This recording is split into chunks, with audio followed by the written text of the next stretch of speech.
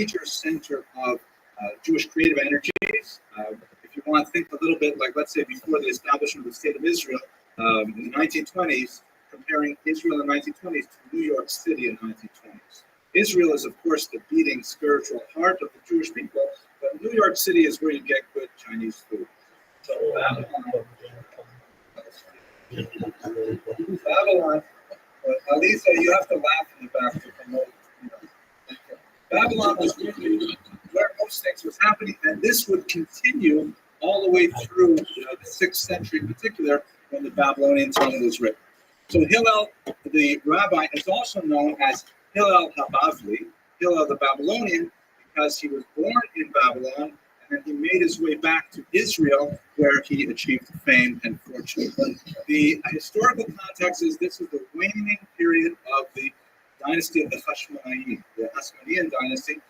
These are the Jewish kings who, for a couple of hundred years, were able to wrest control of the land of Israel from their how are you? Their Hellenistic overlords. I'm here, baby. That began with the revolt of Hanukkah in the early 2nd century before the Common Era.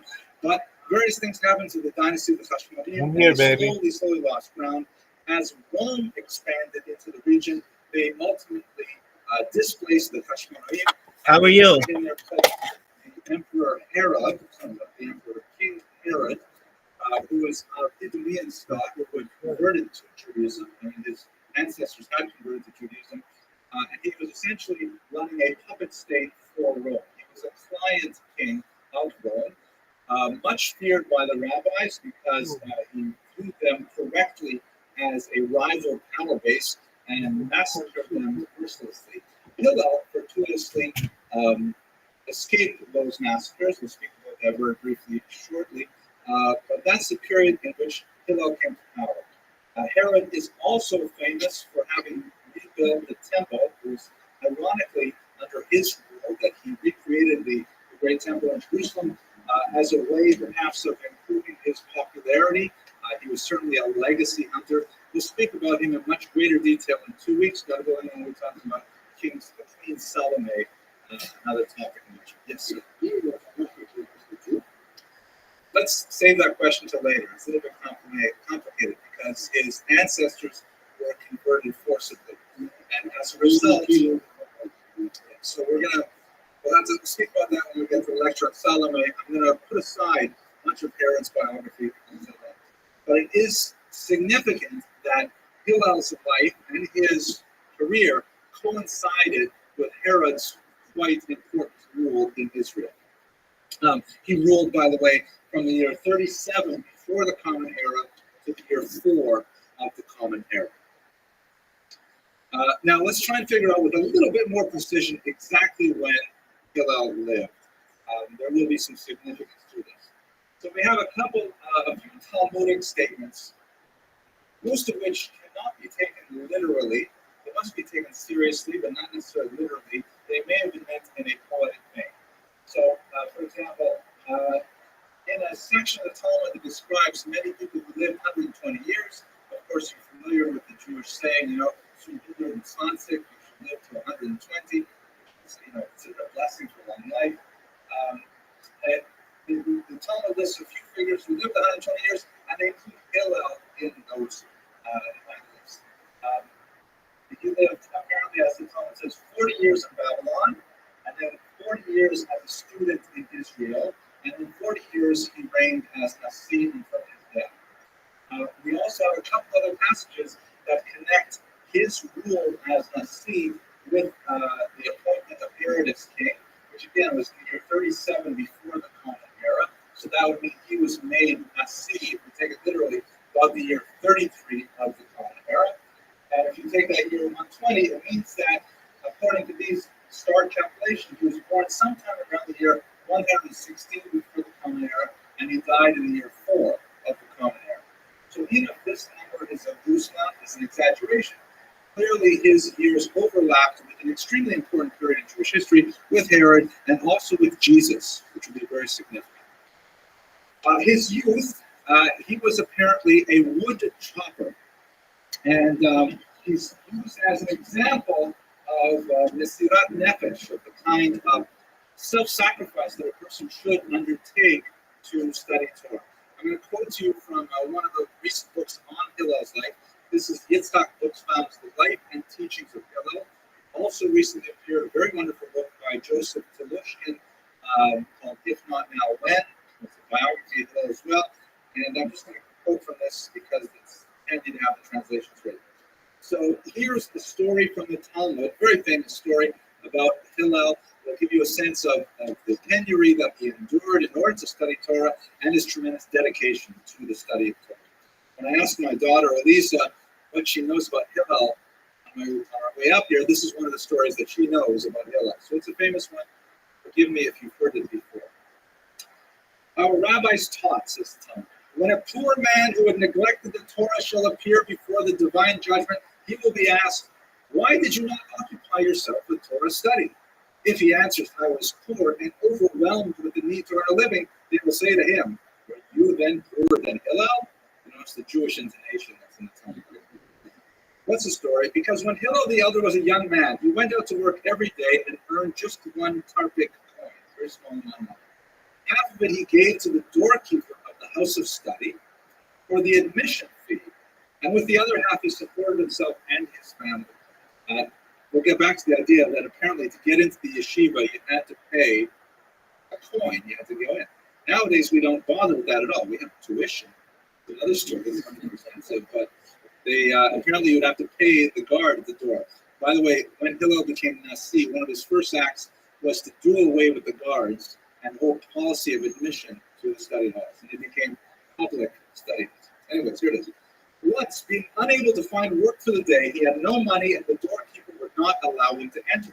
So he climbed up onto the roof and swung himself over to the skylight, where he sat down to the words of the living God from the mouths of Shemaiah and Avtaliyah. Those were his teachers.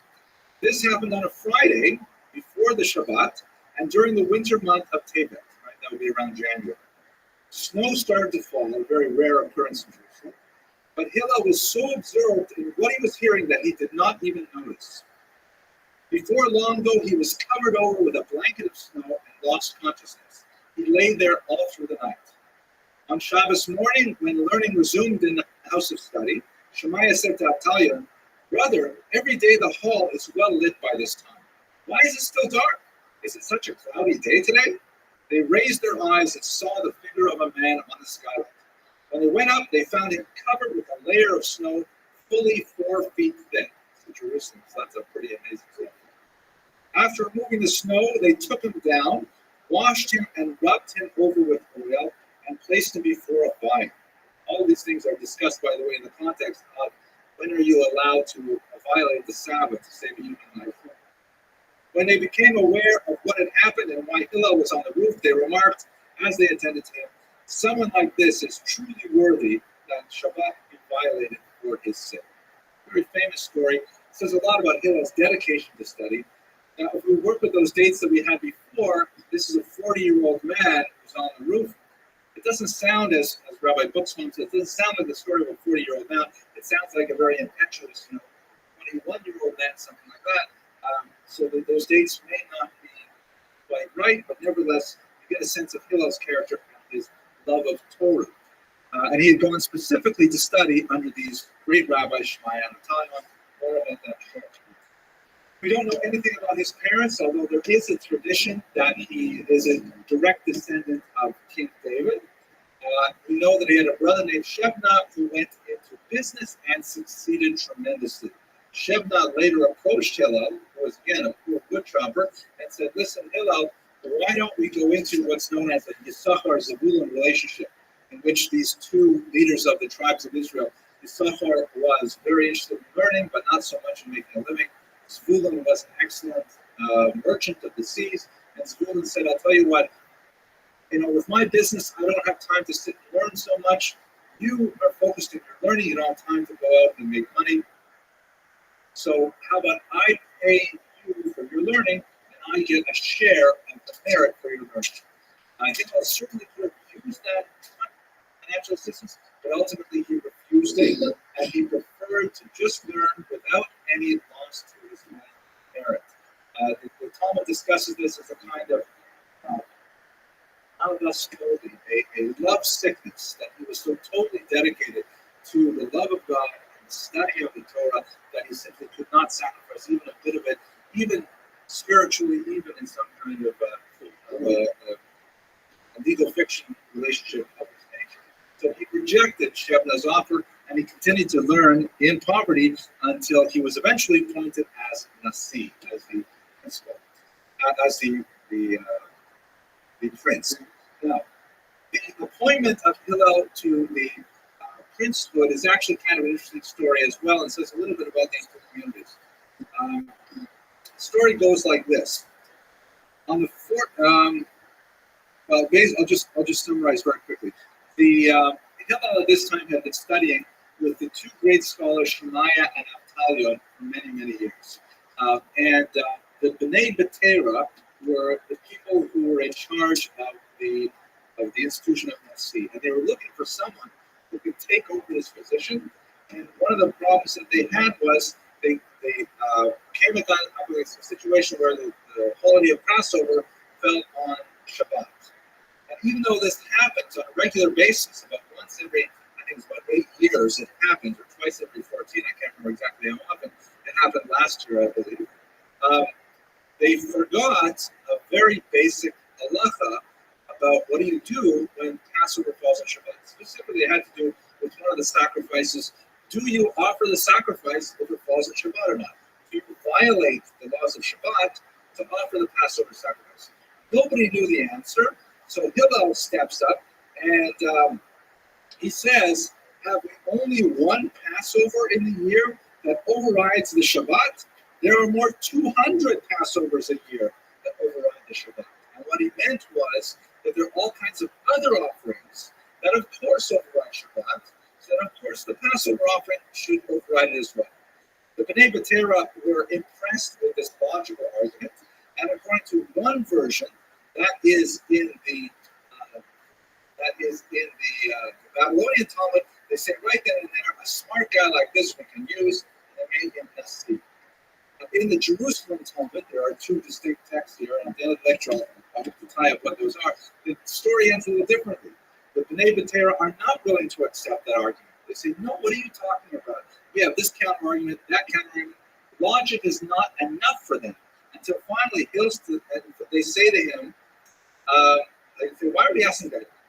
How can you expect anything from a Babylonian? And they diss the Babylonian. They say, this guy, he isn't even from around here. He isn't from Jerusalem. You're asking him this question, forget about it. Then he finally responds, and he says, I swear to you, may heaven punish me if I did not also receive this halacha as a tradition from Shemaiah and Avtalion. So as soon as he said, I heard this from Shemaiah and Avtalion, meaning he invokes a mesorah, a tradition, and he says, it's not logic. I heard this from my teachers. They say, oh, that's different. Okay, if you mention Shemaiah and Avtalion, then for sure you're going to be the Nasi because you've received the mesorah, you've received the tradition. And so they appoint him as Nasi. These two different versions as to what exactly happened. Yes, Ms. Abrams.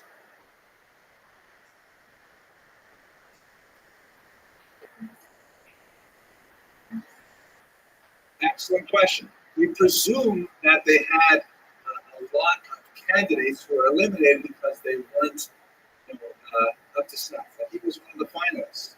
I'd like to think so. It's either that or it's the Electoral College. It was yes. Logically, you're supposed to say, I heard it again, good.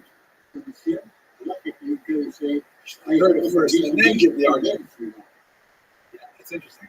I mean, I don't know how to deal with that. That would get us a little bit too. It would bring us to too granular a level, I think, for the text that I'm working on. What is relevant, though, is that he got a little bit Gaivadik afterwards. And one of the rare moments when Hillel showed arrogance, and almost immediately a situation arose where he forgot a basic halacha. It's included in the very same Gemara right afterwards. He disses them for giving him a hard time to become Nasi. And then all of a sudden, one of the questions comes up, if Rosh Hashanah falls on Shabbat, are you allowed to carry the shofar to shul? Hillel says, oh my gosh, I forgot. the forgetting was a punishment for his arrogance. We see that over and over again in many of the traditional texts that arrogance causes forgetfulness. So they say to him, well, what are you going to do? You're the Nasi. What are we supposed to do? He says, you know what? Let's go out and see what the people do. Go out and see what the people do, because the people, the Jewish people as a whole, if they are not prophets themselves, they are the children of prophets. Or one translation would be, as Abrams mentioned back to school night, they are the students of prophets. These people will somehow know what to do. Sure enough, they went out and they saw that someone had forgotten the shofar, and what they had done is they had put the shofar in the thick wool of a sheep's neck, and they walked the sheep to shore, and then the sheep ended up bringing the shofar there. Okay. So anyways, that's the story of his appointment. There's a lot of Talmudic discussion about how this illustrates a distinction between the Babylonians and the Jerusalem rabbis and their approach to logic versus tradition. Now, back briefly to Herod, and again, we will return to him in much greater detail in a couple of weeks when we talk about Salome or Shalom.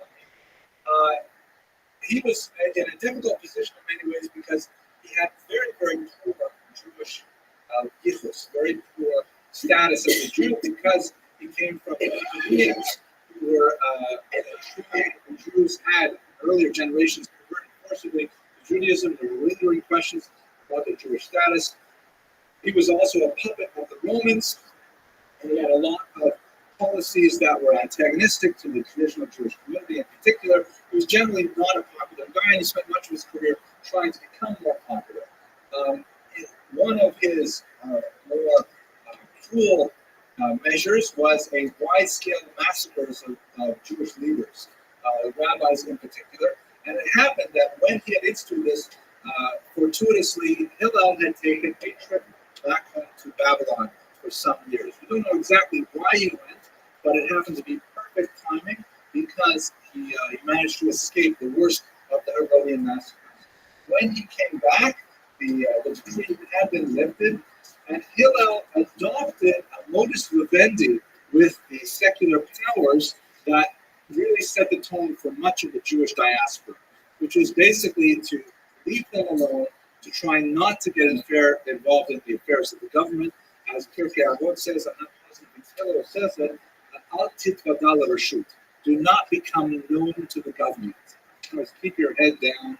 Just don't let them be involved with their Narishkeit. We'll concentrate on Judaism and so on. This is essentially a Jewish quietistic political attitude that pertained right up until, let's say, the French Revolution, when Jews began to become involved once again in mass politics. We have no reference to Hillel in Josephus, although we do have references to his teachers, Shammai and Avtalion.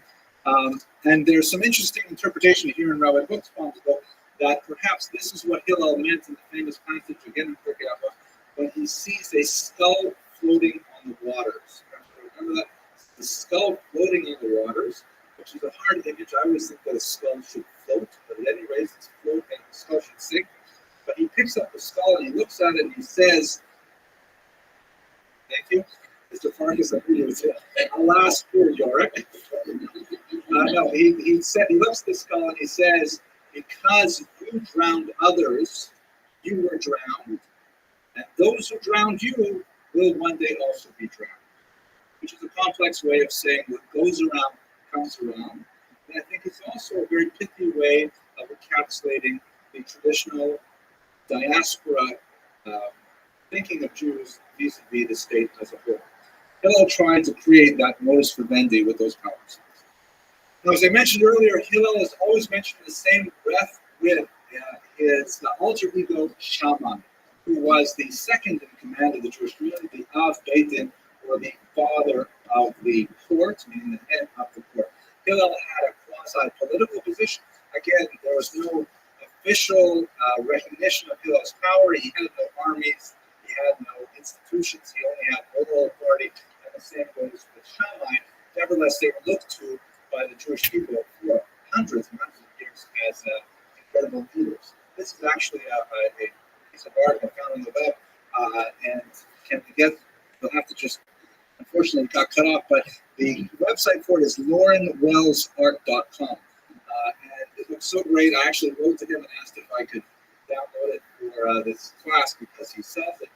And this shows Shammai versus Hillel. It says basically rock, paper, scissors. Rock, paper, scissors. And Shammai only has 3 points here. Hillel has something like 50 points on his side. Hillel and Shammai opposed each other regularly, frequently, on almost every topic, and Hillel almost always wins the arguments. Almost always. The rabbis go either with Hillel against Shammai, or towards the end of their careers and after their death, there was the house of Hillel, which is the school of thought founded by Hillel, versus the house of Shammai that also extended for many hundreds of years. And they quite often would debate each other. Almost always the house of Hillel wins the debates. And in terms of Jewish law, we follow Hillel rather than Shammai. There are several exceptions to that rule, but that is a general rule. And they had very, very different personalities. Hillel was known for his incomparable humility, which is a difficult term to translate in the context of his life. It's often translated better as patience. The word in Hebrew is anav, humble. And I'll read you here one famous story about the patience of Hillel. This is sort of like one of the bedtime stories I used to tell my kids when they were young, and they really enjoyed it. I enjoyed it too. So the rabbis taught. This is also a passage from Shabbat, Tractate Shabbat 21. A person should always be humble like Hillel. 2 men once made a bet of 400 zoos. Do you know how much 400 zoos are worth, Jared? No? I'm sure you do. How much is 2 zoos worth? 1 small goat, right? So 400 zoos is worth 200 small goats. That's a lot of goats, right? So they once made a bet on 400 zoos about whether one of them could make Hillel lose his temper. The one who said he could do it then went off to try. He worked out his plan and went to Hillel's house in the late afternoon on Friday before the Sabbath, when everyone was busiest in preparation for the holy day of rest. When he arrived at the door, Hillel was washing his hair. Hillel's in the shower. And as people customarily bathe and clean themselves thoroughly in honor of the Sabbath, the man banged on the door and called out, "Is Hillel here? Is Hillel here?" Rashi comments there that he doesn't say, "Is Rabbi Hillel here? His master." He just says, "Hillel." It's kind of a disrespectful way to call him. Hillel gets out of the shower, wraps himself in his cloak, and came out to him. "My son," he said, "how can I help you?" "I have a question to ask," was the man's reply. "Ask, my son, ask," said Hillel. "I want to know," he said, "why are the heads of the Babylonians so round?" Which is meant to be a Dre Cup question, to use the Yiddish word. An idiotic question. What do you bother with a question like that? You're pulling me out of the shower Friday afternoon, and you ask me, why are their heads so round? "My son," says Hillel, "that is a very important question." Good educating, good pedagogy. He validates the question right away.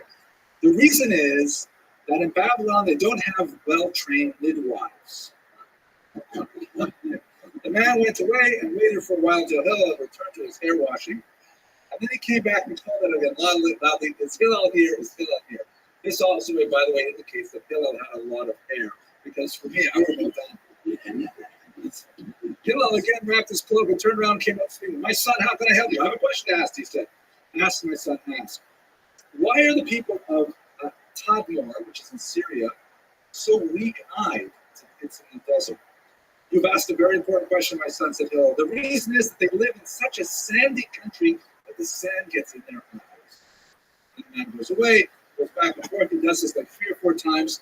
And then finally, he says, "I have a question to ask," the man replied, "but I'm afraid you may become angry with me." Hillel drew his cloak around him, sat down before him, and said, "All the questions that you want to ask, please ask." Seeing that his plans were frustrated, the man cried out, "Are you the Hillel that everyone calls Nasi?" "Yes," answered Hillel. "If so," the other blurted out in exasperation, "then may there not be many like you in all of Israel."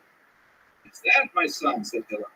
"Because of you," said the man, "I've just lost a bet of 400 zoos, thinking that I could get you angry." Hillel concludes by saying, "Calm yourself. It is better that you lose 400 zoos and even another 400 zoos than I should lose my temper. So you see a phenomenal story about Hillel's patience, dragged out of the shower 3-4 times, never lost his cool, and that says something about Hillel, that personality really runs as a common theme throughout his teachings. On the other hand, Shammai is known as being very particular, the opposite. He's a kaptan. He's demanding, he has standards, everything has to be just so. As we'll see in a few moments, a person comes to Shammai. Actually, should I say it right here? Should I say it later? Let me just see how I schedule this. Yeah, no, I'll read you one more famous story. I apologize, but these are so good. These are like, foundational stories. This shows you a little bit more about Shammai as well. A Gentile once came to Shammai and said, Rabbi, how many Torahs are there? We have two, said Shammai, the written Torah and the oral Torah. What about this Torah? Which is handed down to. The Gentile then said, I can believe in a written Torah, but I can't accept the oral Torah. Make me a Jew, convert me, but on the condition that you only teach me the written Torah. I only want to be Jewish for the written Torah. I'm not interested in the Talmud, etc. So what did Shammai do? Shammai spoke to him sharply and told him to leave. This is not really right. Another condition, I'll just skip ahead. There's actually more stories here. But another non-Jew came to Shammai and said, I'm ready to convert, but only if you can teach me the whole Torah while I'm standing on one foot. Famous passage, the expression to stand on one foot in Hebrew is now proverbial for like very quickly, I don't have time for more, just standing on one foot. We talk about the instant gratification generation. I think this is always been this way. Shammai, hearing this outlandish condition, chased him out of the door with the builder's measuring stick he had in his hand. The Maharsha explains he got a yardstick because he says, look, there are measurements. This means something. I can't teach you the entire Torah standing on foot. Just asking is an insult. And so Shammai, because he is a kaptan, takes a stick and chases him out. Hillel, on the other hand, the man went to Hillel, who converted him, and fulfilling this condition, taught him what is hateful to you, don't do to your fellow man. That is the entire Torah, and the rest is just commentary. Now go and stand. Great passage, like the sequence is interesting. He converts him first, and then he teaches him. He makes the Torah very small. He takes the challenge of standing on one foot. But ultimately, that statement, the golden rule that what is hateful to someone else, just don't do to them. That's the entire story. That's the Gaza Megillah, the entire Torah. Everything else is just pirushim, just explanations. That's an amazing statement from a brilliant rabbi who, in many ways, encapsulated what is Judaism. Now, another example of this, one of my favorites, passage in Masechtas Kiddushin, maybe it's Kesubos, I forgot, I'll put it offhand. There is a great chapter there called Ketzad Meraktim. How do you dance? And it's about how do you perform the very important mitzvah of dancing at a wedding. You're supposed to dance to gladden the hearts of bride and groom. That's why, in traditional weddings, there's a tremendous amount of shtick. I once saw at a wedding, some guys put on these big black hats and then fill the wells with lighter fluid, set them on fire while they're dancing. I was thinking it's a good thing it was a really big wedding hall, because otherwise the sprinklers would have gone on. It would have been awful. But that's the idea, is to make the groom and the bride happy at their wedding. So they asked the question, what are you supposed to say to the bride? What are you supposed to say to her? And Hillel says, what are you talking about? You should say, a beautiful and gracious bride. When you see the bride, you say, oh, she's so beautiful. And Shammai says, what if she's not so beautiful? What if she's like this or like that? She could lose a little weight. And Shammai says, Kamos Shehi, say it like it is. Say to her, you could lose a few pounds. Who bought you that dress? Whatever. Shammai says it's got to be the way it is. Don't lie. It says, stay away from a false report. Luckily, we follow the halacha according to Hillel, because otherwise I think the birth rate would plummet. But the idea is that you say, Kala, no, Hasuda, doesn't matter what she looks like, you praise a woman at the wedding. But that particular story illustrates the difference between Hillel and Shammai. lastly here, in contrast between these two figures, this is actually not Hillel and Shammai themselves, but their schools. In a very bizarre passage on the third page of Tractate Eruvin, the schools of Shammai and the schools of Hillel debate whether or not it is good that humanity was created. One school, Hillel, presumably, although not so named, says that, yeah, look, people, they make mistakes, but ultimately they do good things. The world is a better place for the existence of humanity. Shammai says, no, we have done worse things for the universe than we have done good. It's a pessimistic view, kind of a reverse environmentalist view, saying we've ruined the environment we've been in. They debated for 2.5 years until finally they put it to a vote. Shammai won the vote. So whatever it means in Jewish philosophy, we have a vote that says we've done more harm to the universe than good. And the debate went on and on until finally a divine voice rang out. This is also another context where God says, as it were, Elu ve'elu divrei Elokim chaim. These and these, being the words of Beis Shammai, the words of Beis Hillel, are the words of the living God. Even though they are diametrically opposed and there is an excluded middle, you can't have a moderate position between a yes and a no. There is no maybe. Nevertheless, both positions are extremely valid.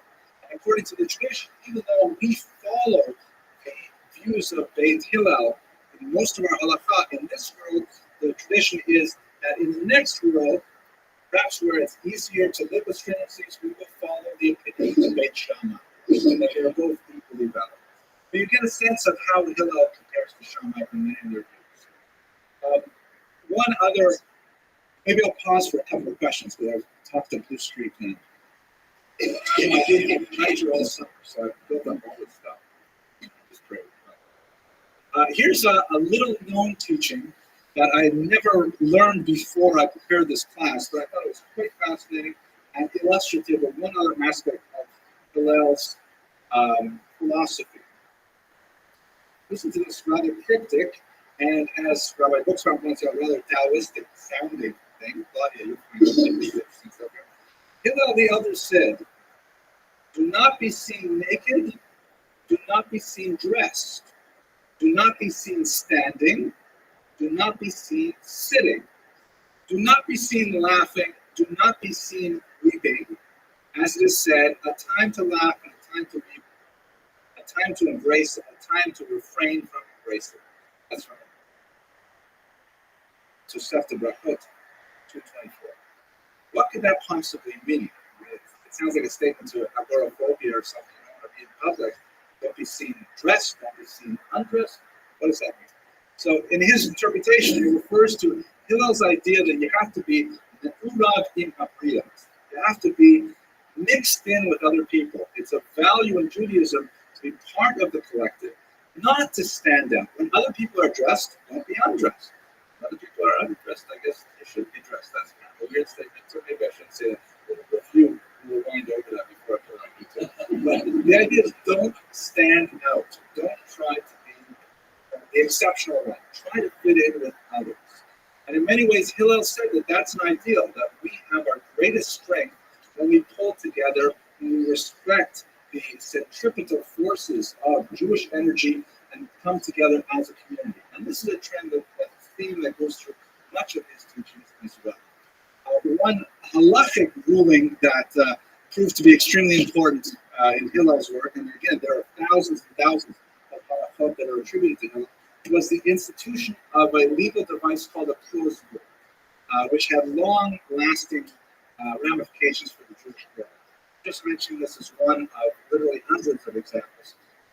According to biblical law, the Torah itself, if a person secures a loan against property, at the end of the sabbatical year, every 7 years, that property reverts to the owner, regardless of whether or not the loan has been repaid. And so what that means is, if you have Reuven with a lot of cash, and Shimon, who has very little cash, but he has some land, and he goes to Reuven and he says, listen, let me borrow some cash, and I'll use my property as a collateral.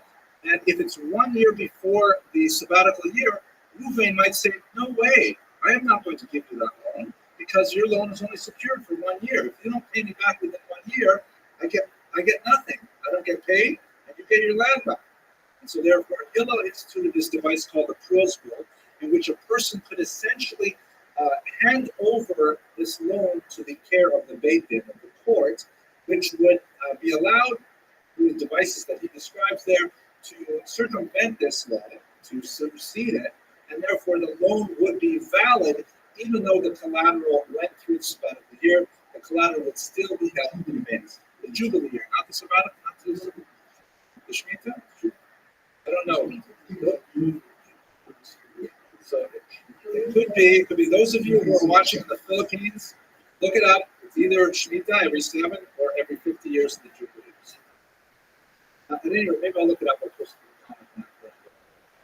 At any rate, this was an extremely important device because it allowed the economy to continue functioning. It did not, so to speak, close the door to loaning money to the poor, because people who had means would no longer fear that they were risking their wealth by lending, and Hillel kept the flow of currency going as a result.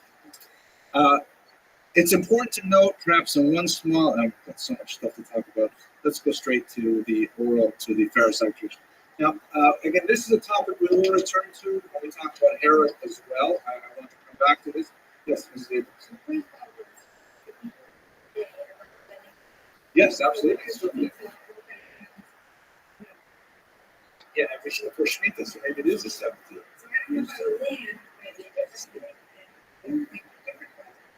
Maybe that's right. Maybe they're both short. One's on land, one's on things.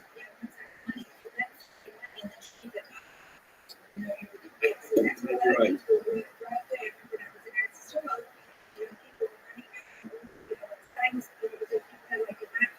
Yeah. Sure. Yeah. It makes sense. But I should also make a disclaimer for everybody, and also for those who listen to the audience, that contrary to my appearance, I am not a rabbi. So I'm a card-carrying member of the rabbinic establishment, and I often make, it's a good thing to get away with saying and doing a lot of things, but I'm just a regular guy, and so, okay. Now, a very important thing here that we're just going to have to mention in passing because the hour is late, but Hillel was clearly among the group known as the Perushim, or in English, the Pharisees. The Pharisees get a lot of bad play in Western culture because they were frequently opposed to Jesus. And Jesus has many debates with the Pharisees in which they come across as being specifically hypocritical. And in fact, in much usage, the term Pharisee is identical with the word hypocrite because of this New Testament interpretation. But Hillel clearly was in that group, and Jesus, who lived at the same time, you recall, we're talking about Hillel dying maybe around the year 10. Jesus was a young man at that time. Jesus borrows heavily from Hillel's teachings, often without attribution, which is a problem if he comes to Torah college. That's only one of the many problems he'll have. But one of them would be plagiarism, because he's quoting from Hillel without necessarily saying it gets from Hillel. But the influence of Hillel on the entire Christian tradition is also marked. He was certainly the prime spiritual figure of the day that influenced Jesus. Okay. Now, I would have liked to have spent a little more time talking about his connection specifically to literary heritage, but I'll have to try and discuss that in a later lecture. Let's just conclude with one discussion of his legacy. There's a beautiful passage in Tractate Sanhedrin, Good Aleph. Aleph was actually the last page I ever learned with my own Rabbi before he was prematurely taken from this world. And there's an amazing discussion there of the importance of not embarrassing other people. Very, very powerful discussion. And in this context, there are a whole bunch of rabbis up in a study hall, a closed study hall by invitation, and in that room, a divine voice goes out and says, there is among you one who has the ability to have the divine presence rest upon him as it did upon Moses, our teacher. The divine voice called out and said, there's someone in this room who is as holy as Moses, but the generation is unworthy of him. Meaning he could not accept that because the generation was not up to his par. And the rabbis all look around the room, and then they conclude, they all turn their eyes simultaneously to Hillel HaZaken. All the rabbis of his generation agreed that it had to be someone like Hillel who was so named. He died shortly thereafter, and in his eulogy, they said 3 things about him. They said, "Hey, Chassid," they said, "Oh, what a Chassid, what a pious individual. Hey, Anav, what a humble individual. Who was as humble as Hillel?" And he said, "Talmid Ezra HaSofer," the student of Ezra the scribe. Why specifically Ezra the scribe? Hillel, like Ezra, is extremely influential in taking the Jews through a transitional period where their statehood was in question. Shortly after Hillel died, the temple was destroyed, the Jewish polity was broken apart, whatever was left under Herod, and they were scattered throughout the world. Just like Ezra, who brought the Jews back from Babylon and reestablished Judaism after a very difficult diaspora, Hillel created the foundations for rabbinic culture to survive in a very hostile and diverse environment. In so many ways, he truly was not only a chassid, not only an Anav, but also a Talmid Shel Ezra, an extremely influential person for the duration of Jewish history. Thank you all for coming. You showed great patience, like Hillel. And I look forward to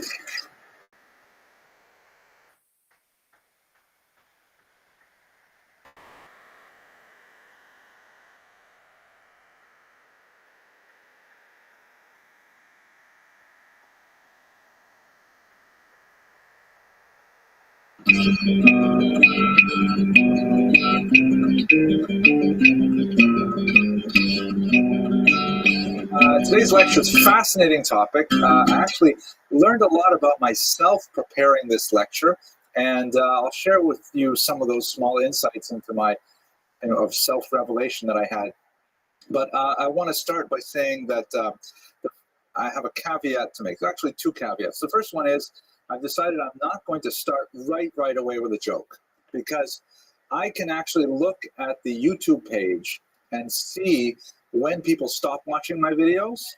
And last week I didn't tell a joke, and people stayed with the lecture much longer, about 77% longer actually than when I do tell a joke. So, and also the people at Torah Cafe, they always edit them out. Elia and Getzi and Chaya, they just take them out. So I'm not going to tell a joke right away. You'll have to invest at least 11 minutes into this lecture, unless I can't help it. Then you'll get the joke. Second thing is, we were doing research right up until the last minute.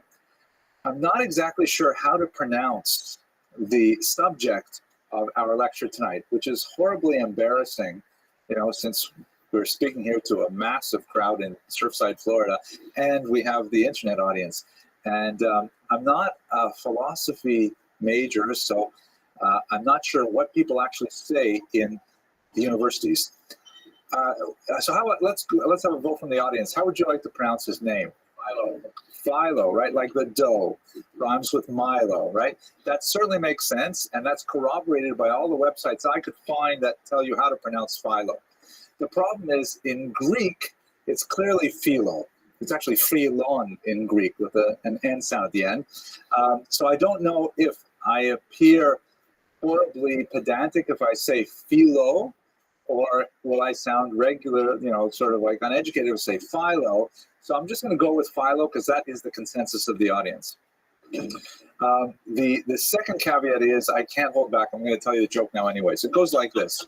So this is a joke. I realized as I was going through this particular lecture that one of the things that tends to fascinate me overall when I study for these lectures is I'm especially interested in the question of Jewish identity.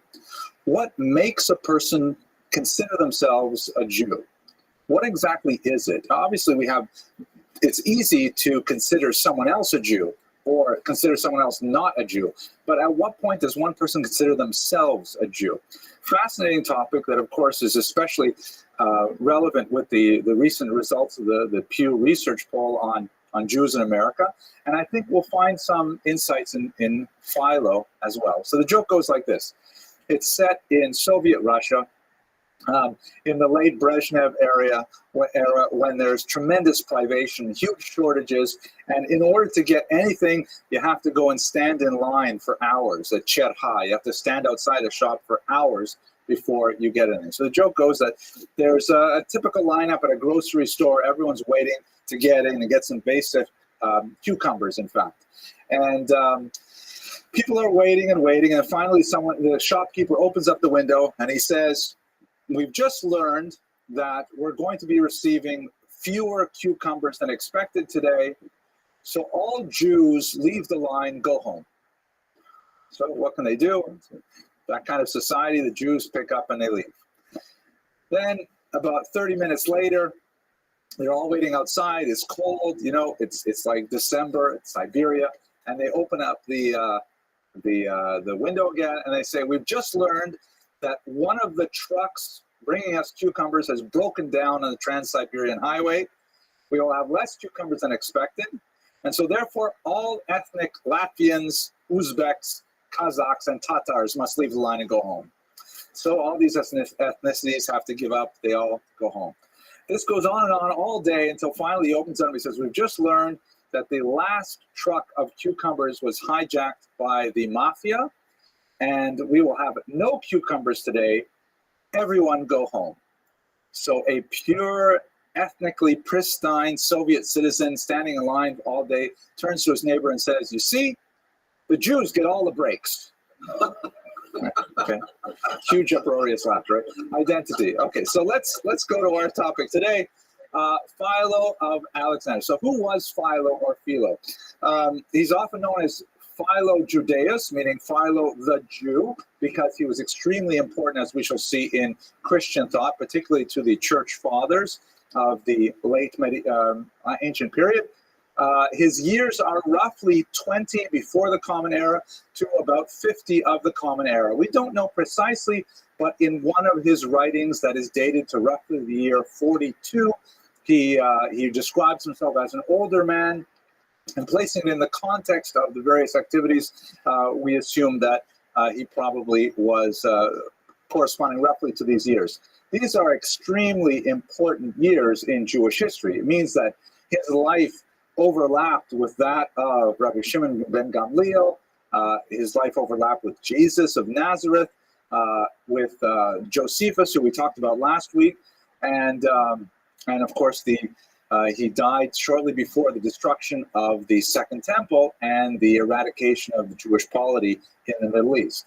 So what he has to say in this time period should be of extreme importance for us as historians trying to understand what it means in the big picture. Basically, he was a philosopher. One might say philosopher/theologian, because he was very interested in religion. In fact, that was virtually the sole focus of all his writings, was on Judaism and on a Jewish morality as he envisioned it. But there's a strange irony about Philo's life. He was extremely important in the Christian intellectual tradition, copied almost verbatim by Eusebius and then by all the other church fathers, and revered as a great Jewish philosopher. But he was totally ignored by the rabbis. And he is completely absent from the Hebrew religious tradition until the 19th century, when people begin to pay attention to him again. So what a strange thing. Very, very well published, well circulated author in the original Greek and also in Latin and Aramean translations, Armenian translations, excuse me. And yet the rabbis have nothing to do with him. They can't even argue with him. They don't even disagree with him. They just totally ignore him. He's, as they say in Hebrew, chutz lamachaneh, outside of the camp. No one pays attention to Philo. So how is it possible that he evaded all rabbinic attention while receiving tremendous reputation among Christians as really the greatest expression of Jewish philosophy in the ancient period? This, for example, is one of the more fanciful 16th century representations of, as you can see, the Latin on top, Philo Judaeus, Philo the Jew. Of course, we have no idea if he looked anything like this, but it's a colorful picture, and I saw it on Wikipedia. So moving forward, what do we know about him?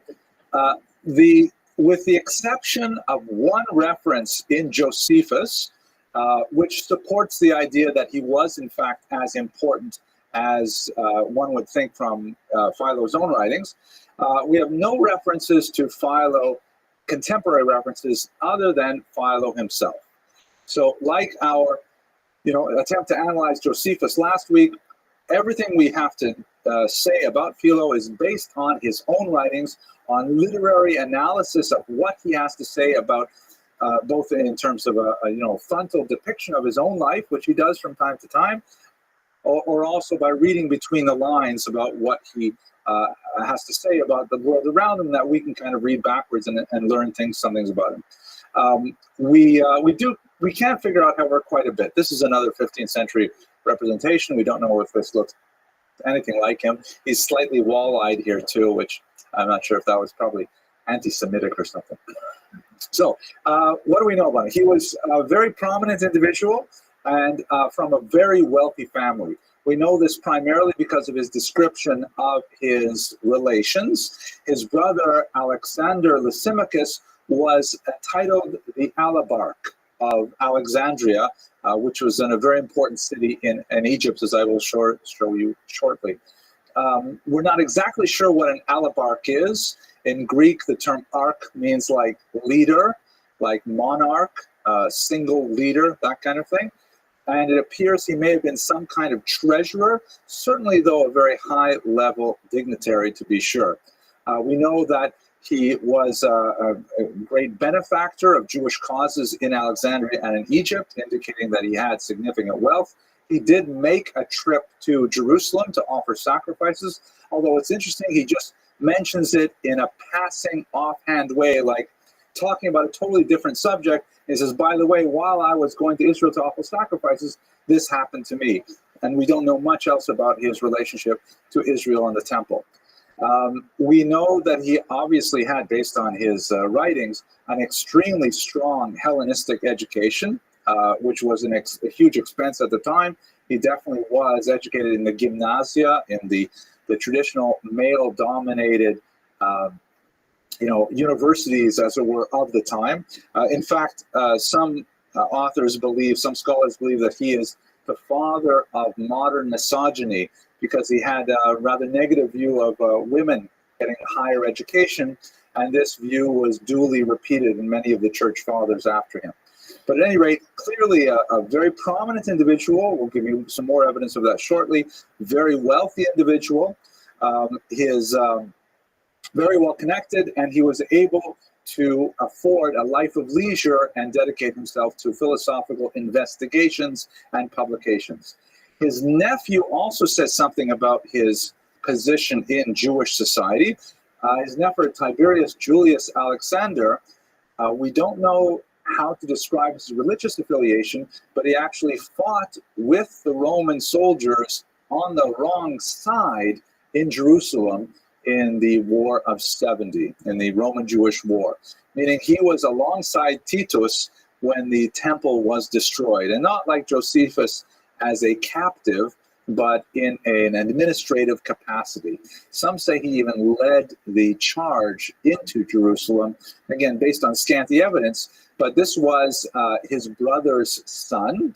And from some of Philo's writings, one author in particular opines that perhaps he directed some of his writings specifically to his nephew to try to bring him back from the brink of completely turning himself over to the Romans. So we get a picture overall, though, of where Philo was in classical Alexandrian society: wealthy, prominent, well-connected, educated, literate, and, as we shall see, politically quite active.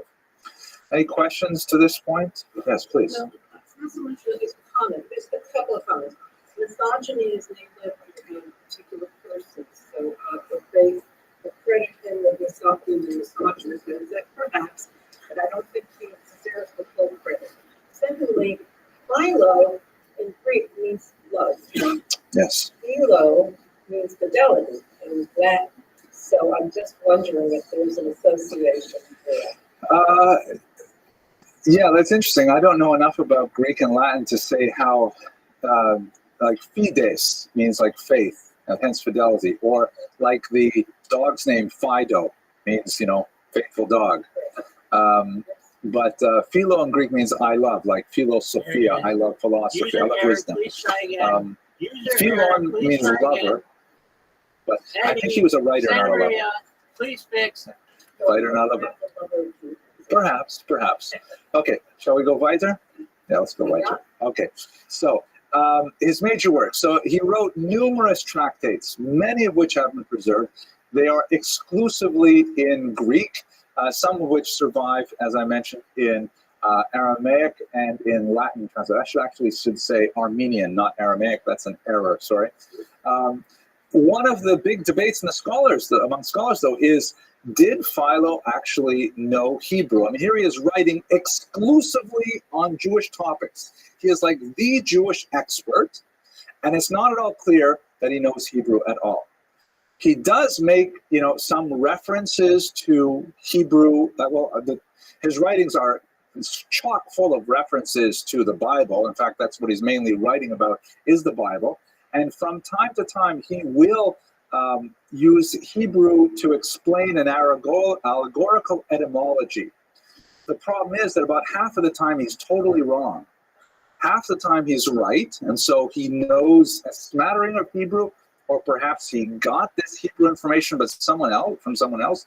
And other times, his sort of discussions are like saying something like, yes, the root of this word in Hebrew means X, and it doesn't mean X at all. And you have to be an idiot to think it means X. So many scholars think he knew no Hebrew whatsoever, and he had to rely on a more Judaically educated individual to give him these little pointers.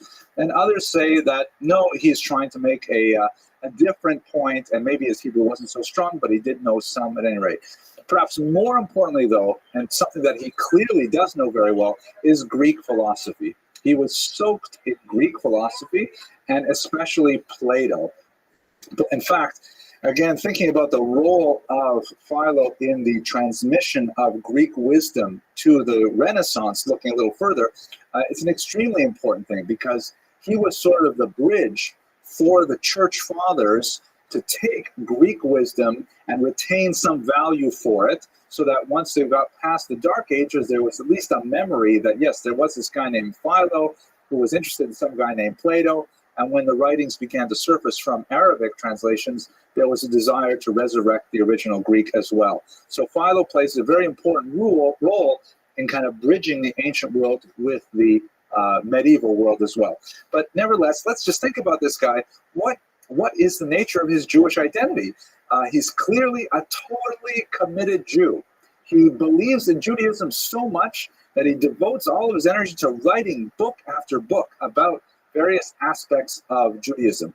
However, they are entirely written in a Greek idiom, both literally, written in the Greek language, but more significantly, perhaps, written in a Greek style, with Greek syntax, Greek questions, and they read like philosophical tractates. He's essentially totally absorbed within the Greek world and yet obsessed with Judaism.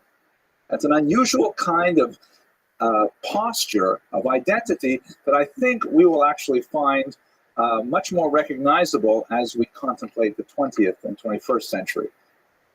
So let's just understand a little bit about what is this Greek stuff that obsessed Philo so much. This concept of Hellenism, the word Hellas means Greece, and Hellenism refers to the spread of Greek culture through the Middle East, Central Asia, and all the way over to northern India, places like what would be today Pakistan, the Punjab, all the way over to Bangladesh. So that happens with Alexander the Great's conquest of the Middle East. Here's a bust of Alexander the Great. He comes from Macedon, and as we can have a look at this map here he is coming from northern Greece, making his way through. This entire journey was completely devoted to the task of finding authentic Chinese food. And he kept on taking, it was really difficult, but he moves all the way through, and one of the most phenomenal early conquests of the ancient world. He takes over the entire eastern Mediterranean basin. Here is Alexandria, by the way, in Egypt at the Nile Delta, all of Israel here. And then he moves all the way through Central Asia out to northern India. Not quite as far as Bangladesh, but way out into this region here, where he finally, his soldiers revolt. His soldiers are tired. They've been fighting for several years. They want to go home. With tremendous regret, he agrees to head it back. But on the way back, he dies most likely from alcohol poisoning. He just simply drunk himself to death, and the empire collapses. And once the empire collapses, it's divided among three of his generals. You have this part here is held by the Ptolemies, spelled with a Ptoleman, and over here is held by the Seleucids. This would be Antiochus of Hanukkah fame, and the third is left in the Antigonids, which is out here in central Greece. But what's really important about Alexander's contribution is that he schlepped along with him this tremendous body of Greek wisdom, which was vastly superior to anything anyone else was doing at the time. They had the mathematics of people like Euclid. They had the philosophy of Plato, Socrates, Aristotle. They had Aristotle actually was the teacher of Alexander's son, Philip, if I remember correctly. Did I say Alexander? Aristotle was the teacher of Alexander's son. I may have gotten that upside down. It's a good thing I'm not putting this on the internet until tomorrow. And the Greek stories, mythology, art, aesthetics, all of this rational, logical way of looking at the world around them was translated to all these other cultures who were immediately overwhelmed with it, Jews included. Jews loved Hellenism, and Jews absorbed as much of it as they can.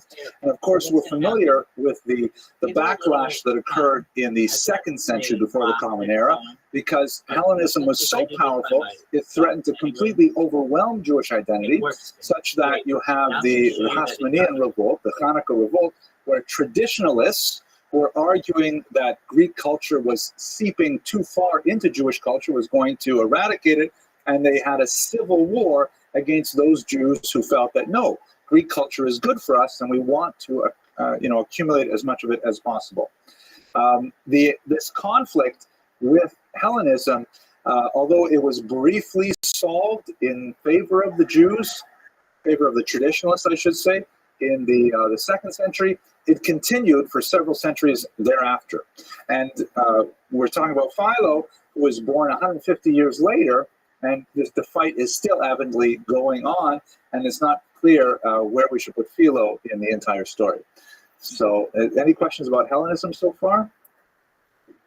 No? Good. Clear as the sun at noonday. So here's Alexandria, right here on the western Nile Delta. It is the 2nd largest urban concentration of Jews in the ancient world. It is a city, if you will, kind of like, Jewishly, it's like New York compared to Jerusalem. Jerusalem, of course, the beating central heart of the Jewish people, massive concentration of Jews I'm talking about today, and no one would deny that it's certainly the capital, the spiritual capital, at least, of world Jewry. But New York, on the other hand, a massive population, not nearly as educated as, say, Jerusalem Jews, they, speaking English and things like that, but nevertheless, an extremely important center. And Jerusalem can't trifle with New York either. New York is simply too important. That's kind of like Alexandria in this time. Alexandria was a huge population, multiple ethnicities in the city, indigenous Egyptians, Roman overlords, and Jews. And the Jews were extremely numerous, so much so that they ended up taking over more than 1/4 of the city's population, both literally in terms of absolute numbers and also in terms of the actual physical quarters of the city. They ended up moving into other quarters, which caused a significant amount of conflict, as we shall see. The Talmud speaks of massive synagogues that were so huge, I'm sure you're familiar with this passage, so huge that when they said Kaddish, it was necessary to wave a red flag so that people knew when to say Amen. I'm sure if the rabbi was here right now, he would say something like, we need that in our shul too, but not because it's so big, because you can't hear in the back when they're saying Kaddish, you need the red flags. I don't mean to cast asparagus at anyone here. Did the Kaddish Tefillah exist back then? Well, the Gemara clearly indicates that it did.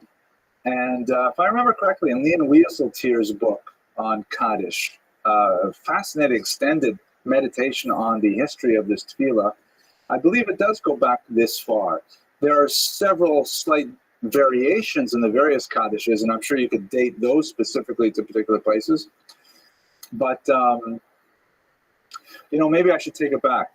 In the Gemara, it talks about saying Amen, or maybe Baruch Shem Kavod Machuso Le'olam Voed. Because in the matter between the friends, they quoted the first thing that a French narrative that covered the 10th or 11th century. Mm-hmm. I think it goes back further because Aramaic is a language that Jews stopped using around 700, 800.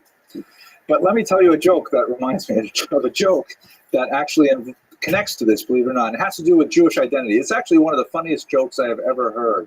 It is not the funniest joke I've ever told, but it is a very funny joke when you think about it. So the joke goes, there's this Jewish actor who is out of work. Please don't stop me if you heard this. Jewish actor is out of work in Los Angeles. He's waiting tables, and his career is just going nowhere. So he decides, I just got to take any kind of job that I can find, I'm going to take it. He opens up Variety, or whatever is the trade paper there, and he sees in the back, there's a job for a gorilla impersonator. So, he's desperate. He cannot wait any more tables. He goes and he auditions for the job, puts on a gorilla suit, and he is a Stanislavski method actor, so he really gets into the part, and he gets the part, no problem, hands down. Turns out that the Los Angeles Zoo, see what's on my mind, the Los Angeles Jew. The zoo of the city had recently lost its last gorilla, and they would suffer a loss if they didn't have someone in the cage until people come. So he was filling in, and he has to take this job. He's in there, he's beating his chest, he's eating bananas, and you know what? He's a big hit. The crowds come around, the kids come, the kids are squealing with delight. He enjoys performing for them. It's his life calling. And one day, he loves it. He loves going to work in the morning. One day he gets a little bit too energetic, and he's demonstrating how he swings from vine to vine, and he accidentally swings a little bit too hard, and he swings out of his area and lands in the neighboring lion's den. Gets up, and he's looking straight into the face of a ferocious African lion. And so, because he's a Jew, he realizes, you got the joke already, he realizes he has to now confess. So, and he has to say his last words is the great statement of Jewish monotheism. He covers his eyes and he says, Shema Yisrael, Hashem Elokeinu, Hashem Echad, right? And the lion says, Baruch Shem Kavod Machuso Le'olam Voed. And then the giraffe says, Shah, you'll get us all fired. So that joke somehow says a lot about Jewish identity, about what's going on. Okay, so massive synagogues, huge population of Jews who are very committed, synagogue goers. It says something about the community. But the question is, what kind of Judaism are they really practicing? What is going on in those synagogues? As my grandmother Lashon would say, was tutzach in their bate knesios. What exactly are they doing there? Is it the same thing that they're doing in Jerusalem or not? Philo is a very ambiguous source for that. So let's explore it a little more deeply. First of all, how does Philo write? What does he write about? The main focus of his work is really a technique more than anything else. This is based on Samuel Sandmel's research. Allegory. He was a huge allegorist. Everything is a placeholder for something else in his works. So he's writing about the Bible, and he is, engaged very, very deeply in the story, but he is very cavalier with rabbinic sources. We, of course, have a huge intellectual interpretive tradition of the scriptures. Rashi is not especially original in this regard. He is essentially an accumulator of information. He is brilliant in the sense that he's able to anthologize tremendous amounts of material, but Rashi is 95% faithful to texts that occur centuries before him. And he just presents the material in a brilliantly precise way. And Rashi is already, 1,000 years ago. So we have a very long midrashic tradition of how to interpret the scriptures, and it's a huge range of possibilities. And occasionally Philo will dip into that huge amount of research. But more likely, he's going to go completely off on his own tangent in interpreting the scriptures. And he will interpret the scriptures within a Greek sensibility. For example, let's take, for example, the description of Abraham's two wives, Hagar and Sarah. So we all know the story, of course, so I won't paraphrase it, but Philo writes as if Hagar and Sarah represent philosophical concepts. And while he doesn't want to completely come out and say they never existed, it's almost as if they didn't exist. All he cares about is this idea that Hagar represents instrumental wisdom, meaning like the wisdom you need to be an accountant or to be a physician or to whatever you need specifically to do a job, whereas Sarah represents, supernal wisdom. Sarah represents the ideal wisdom. He wants to describe her as so pure, in fact, that he refers to her as a virgin, which is totally bizarre because, after all, she's married to Abraham, and that gets us confused with another religion, which I'm sure was not his intention whatsoever. But he goes so far away from the Jewish biblical narrative that you can imagine if you're a rabbi, you were saying, what is this guy thinking about? Where is he coming from with these theoretical concepts that have nothing to do with our interpretive tradition? So he never wants to say something didn't happen, like, for example, the flood. He never wants to say the flood never happened. And like many others, he will schlep in Babylonian flood myths and things like that to reinforce that there was a historical flood. But the vast majority of his discussion is about how the flood represents a purge of all dross elements, and how it represents like a striving for perfection. By the way, in a very Platonic sense, meaning that there is a pure kind of world, a pure kind of idea, and this is the imperfect imitation of that. And that the allegory and the task for him as a Jew is to uncover the hidden meaning of the scripture in order for us to reach some kind of spiritual elevation, to become excellent in a moral sense based on really Greek sensibilities. So he's writing essentially a Greek book using Jewish topics. That's really where he's coming from. Okay, questions, arguments to this point, please. So that's not really so unusual. For instance, if you go to Israel, you see the synagogue, for instance, in Sephora. Notice that the mosaic contains many elements of Greek mythology as well as the tradition. And for instance, the name Alexander itself has a very long, rich history, even to the so-called Jewish sender, the children who go to. Absolutely. And it's been popular for thousands of years. Some of my best friends have named their kids Alexander. Exactly. Yeah. So, and even if you go back to the Torah, you see a kind of dichotomy there. This great affection and yet great condemnation of how it's kind of a conflicted sensibility. I agree with you completely. A lot of the archaeological evidence, the Dura Europos synagogue, for example, even has nudes in it, like Greek-style nudes on the walls. Can you imagine that? Like, for example, they have this big scene. I can show you if I get out of this program, but they have the scene of Moses' rescue from the Nile. And Bat Paro and all of her maidens are there completely in the nude, standing on the shoreline, and she's in the water. And you wonder, that would not fly in most synagogues today, I think. But so definitely, all the songs of the Zodiac. Right. Sure. So, but the idea, though, is if you can imagine, if we can put this into what's the dichotomy here? What's the problem is if you can imagine a prominent Jewish writer today, for example, borrowing very freely from Christian norms, speaking with Christian idiom of the Epiphany and of the Immaculate Conception and language like that. And especially ignoring traditional rabbinics completely, or effectively completely. You would say, well, is this a representative of the Jewish community? Is this an authentic kind of like mainstream idea? Because Philo was a mainstream guy. So what we have to think about is maybe that's the way all of Alexandrian Jews were, so heavily Hellenized. But let's take this back a step. This is like saying the Hashmonaim who fought in Hanukkah lost, because this is 150 years later, and look what's going on. This is not, the story that we get in day school where the Hashmonaim won, and therefore we're all ideologically pure Jews. But in reality, we see that Hellenism is going quite deep. Okay, let's go a little further. So what's fascinating to me as well is who exactly is reading Philo?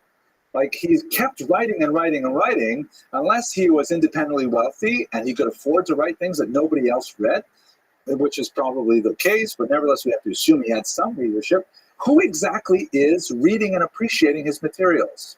It wouldn't be traditional Pharisaic rabbis, because they would object to so much stuff that's in Philo. It must be that he had a large audience of committed Jews who were not rabbinic in nature. Committed Jews who were more interested in Greek thought and Greek methodology than they were in traditional Judaism. And they're very comfortable in their Judaism expressed in this manner. This should sound, I think, a lot like contemporary America, where there are a lot of Jews, the majority of Jews, who are extremely happy to have Judaism packaged for them in an American format. As long as it is, like it sounds American and it fits with what I watch on television and read in the newspapers, then it makes sense. The moment that it veers away from dominant American culture, maybe that's too much. That's too Jewish, as it were. So it must be that there was a huge population of people who appreciated this. And as we mentioned a second ago, the Hanukkah dichotomy, I wonder how they read the Hanukkah story. I wonder how they dealt with that, because for them, that would have been intolerable, I think, in terms of the challenge to their identity. Let's have a look at some of the more historical aspects of Philo that I think should be useful for us in seeing how it plays out in a larger context.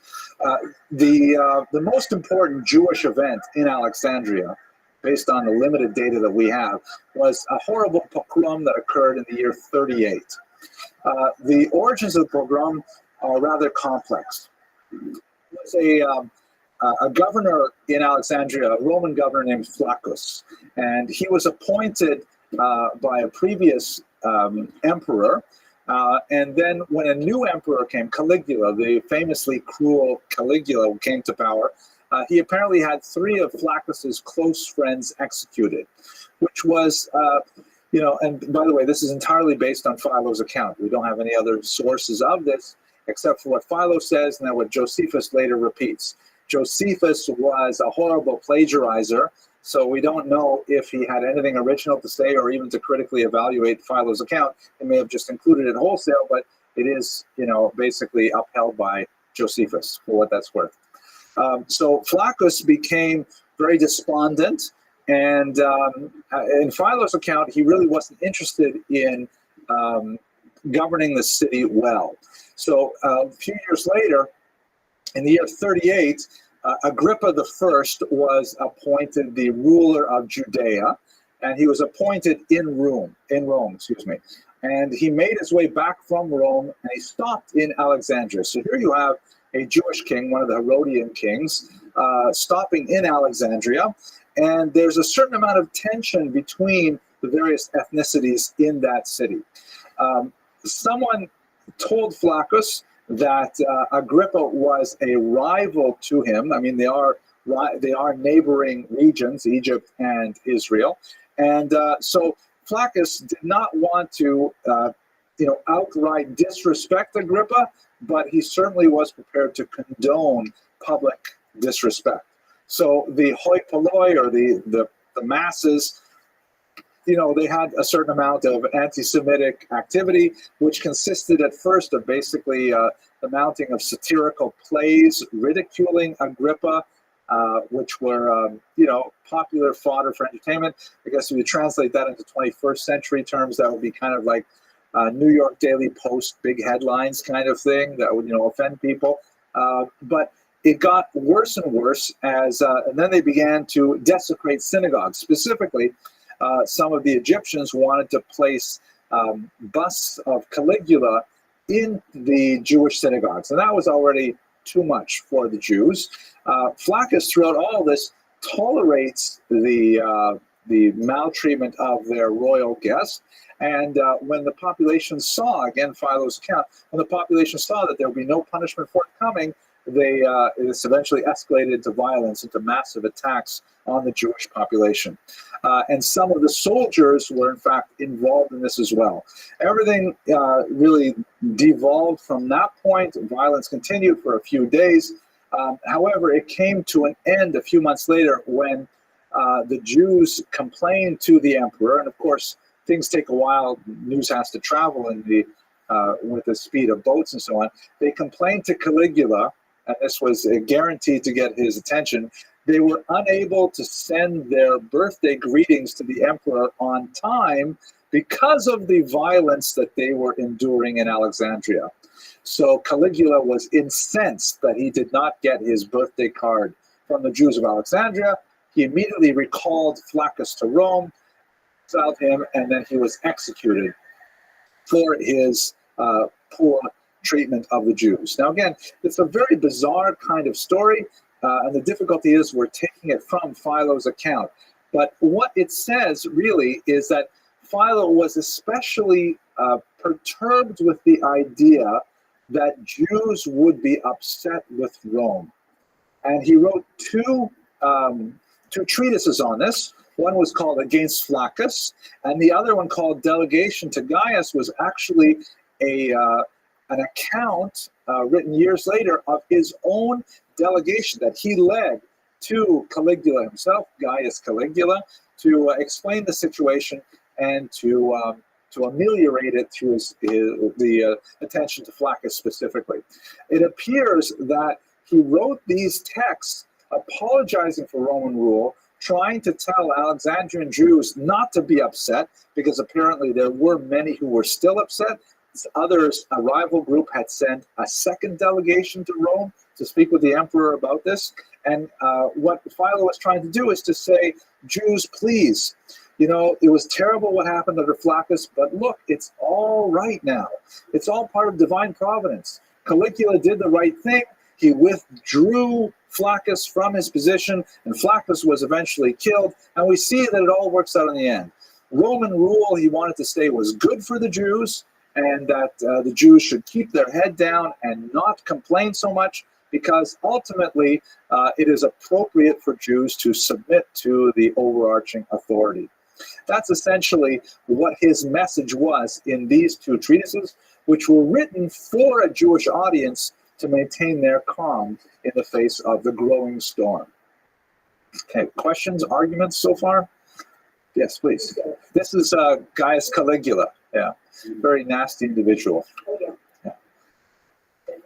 Okay, let's go further then. So what kind of Judaism really does Philo practice? So he's clearly unapologetic about the value of Judaism. He is a proud Jew. And again, it's hard not to make the comparisons with 20th century American Jews.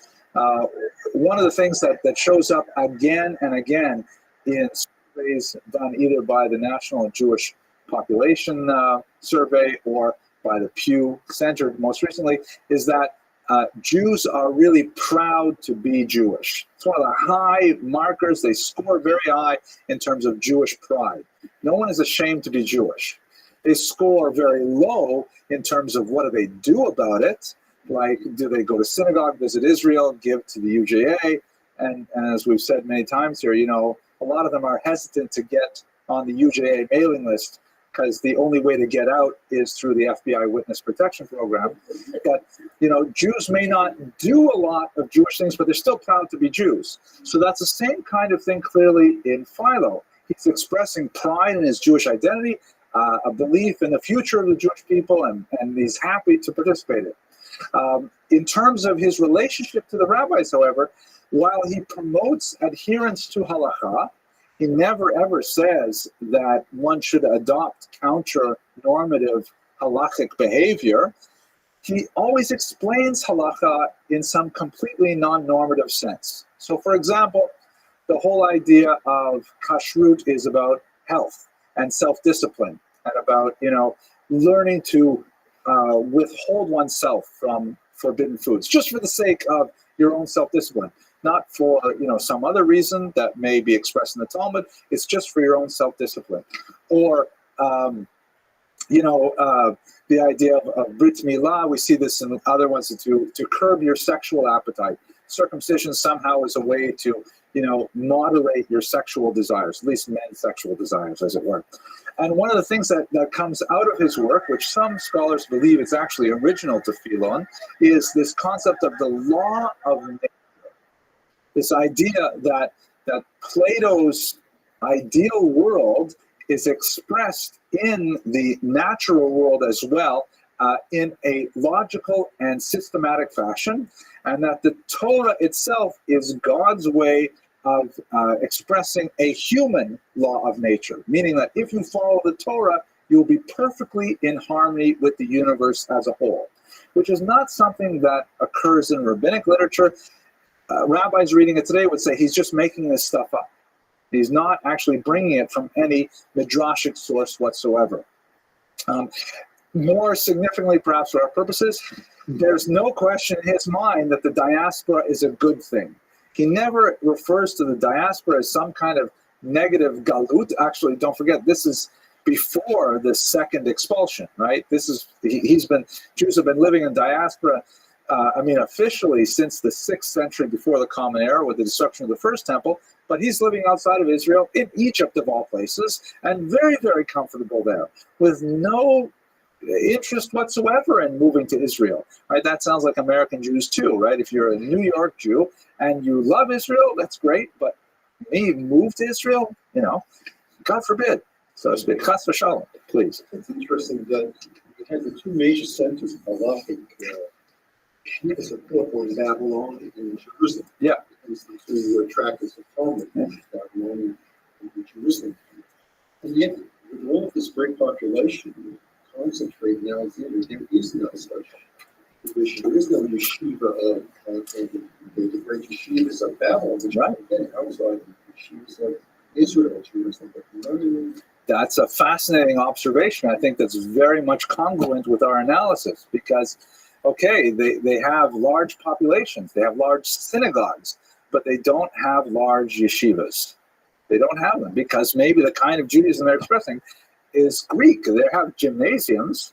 They have gymnasiums probably with a lot of Jews studying there, but they don't have yeshivas. And I think one other important thing to remember is they don't have Jews after a point of time either, right? Babylon continues. You have Jews in that region right up to the 20th century. But in Alexandria, forget about it. Yes.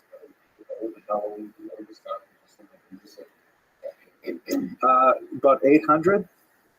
Yeah, so this is still centuries before. Okay. So he's not a Zionist at all, like in the sense that obviously this is an anachronistic term, but he's not like saying we have to get back to Israel. Very happy living there. But at the same time, he supports Israel and he's philanthropic towards the temple. And he regards it with value. I mentioned earlier that he did go to offer sacrifices there. And he also advocated on Israel's behalf to dissuade the Emperor Caligula from placing his own bust inside the temple as well, which I'm sure the Jews of Israel appreciated. So using his political muscle to do that. But all taken as a whole, it's hard to say that he's really doing rabbinic Judaism like everyone else. We can't use a different word for it because after all, he's still, in favor of observing halakha, but for entirely different reasons. So let's just think about his legacy for a few minutes. It's interesting because he gains, as I mentioned at the beginning, tremendous fame among Christians. For the church fathers, he is the statement of Judaism. Now we should remember that the church fathers fairly early on lost the ability to read traditional Hebrew texts, and they're working primarily in the Greek world as well. The Septuagint, I really should have mentioned this earlier, very important thing. So before I say too much of legacy, the Septuagint is perhaps the greatest creation of the Hellenistic period. That is the Greek translation of the Hebrew Bible. It's a massive undertaking that in the letter of Aristeas, a Greek source, and also represented in the Talmud as well, was the outcome of a miraculous occasion. The story goes that King Ptolemy brought together 70 rabbis, and he gave them each a copy of the Hebrew Tanakh. He put them in separate rooms, and he told them to, create a translation, and they would work out the differences. But it turns out when they all came out of their separate rooms, miraculously, they had all created exactly the same Greek translation of the Bible. And I have to tell you this because Yitzhak Hutner used to say, "You call that a miracle? That's not a miracle. Take 70 rabbis, put them in one room, see if they can come up with one translation. That would be a miracle." But the Septuagint is nevertheless this great expression of the melding of Greek and Jewish culture. And so you have these early church fathers, 3rd, 4th century, who are reading the Septuagint and reading Philo as their go-to guide for the Jewish interpretation of the Torah. Ironically, they're reading the wrong go-to guy for the rest of the Jewish world, but that's their understanding of Judaism through Philo. The rabbis completely ignore him for reasons that I think should be fairly obvious, that he's not in touch whatsoever with traditional Midrashic scholarship. He has no credentials in traditional scholarship, and they just totally ignore him, and he's cut off from the trend of Jewish scholarship. But there's a huge revival when you get to the 19th century, when in Germany there's this movement called der Wissenschaft des Judentums, the science of Judaism, which we will study, God willing, in about 6 months when we get to the 19th century, where there is this tremendous effort by German Jewish scholars to articulate a modality of Jewish identity that is consonant with 19th century values, where Jews have to demonstrate that they are patriotic members of their own societies and at the same time expressing their Judaism proudly. And the Wissenschaft des Judentums discovered Philo and said, this is great. This is exactly what we're talking about.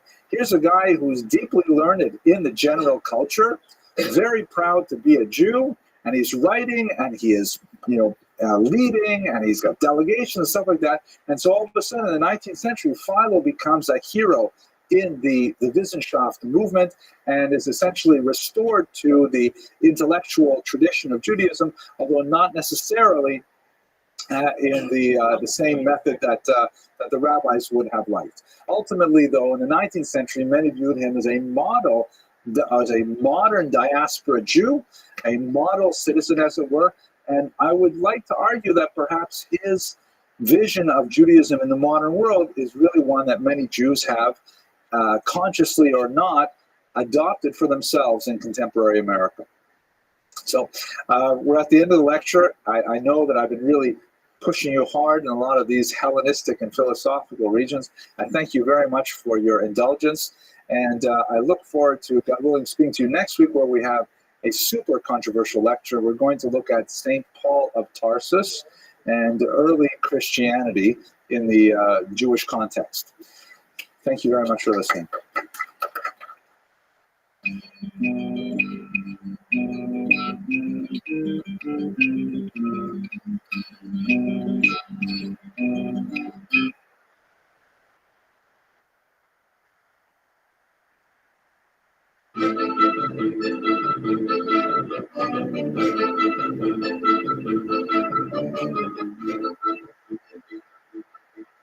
Tonight's lecture is going to be about one of Israel's greatest military leaders, the famous Shimon Bar Kokhba, who led a courageous and heroic and ultimately successful, albeit on a temporary level, attempt to drive the Romans out of Israel and retake Jerusalem.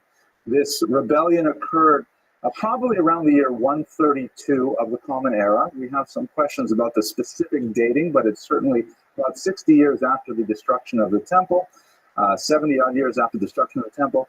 And he actually succeeded in driving out this massive Roman army, which was incomprehensibly powerful. And the Romans, in order to push the Jews back, had to invest a phenomenal amount of men, perhaps as many as 250,000 troops, to be able to beat down this strange but persistent guerrilla force of Jews hiding out in the Judean hills. It's a rather amazing and heroic story, but it has a lot of twists and turns regarding his own personality, including the fact that many of the rabbis felt that he was actually Mashiach. They felt that he was the Messiah, the long-awaited Redeemer. None other than Rabbi Akiva, the great Rabbi Akiva, believed that Bar Kokhba was the Messiah. Ultimately, however, he himself was killed and his venture failed, and the Romans were able to enforce even a harsher punishment on the Jews and really reinforce the diaspora that had begun with the destruction of the temple in the first century. But anyways, that's the story that we're going to explore tonight. Part of our story revolves around this image, which is not so clear, I'm sorry, but I'll get a better one, I think, for next week. This is a cave of letters. It's a remote cave in one of the walls, sheer cliffs that are surrounding the Dead Sea. And in 1960, the great Israeli general and archaeologist Yigal Yadin, explored these caves and discovered a tremendous cache of documents, artifacts, utensils that were hidden there by the Bar Kokhba rebels in one of their last stands. So we'll have occasion to look at the documents that were found there, the artifacts that were found there, and it will lead us as well into next week's topic as well. Okay, let's get started with the material per se. So setting the tone for the uprising, we should recall that this occurred in the context of the Emperor Hadrian's rule over Israel. Not to be confused with Herod, we spoke about last week. Hadrian ruled from the year 117 to the year 138. And initially, his approach to the Jews and to Israel seemed to have been somewhat conciliatory. In fact, there are several legends recorded in the Talmud in which he considered rebuilding the temple, which is an amazing thing. The temple, we should remember, was not only a center of religious significance for the Jews, it was their ultimate national center as well. It was kind of like the White House, the Congress, the Capitol, everything. It was Washington, D.C. for the Jews. And to have lost the temple meant that their very sense of national self was destroyed. So a concession by allowing him to rebuild the temple would have really meant that he had felt that Judea had been pacified and that the Jews could regain some sense of their identity and then they could move on. Let us recall what we discussed last week, that the Roman strategy of government was one of divide et impera, dividing and ruling, where they did not like to invest massive amounts of troops and administrators to directly administer a territory. They much preferred to sort of co-opt the elite and allow them to run their own government, kind of in a Quisling fashion, if you think of World War II with countries like Norway and so on. They wanted them to run their own affairs. They just said, you pay us tribute and you give us the proper obeisances and we will be very happy to let you run your country. So that may have been the reasoning behind the legend surrounding his openness initially to rebuilding the temple. I'm going to read you a passage here from the Midrash, and we should understand that, the rabbis who recorded the Midrashim are not trying to record historical data as we understand it today. They're primarily trying to convey religious messages, which they will couch within the context of the historical realities of their time, but they will not necessarily they won't feel hard bound to be completely accurate in every detail, because that's not the message that they're trying to convey. It's kind of like, if you think about the hermeneutics of the ancient texts, it's like the difference between a prescription and a love poem. A prescription has to be totally and completely exact. What drug, what dosage, how often you can take it, all those things are really important, or else, a disaster can happen. A love poem, on the other hand, can employ hyperbole, it can employ, similes, metaphors, all kinds of things like that. Could you imagine if your doctor said, oh, give him something sort of like Xanax, right? You can't do that. It has to be exactly Xanax or whatever it is.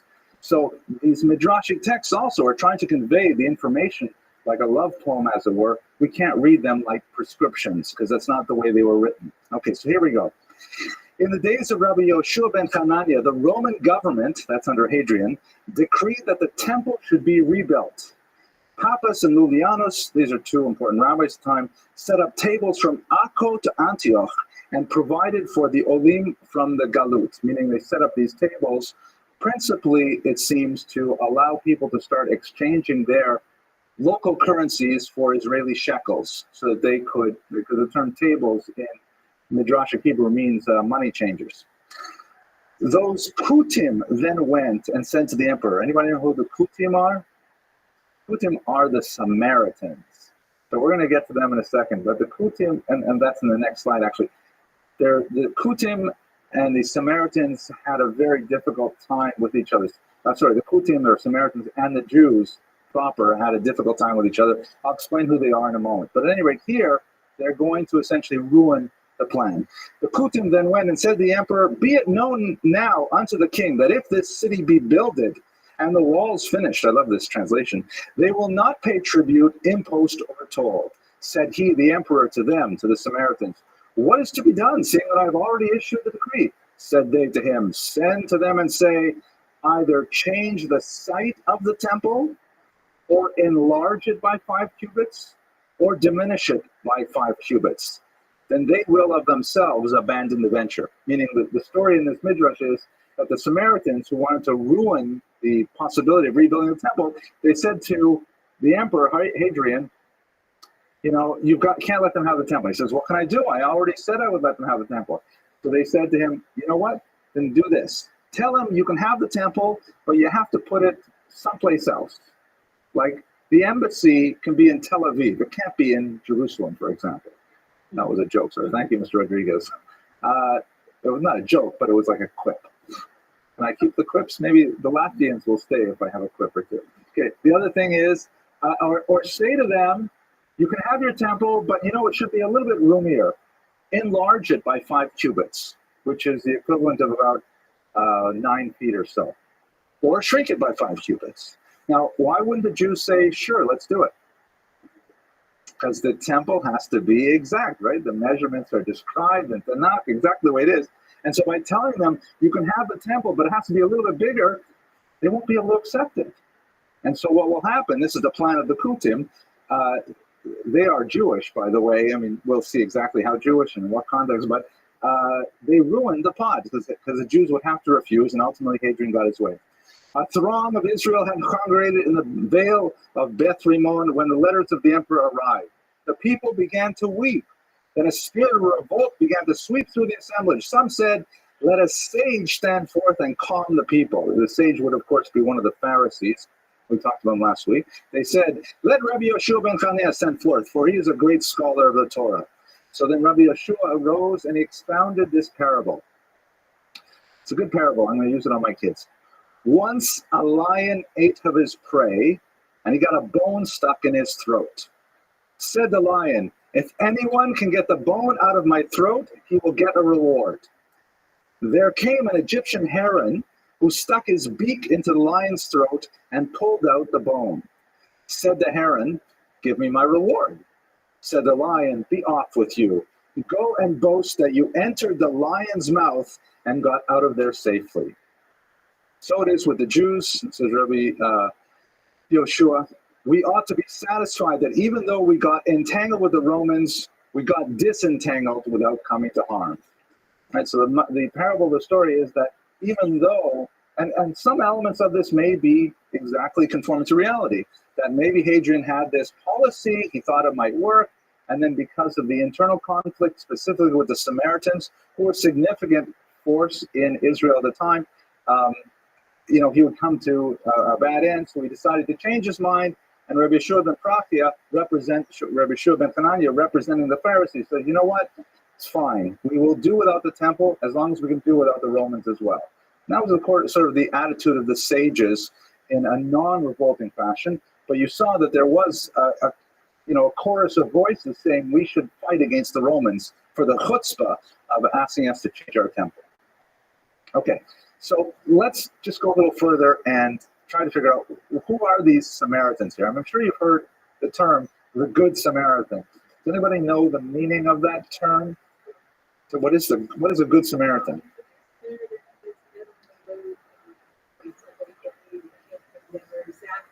Oh, give me the modern terminology, please. Just what do we mean by it today? They're very nice. Okay, and why does that person have to be a Samaritan? What's the pshat in Samaritan? Well, here's the parable. Basically, it occurs in the New Testament. I think it's in Luke. I'm sure a lot of my viewers will probably correct me. But what happens is there's a disciple who talks to Jesus, or it may have been actually an opponent, I can't remember. He says to Jesus, you know, how am I supposed to love my neighbor as myself? I mean, come on, am I supposed to really do all these things? I don't see anybody doing those things, right? So Jesus says, let me give you a parable. He says, there's a guy who's like mugged, and he's like lying on the side of the road bleeding. It's this beautiful kind of like, I'm not sure if I'm to this, but it's sort of a Renaissance feel to it. Guy lying on the side of the road bleeding.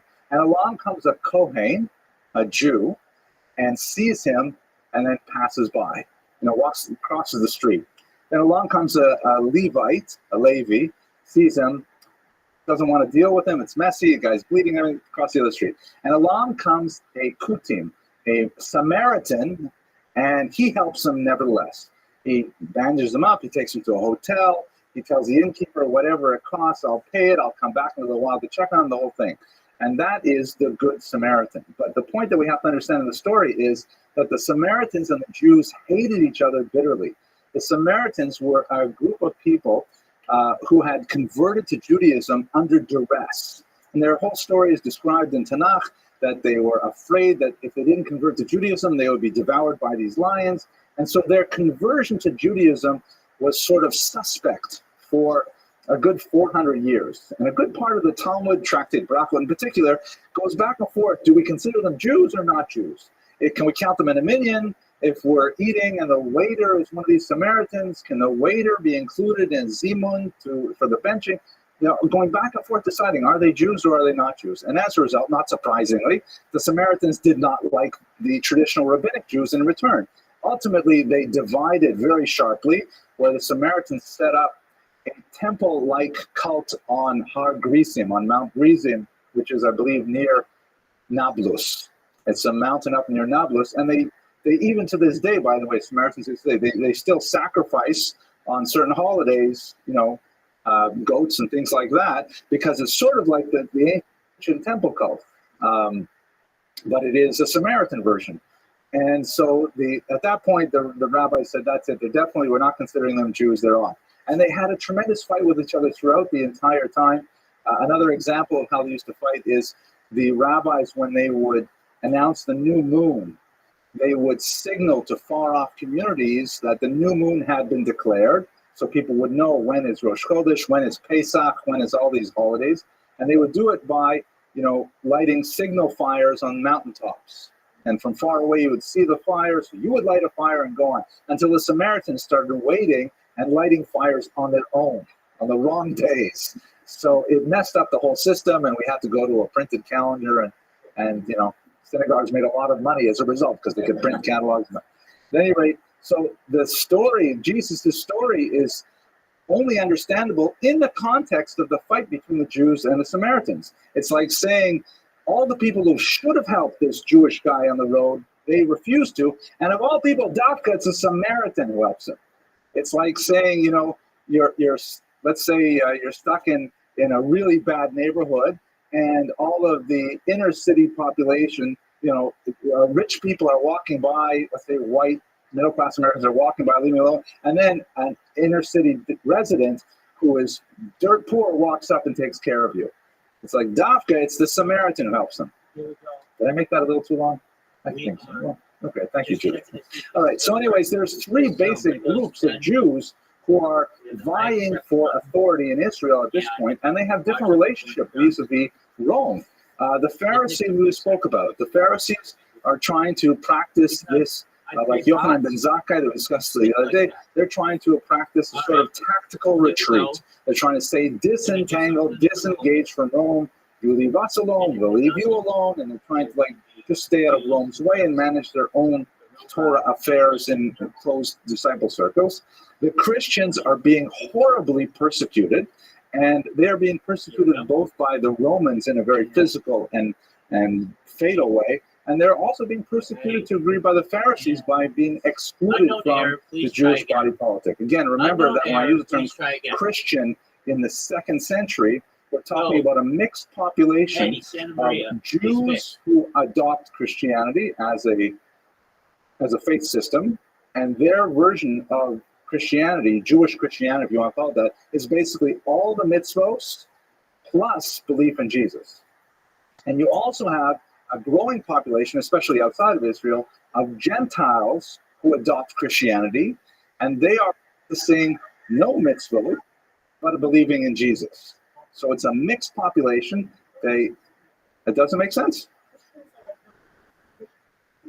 Well, these are Gentiles, meaning they're like Romans, Greeks, from Asia Minor, all these places, and they leave essentially paganism to become Christians, but they feel no reason to go through Judaism to get to Christianity. They go straight to Christianity, and therefore they don't pick up keeping kosher, keeping Shabbat, things like that. And there's internal struggles within the Christian world, but definitely they are united against the Romans and united against the Jews as well. I mean, the rabbinic Jews. And then finally, you have these Samaritans who are trying to have some kind of engagement with the Romans and trying to betray the Jews, as we saw in that story with Hadrian. And there's a lot of conflict as a result. To a certain degree, it will affect the Bar Kokhba revolution, but I didn't include too much of it in this particular lecture. So we have basically two major accounts, non-Jewish accounts of the Bar Kokhba revolution. I'll show you with some depictions of the historians there. But there's a broad agreement on the major causes of the war.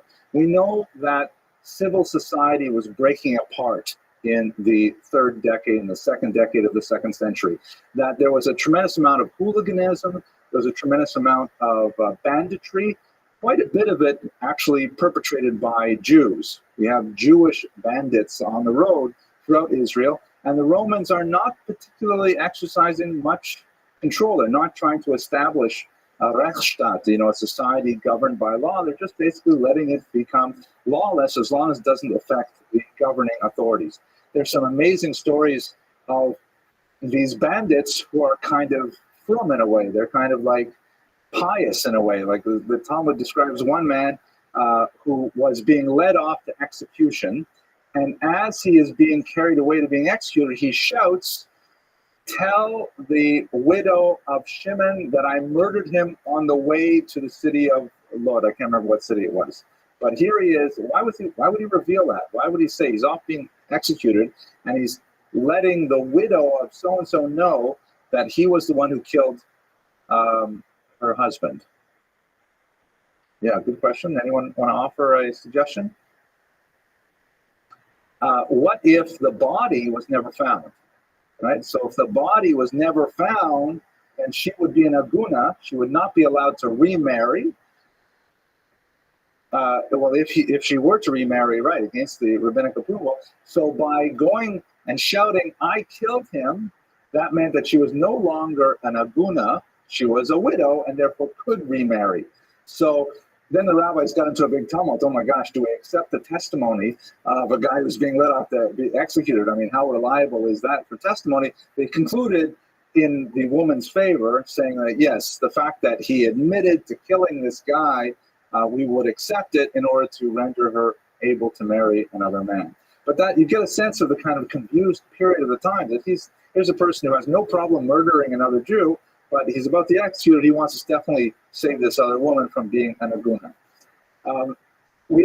So the local governing authorities began to really crack down heavily, and particularly one individual named Tineus Rufus, or Rufus Turnus, as he's known in the Talmud, began to impose some really severe measures on the Jewish population, outlawing a lot of basic Jewish practices. There's some debate about which specific ones, the observance of the Sabbath, the observance of circumcision, and so on. But there are a lot of stories of brutality from this one Turnus Rufus that certainly escalated the conflict.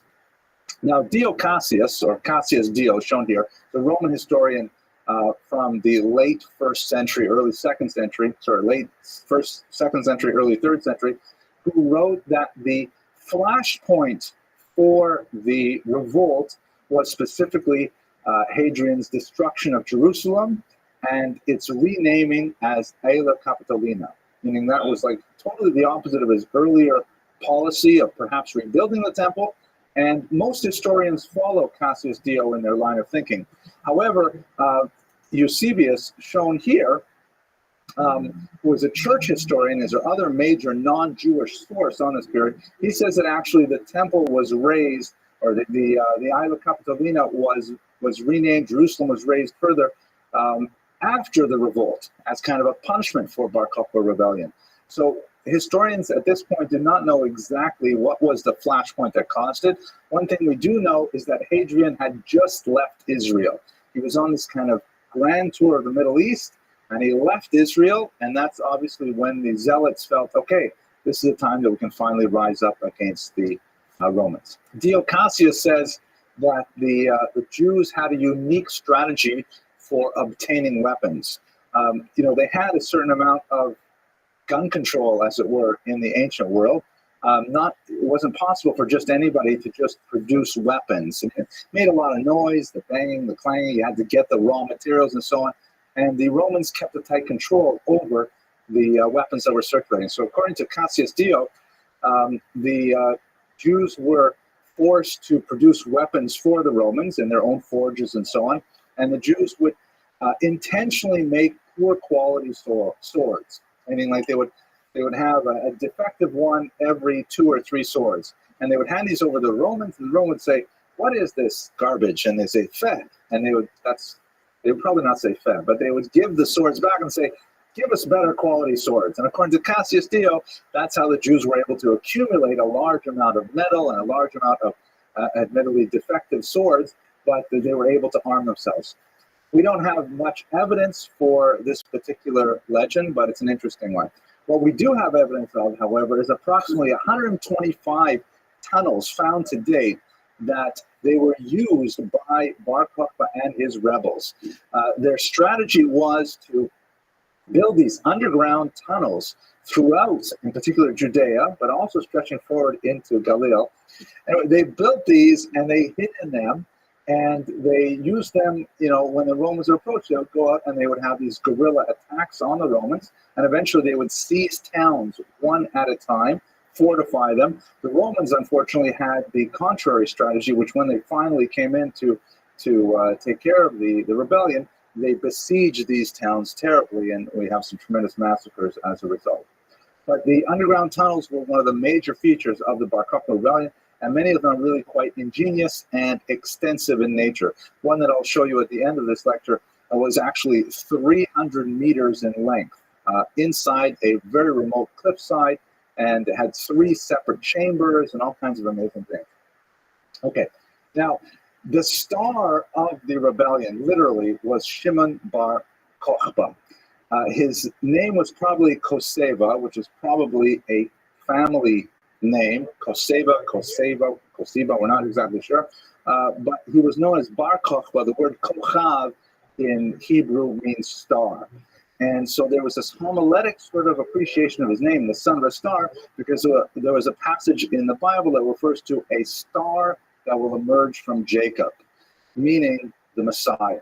Mashiach will come from the line of Jacob, and he will, create this political unity of the Jews. He will be a brilliant military leader, and he will restore sovereignty to the Jews in Israel. And actually, that's what Bar Kokhba was able to achieve in his short life. However, his ultimate betrayal of the cause, for various reasons, led to great disillusionment among the rabbis, and they referred to him in a rather derogatory fashion later as Bar Koziba. Kazav in Hebrew means to lie. So what was once son of a star became son of a lie, because it was all for naught. At any rate, as a military leader, he was exceptionally aggressive and demanding. We have quite a few documents written in his name. letters commanding his officers to move to this place, move to that place, and so on. But he was extremely abrupt and even cruel to his underlings. He would frequently refer to their punishment if they failed to follow his orders. He was insisting that his underlings are betraying the people if they do not follow his orders exactly, precisely to the letter, and then he was constantly threatening them with different things.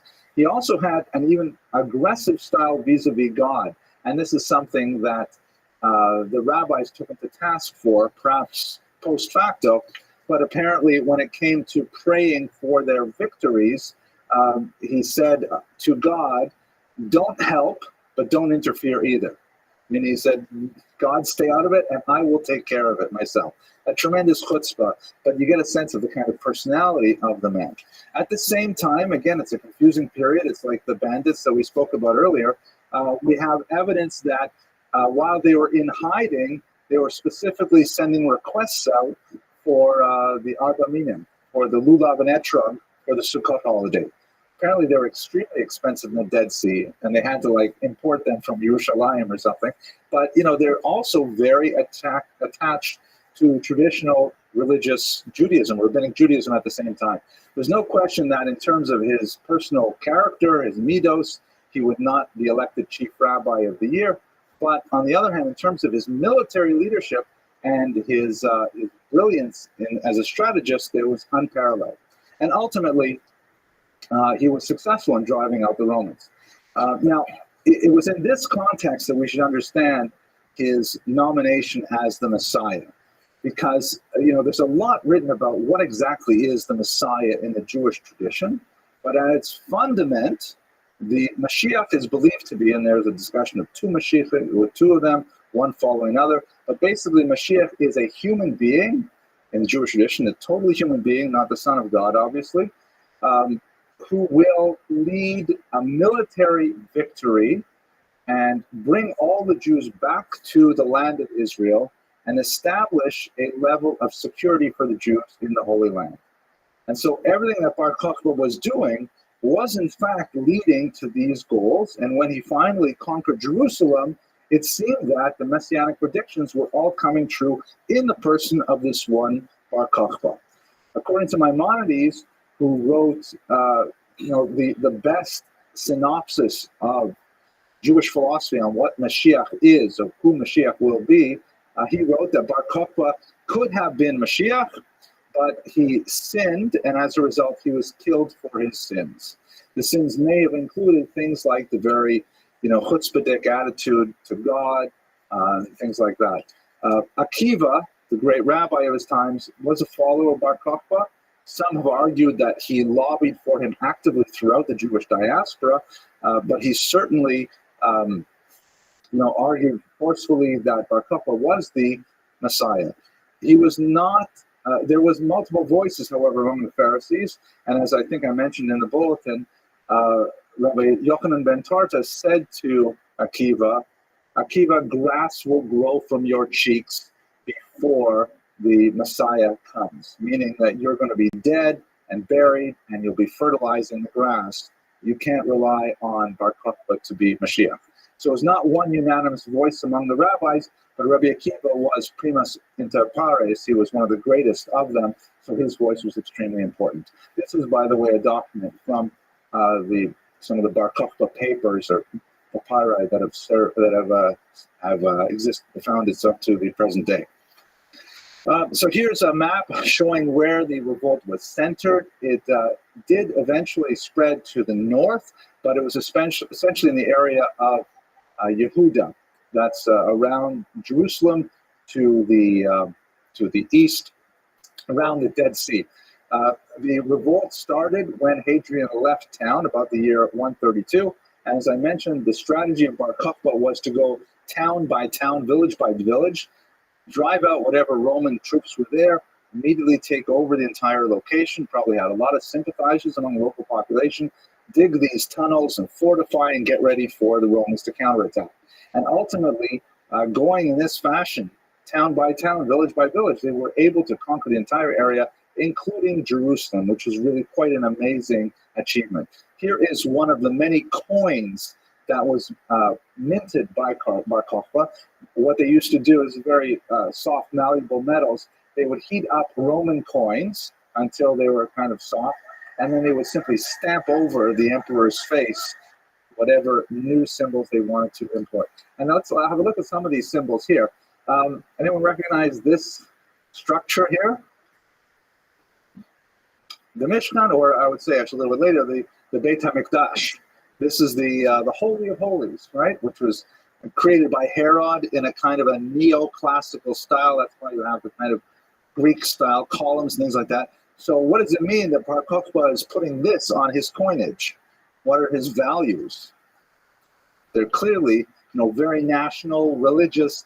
Let's get back to Jerusalem. Let's get our temple sacrifice going. That was like a really important thing to him. This little item up here, anyone figure out what that is? I'm sorry? I'll give, not a lion, this little thing up here. I'll give you a hint. It twinkles. Star, right. And who's that?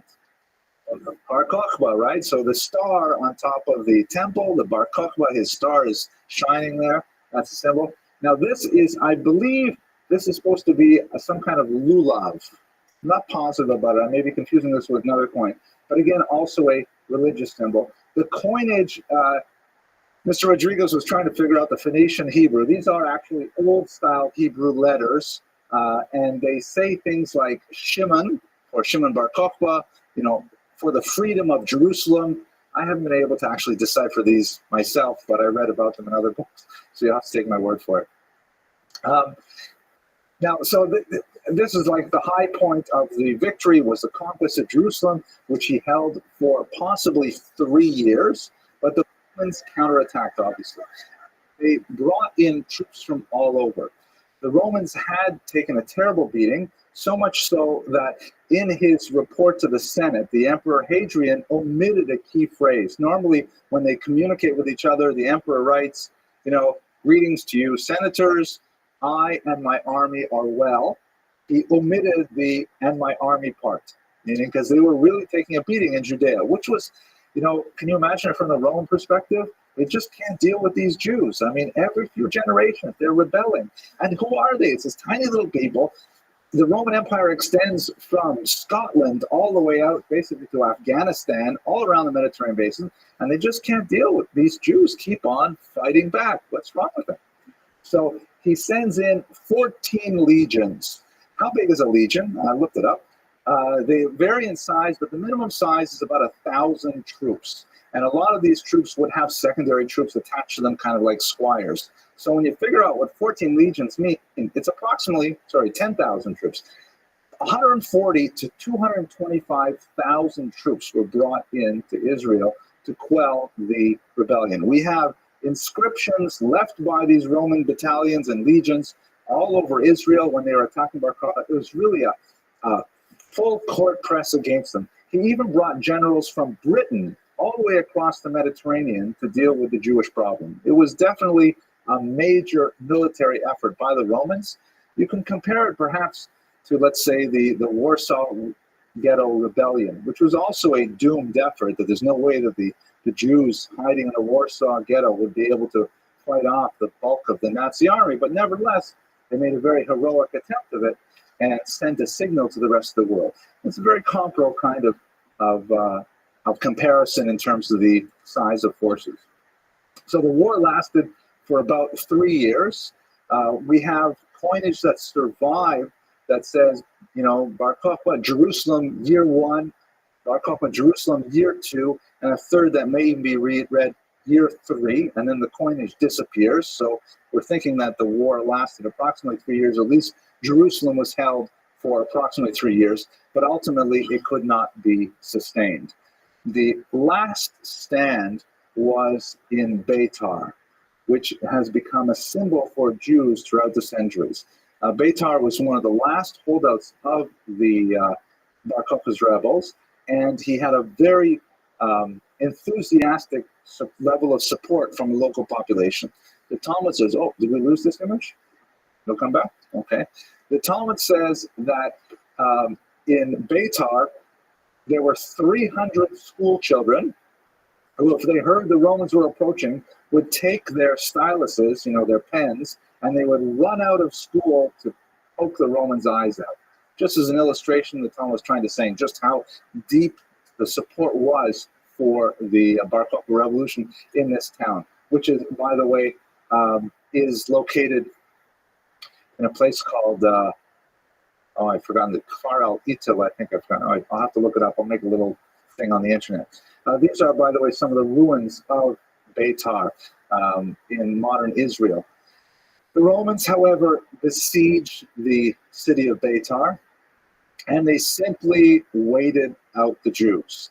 They made sure to seal off any tunnels that may have been dug under their fortifications, and they did not engage the forces for a long time, and they basically starved them until they were forced to try and make a break for it and to open up the siege, at which point the Romans, who had, of course, been well fed throughout the months and even years of the siege, they simply massacred the fighters of Beitar. The Talmudic descriptions of the carnage are, incredibly hyperbolic. Like, for example, they said that the Romans rode with their horses into blood up to their necks. So it's hard to imagine what that would be like. They said that the fields around Beitar were fertilized with Jewish blood for 3 years afterwards. All kinds of these extensive stories trying to describe how horrible the suffering was. Beitar eventually fell, one of the ironies of Jewish history, on the 9th of Av, which is kind of like the day in which so many tragedies have happened to the Jews, the destruction of the temples, actually the destruction of the Warsaw Ghetto, the expulsion from Spain. It happens to be like a uniquely bad day for Jews, kind of in a sort of like National Jewish Bad Luck Day. It's a really bad time for Jews, but I shouldn't joke about it. And Beitar fell on that day. The Romans, in an act of cruelty, would not allow other Jews to come and to retrieve the bodies, and they insisted on just leaving them there to rot in the August sun without burial.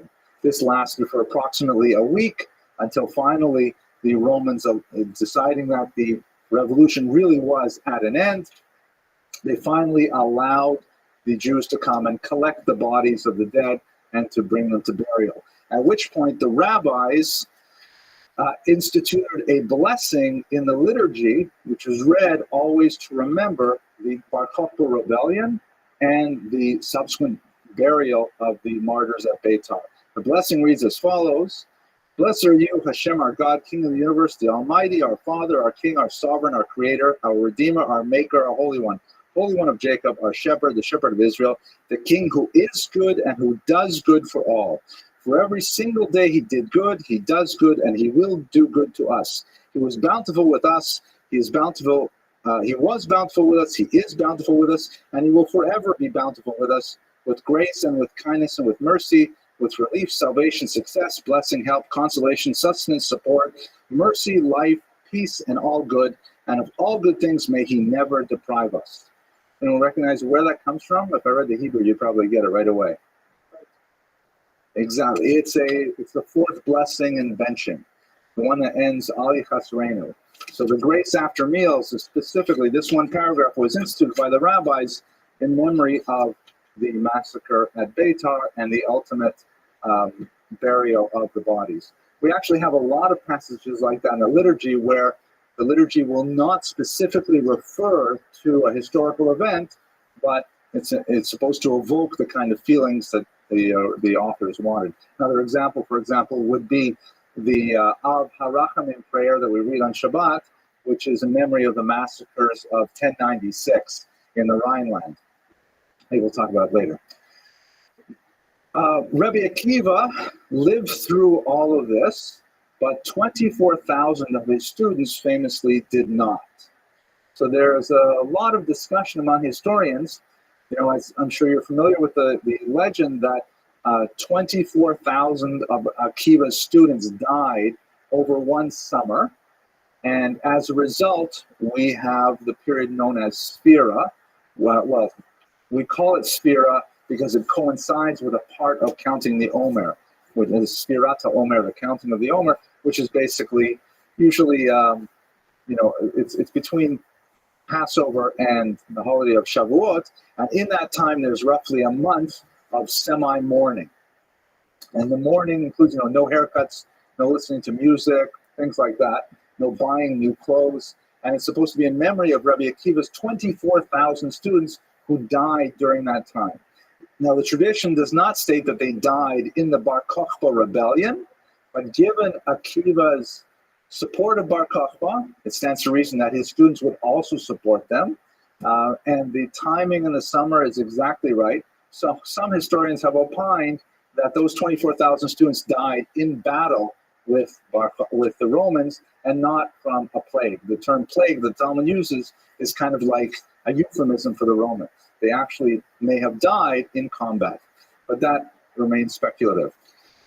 What is not speculative, however, is how the Romans dealt with the last elements of Bar Kokhba's supporters, including Rabbi Akiva, at which point we have what's known as the Hadrianic persecutions. Hadrian came back with a vengeance and specifically ordered 10 great rabbis killed in an extremely public and demonstrative fashion. The most infamous of those deaths, of course, was reserved for Rabbi Akiva, whose flesh was raked from his body with iron combs. Chutzpis, the translator, whose head was removed from his body and dragged about the streets of Jerusalem by a pig. There are all these examples which we read actually in the liturgy. Eila Ezkira, we read this on the holiday of Yom Kippur. We go through the story of the so-called Asara Hruge Malkut, the 10 martyrs of the state, which were, those martyrs lost their lives in the immediate aftermath of the failed Bar Kokhba revolution. So we see that these events have directly affected the liturgical life of the Jew, even to the present day. Now, the last element that I find really fascinating about the whole Bar Kokhba story is one of the discoveries of the caches of materials left behind by the rebels. It's in this thing called the Cave of Letters, which is an extremely inaccessible spot near the Dead Sea, even less accessible than Qumran, where the Dead Sea Scrolls were found. It's in a cliff face where you have to walk across these extremely dangerous little narrow paths with a 600-foot drop 6 inches away, and then you have to make this climb on a 50-foot ladder, which of course was not present back then. They used rope ladders and things like that to get to this cave with 2 entrances and a massive network of tunnels that housed entire families. The kind of materials that were found in these caves indicate that women and children lived with the rebels. You had entire families and who knows how many, maybe a few hundred people living in these caves for years. They had stocked up on water, which could only be got from about 10 miles away. There's no water otherwise. And they had evidence of ritual implements and had a full religious life going on inside these caves as they're hiding from the Romans. What I found absolutely amazing, and I had not heard about this before, was buried in the entrance to that Cave of Letters was a small packet. This is it here, discovered in 1960 by the Israeli archaeological team led by General Yadin, which contained the personal correspondence of a woman named Babata. And in this personal correspondence, we have all kinds of her letters describing a custody battle she had over one of her sons, her marriage contract, legal affairs that she was involved in. Absolutely fascinating materials. These are documents that were extremely important to her, so she buried them before she was ultimately killed, we presume, by the Romans, and they were found, so 2,000 years later. So the change of topic for next week is I'd like to find out everything we can about this woman, Babata, and try to understand what we can learn from this about the life of women in 2nd century Israel. But let me get back to Bar Kokhba and to bring it to a conclusion. Bar Kokhba's legacy is profound and confused in some ways. Profound in that this was the last major military attempt by the Jews to regain their land in ancient times, and it would be a long 1,800 years before they would ever dream of doing this again in a real fashion. It was a heroic rebellion. It was a successful rebellion, and it ended, however, badly in a very bloody massacre at Beitar, all of which we remember very profoundly in our liturgical tradition in particular.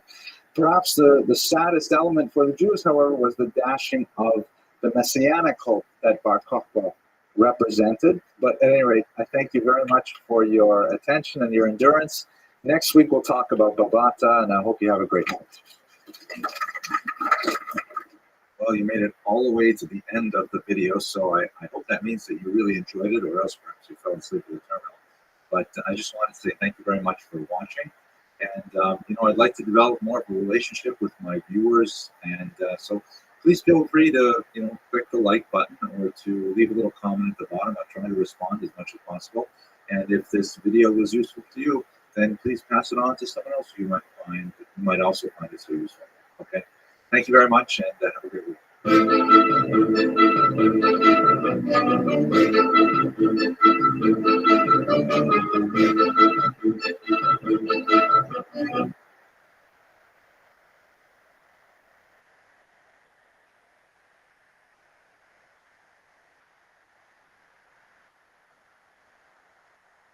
Okay, ladies and gentlemen, why don't we get started? The joke that I really wanted to tell tonight, my joke editor has said that two joke editors, one told me that I said it just 3 or 4 weeks ago, even though it's a perfect joke for tonight. The other one said it's older than I am, so I won't tell that one. But I may tell it later if I just can't hold back, and you'll forgive me. Meanwhile, I have a couple of good and welfare things, but I will start with this joke, which is once again from you, Zach DeWeiser, who helpfully types these up and delivers them the day of the lecture. Here it goes. So Benjamin wakes up one morning, on Saturday morning, and he's in a terrible mood. And he says, "Mom, I'm not going to shul." And you know this joke already, but I didn't tell this one before. He says, "Mom, I'm not going to shul. I'm not going to shul." He says, "Okay." "I'm not going to shul." And Mom says, "But Benjamin, what's the matter?" He says, "I go to shul. They don't like me. They make fun of me. I feel terrible going to shul." And she says, "Listen, Benjamin, you have to go for 2 reasons. First of all, you're 45 years old. And second of all, you're the rabbi." Okay, yeah, that's not so bad. Okay, a couple of good and welfare announcements. First of all, I have to say thank you to Mr. Joseph Ray. I'm not sure exactly how it should be pronounced, but he sent me a nice email, and I like getting these kinds of emails, so I'll read this one. Not all of it, but part of it anyways. This email is greatly overdue. I have been an admirer and follower of your online history classes for a very long time. Though I am a businessman living in Antwerp with my family, I give Jewish history classes voluntarily at a local Jewish center for women for the last few years. My lectures are structured very much in the same way yours are, and I too use PowerPoint. I know you've upgraded the software. When I prepare and research my classes, I always watch your lectures. They help me tremendously with the final flow of things and very often draw my attention to new facts and events. I can tell you more. I often steal your jokes as well. Anyways, so it's nice to get these kinds of emails besides the hate mail. So thank you, Mr. Ray, and I wish you a lot of success in your endeavors teaching, and it's wonderful that you do this for your community. Okay, so tonight's lecture is, of course, on Baruch Spinoza, fascinating figure, and one that really I've been thinking about for a long time, and I was really grateful for the opportunity to speak to you about him and gave me a chance to do a little bit more research, because larger areas of research that I find fascinating is the whole concept of Jewish identity. What exactly is a Jew? Who is a Jew? When is a Jew considered in the community, out of the community, or as the Hebrew phrase goes, chutz lamachane, b'toch hamachane, in the camp or outside the camp? Those kinds of questions I find very fascinating, and Spinoza is an excellent test case. Tonight's lecture is sponsored by our good friends Mally and Steve Schwartz, who are here in the audience. My joke auditor, of course, is Steve Schwartz, and they're going to be the honorees for the dinner this year. We should give them a round of applause. They do fantastic things for our community. Mally is the unsung but very much accomplished historian of the shul. She's worked on a significant work which has been published so far privately, but the manuscript hopefully will send to a significant journal, because there's a lot of fascinating history here in Surfside, and she's done some tremendous work. Steve is, as I'm sure all aware, a tremendous cantor, not only in terms of his vocal strength, but his intellectual appreciation of the meaning of the trup. As I was just saying to my 12-year-old son Boaz as we were starting his bar mitzvah lessons, the Hasidic masters say that the Torah has 3 levels that correspond to the 3 levels of the soul. The lowest level, the nefesh, is corresponding to the letters themselves. But the letters without the consonants cannot be pronounced. So the next level up is the vowels that are added to the consonants so that you can make words out of them. But the highest level of the soul, which is something that only a person like Steve can really reach, is the trup, when you're able to pronounce those words with vowels and set them to the music that people can appreciate. So for both Molly and Steve, we're really grateful, and hope you'll support the shul and come visit them, honor them later in February on the 23rd when we have the dinner. 5774, right. Right. We're going to honor them next year too. Sorry, wrong date. Thank you. I never edit these videos. That's why I'm going to get in trouble. Now, one more good and welfare. This is something special. I'm going to try and use a little more videos in our classes, but I have one that is kind of like a personal video. It's my son Alexander. It's a minute long, so it won't take too much time from our presentation. Mr. Rodriguez, you want to focus on the screen here for a second? Here we go. The video was made by my talented daughter, Danit Malka.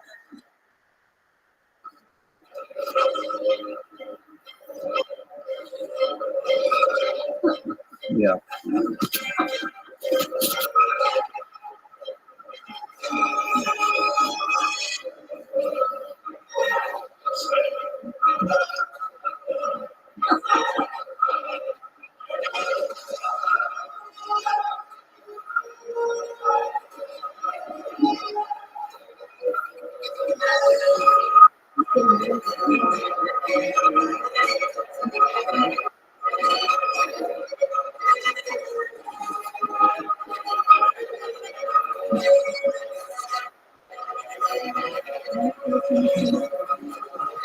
You don't need White's brothers. Okay, thank you. So what this is all about is my son Alexander is quite a runner. He ran his first marathon at 14, which was pretty amazing. He definitely runs me ragged. And he is going to be running in the ING Miami Marathon next month for Team Friendship, which is a really great community organization that helps mainly children and teens and with various disabilities, especially autism and things like that. So if you're interested, please visit the website and you can donate to Team Friendship. Okay, that's it for the good and welfare. Let's go straight to the material tonight. How long is a marathon? 26.2 miles. 26.2, yeah. Okay. Now, who was Baruch Spinoza? 17th century philosopher. He is one of the greatest philosophers of the modern age. He falls into that category of people like Moses Maimonides and Einstein, for example, whose fame outside the Jewish community really outdistances their fame inside the Jewish community. And in fact, it's a little bit ambiguous to even put him within the parameters of Jewish history per se, because his greatest contributions are beyond the scope of what is specifically Jewish. Many more liberal thinkers want to claim him as a Jewish philosopher per se, and in fact there are elements of his philosophy that we will discuss at least in brief tonight that are consonant, certainly inspired by Jewish ideas, but ultimately the main connection that Spinoza has with the Jewish community is negative, because he was forcibly removed from the Jewish community of Amsterdam in an unusually harsh act of cherem, or excommunication. I have the text of it, and I would like to read it to you a little later on in this lecture. It's a very rare step for a community to specifically single out an individual excoriate them publicly, and then forcibly remove them. But that is in fact what happened to Spinoza. So the rejected son ultimately ended up influencing world philosophy, European philosophy, the intellectual tradition at a tremendous level. But in the Jewish world, he was cut off in a very dramatic and in fact permanent manner. The question that, and this was happening, by the way, at age 23, might have been 24, before he even published anything, before he had made a mark on the world of philosophy. And one of the great exercises of intellectual historians has been to try and perform the archaeology of the events that led up to that excommunication, to try and determine exactly why the community took such a drastic step. It is far from clear, but I hope towards the end of the lecture to give you some of the theories that are circulating regarding his excommunication. And I think that actually it has a lot of implications for our own communal standards today, our own sense of identity, and ultimately our sense of who is a Jew, who has the privilege, the right, the responsibility to remain within the community, and who perhaps might be better served outside of the community. So we'll hopefully explore that over the next 40 minutes or so. His background, originally they're from Portugal. His grandfather was among those who were expelled in 1497, possibly somewhat earlier from 1492 in Spain. We're spending a lot of time these last few weeks looking at people whose lives were affected by this cataclysmic event with something that many of the thinkers of the 16th century felt and the 17th century felt was like a split in the world that required tikkun olam, because how could it be that the most powerful, the most intellectually superior, the spiritually most advanced community of Jews in the world was suddenly devastated within a single year in the case of Spain, and then 5 years later in the case of Portugal. So in many ways, Spinoza's own experience is an aftershock of that tectonic shift that we saw in 1492. His grandfather came to Amsterdam with his infant son, Michael, who was Spinoza's grandfather. So Spinoza had direct contact with one of the refugees themselves, his own grandfather. His father was a very successful merchant, and we have plenty of archival records from the period that indicate that he was a lay leader in the synagogue. He had a position of some authority. They had a very prominent house close by the synagogue, and his father had significant leadership role there, which makes the eventual expulsion of young Spinoza from the community all the more poignant. Michael Spinoza was not lucky in love. He was widowed 3 times. His second wife was the mother of Spinoza, who passed away when Spinoza was a young boy. Spinoza was ultimately raised by one of his older half-sisters, and there was a considerable amount of family dysfunction between the half-siblings, all children of Michael, that we will see playing out in Spinoza's own lifetime somewhat later. We should just spend a little bit of time talking about Amsterdam, though, which is a fascinating kind of interesting, not exactly footnote, but sort of a tributary of Jewish history at this time. The Netherlands were under the control of Spain until 1588, and Jews were not allowed within the territory. Under the Union of Utrecht, there was some movement towards granting freedom of religion, but that freedom of religion was a very difficult one. One that in many ways, now that I'm thinking about it, we're speaking a little bit in Quebecois about Northern Ontario, maybe I'll relate it to that a little bit. The people of the Netherlands were sandwiched between the French Calvinists and the German Lutherans, byproducts of the still quite young Protestant Reformation, and as a result, there were significant doctrinal disputes between these two Protestant movements. The only thing they had in common was their hatred for the Catholics, and as we shall see, that had some ironic implications for the early Jewish community at the time. What it reminds me of in my own life is that I grew up in a small town in Northern Ontario called Iroquois Falls, Ontario. If you ever look at my Wikipedia page, there are 6 famous people from this town, population 4,500. I'm one of them. I'm proud to be one of them. 4 of the others are professional hockey players. So you get a sense of what kind of town this is. But what's interesting about it, for our purposes, is that it was almost evenly divided in population between Anglophone Protestants and Francophone Catholics. And it was tremendous, the degree of conflict between these 2 bifurcated populations.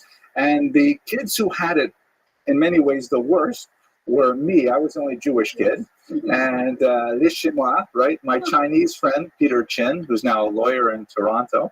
And there was a black girl who lived about 30 miles away in Matheson. And we had it the worst because we didn't fit in either camp. So this is a lot like what the Jews of Amsterdam were like at this time as well, because obviously they were not Calvinists and they were not Lutherans. They were somewhat different, but there was always a little bit of a push and pull over what do you do with the Jews? Which camp do they fit in? Which camp do they sympathize with?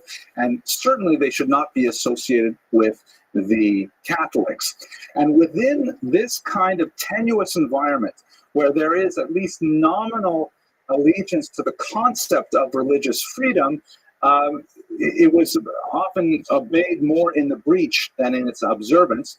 And the Jews had a unique kind of pressure placed upon them to conform to orthodoxy. And I say here orthodoxy with a small o, meaning conform to the status quo. The Jews should not step beyond their boundaries, socially, religiously, and otherwise. In this context, I'd like to introduce you to a theory that was advanced by a European colleague of mine named Heinz-Dietrich Löwe, who wrote a tremendous piece on the evolution of anti-Semitism as a consequence of Jews stepping beyond their borders. Meaning, it is his contention that anti-Semitism is quieted, or we should say anti-Semitism is quiescent. It does not raise its ugly head, except in those moments when Jews begin to challenge traditional norms, when Jews begin to seek out new employment, to seek advancement in educational institutions, to seek advancement in cultural institutions, when they begin to break beyond the boundaries that society has placed for them, that's when they begin to test the kind of tolerances that have been laid out for them so far.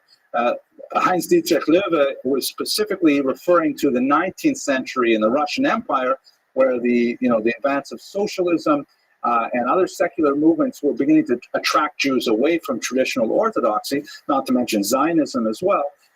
And that, he says, exacerbated tensions with the Russian population, which ultimately led to pogroms and so on. I think a lot of this can be said about the Amsterdam Jewish community in that there was officially a level of tolerance, but the Jews should not get, to use an American term, uppity. The Jews should not be going beyond what is their acceptable borders. And once they start challenging some of those boundaries, that's when anti-Semitism can be felt in the community. So in this context, it seems that the Jewish community of Amsterdam, and of course I remind you, we're talking now about the 17th century, there is no non-Orthodox community. There is no liberal congregation. There's only one congregation with one leadership, my way or the highway kind of Judaism, and the community itself is a little bit unhappy with anyone who is nonconformist. They want to try and keep everyone in line. So let's bear that in mind as we go through Spinoza's story, because I think it says a lot about the reasons for his excommunication.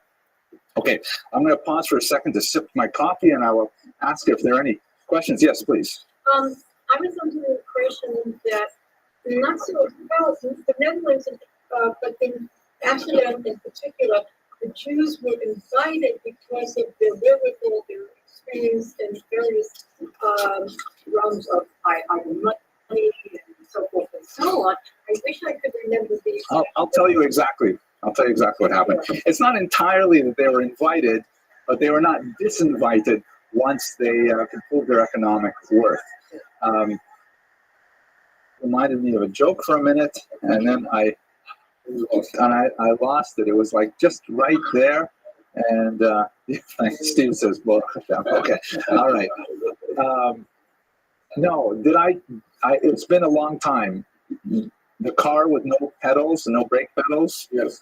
Yeah. Okay. All right. Okay. We'll go faster. Okay. Anyways, so there are legends of Jewish settlement in the Netherlands, which are fascinating. And legends always have some kind of kernel of truth, but often are exaggerated beyond measure. There's a particularly fascinating one where the origins of the community in Amsterdam relate to a particular Portuguese Jewish woman who was somehow, when they were fleeing Portugal, she got on one of these English boats, and the Duke, who was the captain of this boat, something like that, fell in love with this incredibly beautiful woman, and Import turned her and tried to get her to marry him, and she refused, steadfastly indicating that she was a Jewess and she would not do so, but she was apparently so strikingly beautiful that when they landed in England, the Queen herself drove her around London in an open car because her beauty was something really, to cavil about, so to speak. That's what that's the English term they use. And it was like something shocking. It was kind of like a princess story in reverse, that here's a princess who refuses to marry the prince because he is not Jewish. Boy, I got so many jokes, but they're really not kosher. I can't tell those. So, and then she ended up moving to the Netherlands. That's one of these kind of like Flurgeschichte stories, these origin stories. What we know happened from some of the record books, however, is that even though Amsterdam had never formally allowed Jews to enter, they entered anyways. 1593, so that's really quite early, right? The actual expulsion is 1497. That is a typo? No, it's okay. We have Jews, Portuguese Jews, surreptitiously moving into Amsterdam, and they're claiming status not as Jews but as Portuguese merchants, which is true. They were from Portugal and they were merchants. They just didn't mention that they were always Jews. But again, in this anti-Catholic atmosphere, there are a lot of suspicions about, what are those Jews doing? What are those Portuguese merchants up to? And there were suspicions that they were actually Catholic, not Jewish. So they organized an armed raid on one of these Portuguese Jewish homes, thinking that they were actually holding Catholic services. They didn't realize it was actually Yom Kippur, and they were davening in a home. They arrested all of them, and by the time it got sorted out, and they said, listen, we're not Catholics. Don't worry, we're actually Jews. And they said, okay, Jews, fine, but they had to decide what to do with them. At that point, they talked about their economic acumen and their resources, and they said, okay, fine, you're here already as long as you're not Catholic, so, Gesundheit, and that's how the Portuguese community was established ultimately in Amsterdam. But it took a long time for that small beginning to actually flourish into a community. And we have to bear in mind the very, very tenuous nature of their toehold in Amsterdam. They did not get official permission to have public worship until 20 years later, and they did not have official permission to get a citizenship until 1657, almost 75 years later. They had difficulty establishing their congregations, enlarging their congregations. Everything was always proceeded, it was a little bit like zoning committees that maybe some of the people in this room are familiar with. It's very difficult to get these things pushed through, how much more so in Amsterdam. And again, this kind of atmosphere of a distrust of the Jewish community, of a grudging acceptance, is something that certainly had an impact on Spinoza as well. So let's talk about Spinoza himself. He was born and given the name Baruch, which of course means blessed. Later on in life, after he was excommunicated and he was writing in Latin, he chose a Latin translation of blessed, Benedictus. The term in French, benching, to bench at the end of a meal, for example, is also derived from the same term Baruch, although this time through a French root. But he was known as Bento by the Portuguese root.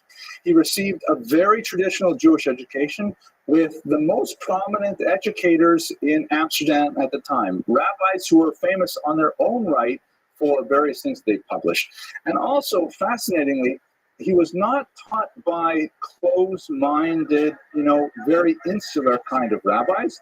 He was taught by rabbis who themselves were sometimes censured for being perhaps too open in their attitudes, translating certain texts into Hebrew or out of Hebrew into vernacular languages and so on.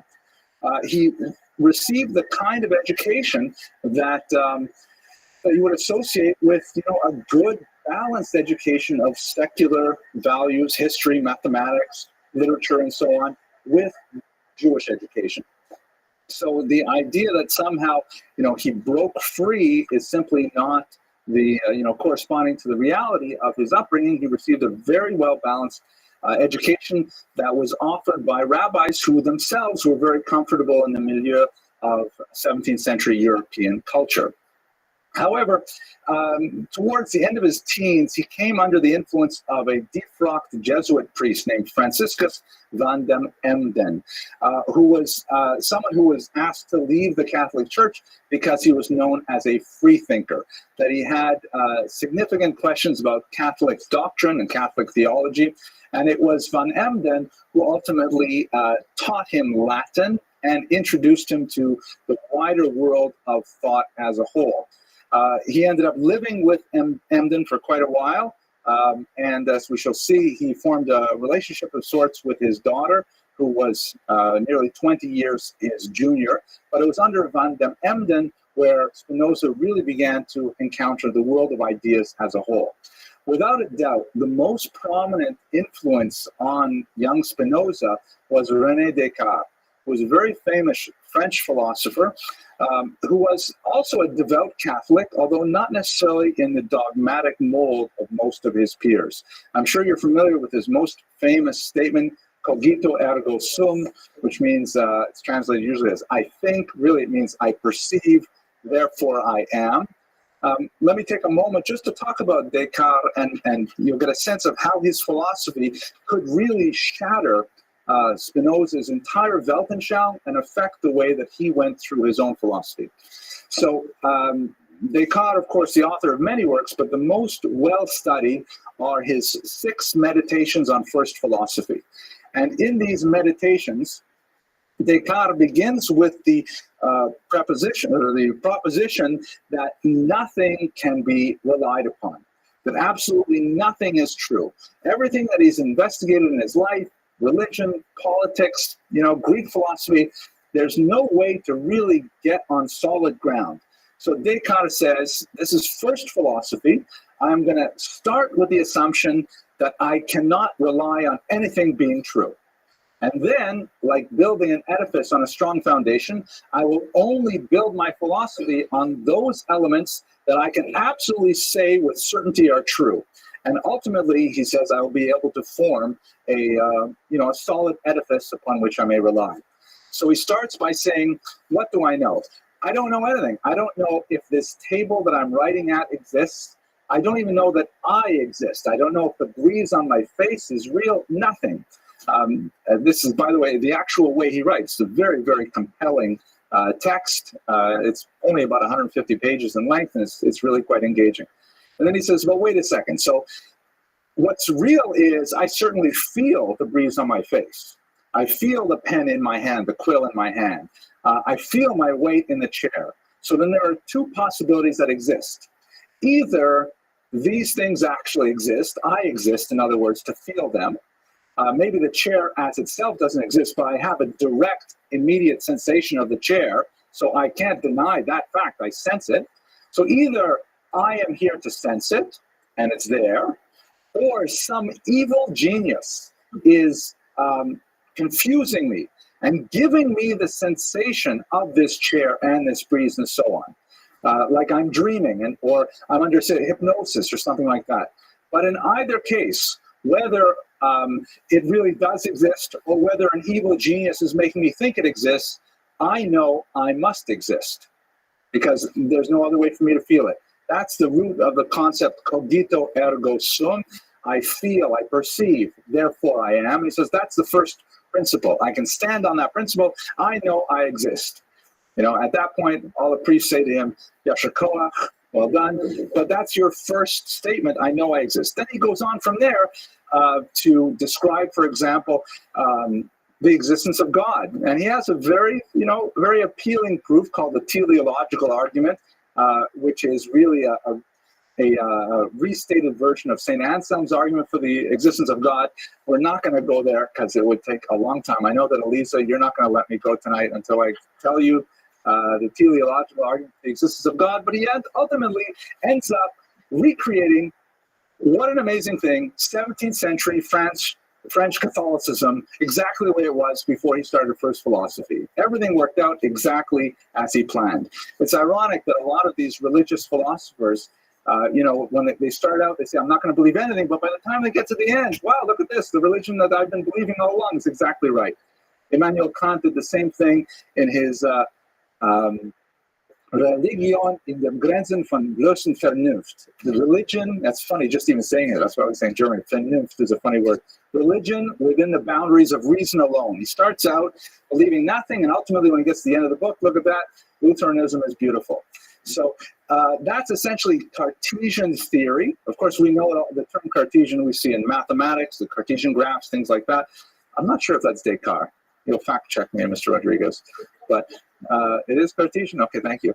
But that's the way of thinking, the idea of breaking everything down to zero and starting over again with no reliance on revelation, no reliance on a biblical text, no reliance on a prophet, just starting from what you can logically prove had a tremendous impact on Spinoza's mind. And in fact, his philosophy is in many ways proceeding along the same lines as advanced by René Descartes. I think you can also hear in this description of Descartes the spirit of the age, or as the German term has it, the Zeitgeist, the spirit of the times, the way people were like turning away from the old style religion and saying, wait a second, we can do this on our own, with our own brain power, with our own reason. That was the beginnings of modernity in the larger sense of the term. Okay, so Spinoza's philosophy, I only want to take a few minutes to talk about it because I haven't studied it in great depth. But I read a little bit enough to be able to say at least a few words without stumbling too much, I hope.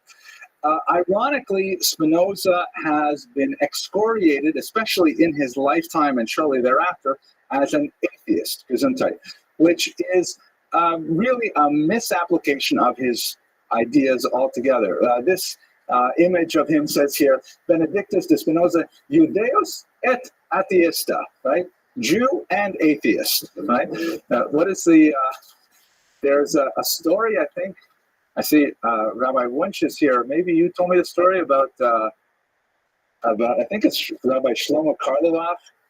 He was speaking to a group of college students, and he says, okay, I want to know, who are you people? You know, and someone put up his hand and says, I'm a Catholic. Someone else put up his hand and said, I'm a Lutheran. And someone put up his hand and says, I'm from New York. Says, oh, you're a Jew.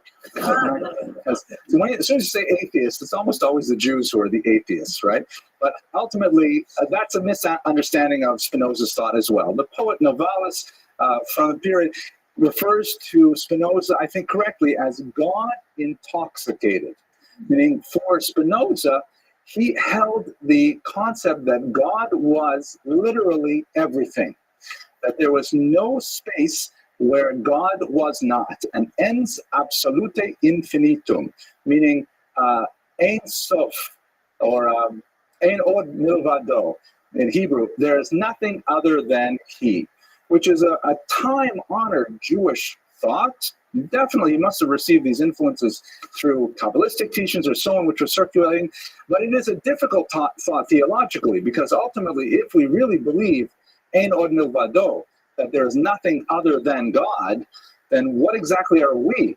What exactly is our consciousness? What exactly is the material world? Are we going to say that every material thing is also God? To a certain degree, that completely nullifies the very meaning of the term God if we say that all is God. We say it in a kind of like a passing way, perhaps, but we don't actually think about it deeply. For Spinoza, he thought about it deeply, and he believed that, in fact, the entire world was an expression of divinity. Even evil, even the most mundane physical expression of godliness was, in fact, godliness. I happened to be reading Tanya, the famous work of the first Lubavitcher Rabbi, as I was preparing this lecture, and the same concept happened to come up in the daily study of Tanya over the last week. So it's not at all a foreign thought to Judaism, this idea that everything is God. The philosophical divergence between traditional Judaism and Spinoza, however, definitely lies in the concept of God's consciousness, of God's action in the world. The God that Jews believe is a God that is active in the world, a God that intervenes in the world, that will create, a miracle like the splitting of the Red Sea. The concept of hashgacha pratit, individual supervision, the idea that God is personally aware of what is happening to every human being, and in fact every animate being and every inanimate being, and somehow directs these things. That's not Spinoza, but that is definitely Judaism. So there's a clear divergence, and he definitely would not pass the Maimonides Man of the Year award in terms of believing that Ein Od Milvado, but there is no question that to call him an atheist would be totally misunderstanding his thought. He also believed that contemplation of God was the ultimate expression of human identity, and that deep contemplation of God was ultimately the greatest form of immortality, that somehow by constantly thinking of God, one would achieve a type of immortality of the soul. I'm not exactly sure how these pieces fit together. There is a wonderful book on the topic, which I have not read. But one of the criticisms that was levied against him was this idea that he did not believe in resuscitation of the dead, revival of the dead, but in fact he did believe in an immortality of the soul, which he called in Latin amor Dei intellectualis, the love of God that is of the intellect, an intellectual contemplation of God at all times. When you look at these kinds of ideas, however, it's not hard to see that he did not view with favor the authenticity of the Bible as we have it today. He did not value that every verse in the first 5 books, for example, was actually handed to Moses from God as we have it. He felt that it's a human invention, perhaps inspired by this larger concept of godliness, but he was openly critical of the what he considered a credulity that people had, that the Bible was actually somehow the divine word of God. It was in Spinoza's God, it would have been beneath his dignity to actually try to capture himself within words directed to a specific nation with expressions of specific requirements of behavior. That's not at all the way Spinoza thought. And ultimately, this opened up a breach in the way in which the Bible was approached, and it is upon Spinoza's shoulders that much of what's called the higher criticism of the Bible evolved. The criticism of the Bible that reached its apogee in the 19th century with the attribution of multiple authorships to the first 5 books of the Bible and so on, really rests at Spinoza's front door, because he was the first one to really open up this concept of the Bible not necessarily being divine, at least not in any meaningful way divine. He also had a lot to say about politics, boiling things down to its basic essence, in which he believed, for example, that all politics are really an expression of the desire to maintain one's existence, to persist in existence. And he understood the idea of religion and politics being intrinsically related one to another, as is in the title of his most famous work, the Tractatus Theologica Politicus, the tractate of both theology and politics. Wow, heavy stuff. Now, we'll leave philosophy. What ended up happening to his life, he made a living. He never was famous during his lifetime. In fact, much of his most famous work was published posthumously. He made his livelihood as a lens grinder. Optics were at this point in a significant level of development, and people were, taking lenses with grinding machines and grinding the glasses down to get them to the right shape so that they would focus appropriately.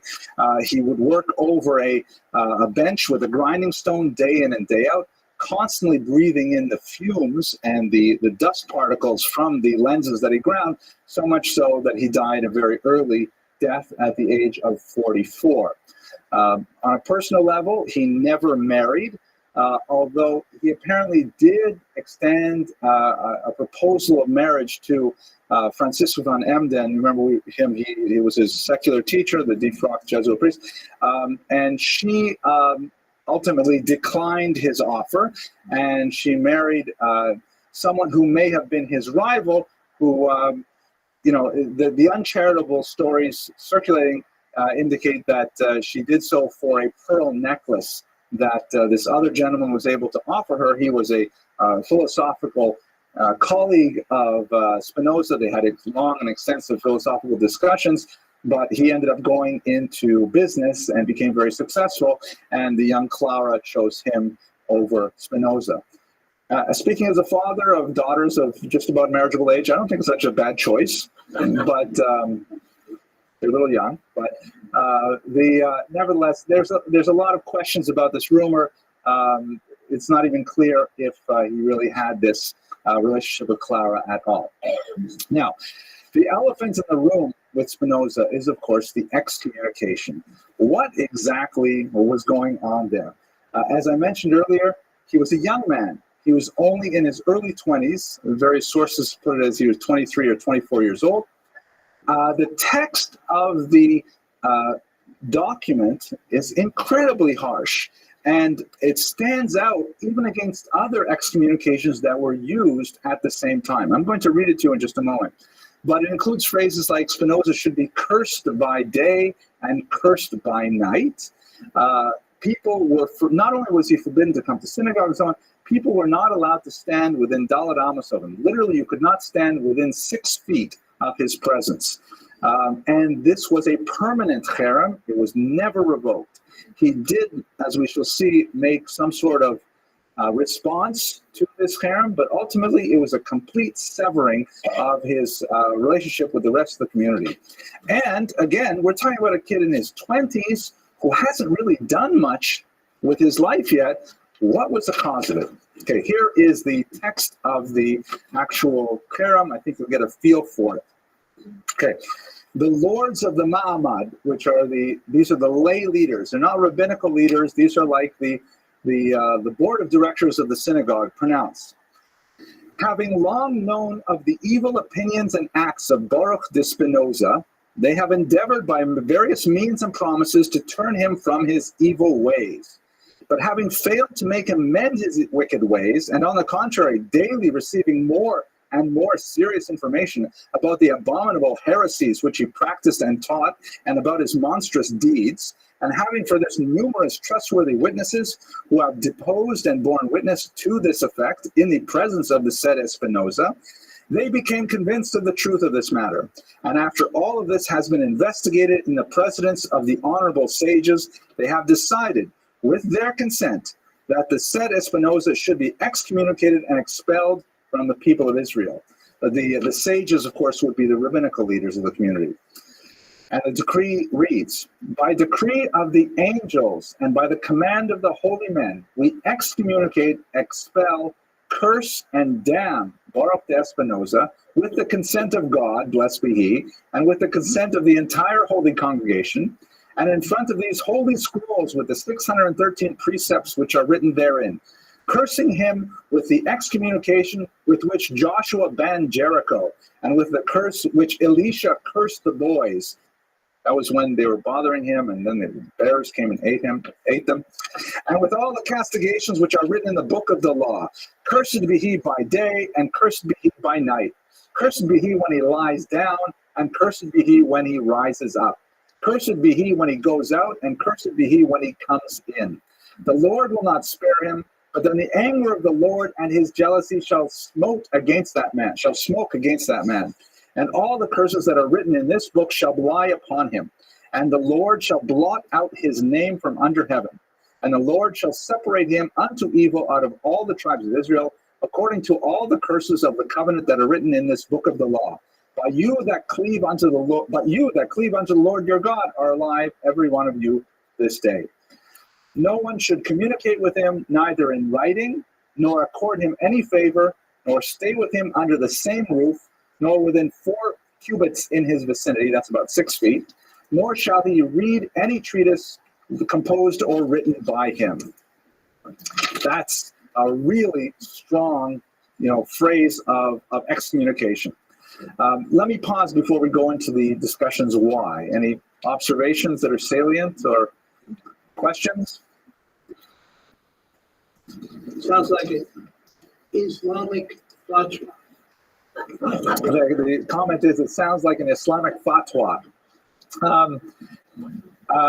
I don't know much about fatwas, but it definitely is a strong communal statement. And let's remember, too, that we're talking about a period where there is no such thing as secular identity. The idea that you're just, part of the community, of a community, doesn't exist. You're either a Jew, or you are a Lutheran, or you are a Calvinist, or you're a Catholic. You got to be something. It's just at the beginning of the period where people can somehow float around without being in any specific group. So it's not like you can just, go to another shul. This is it. Yes, please. Because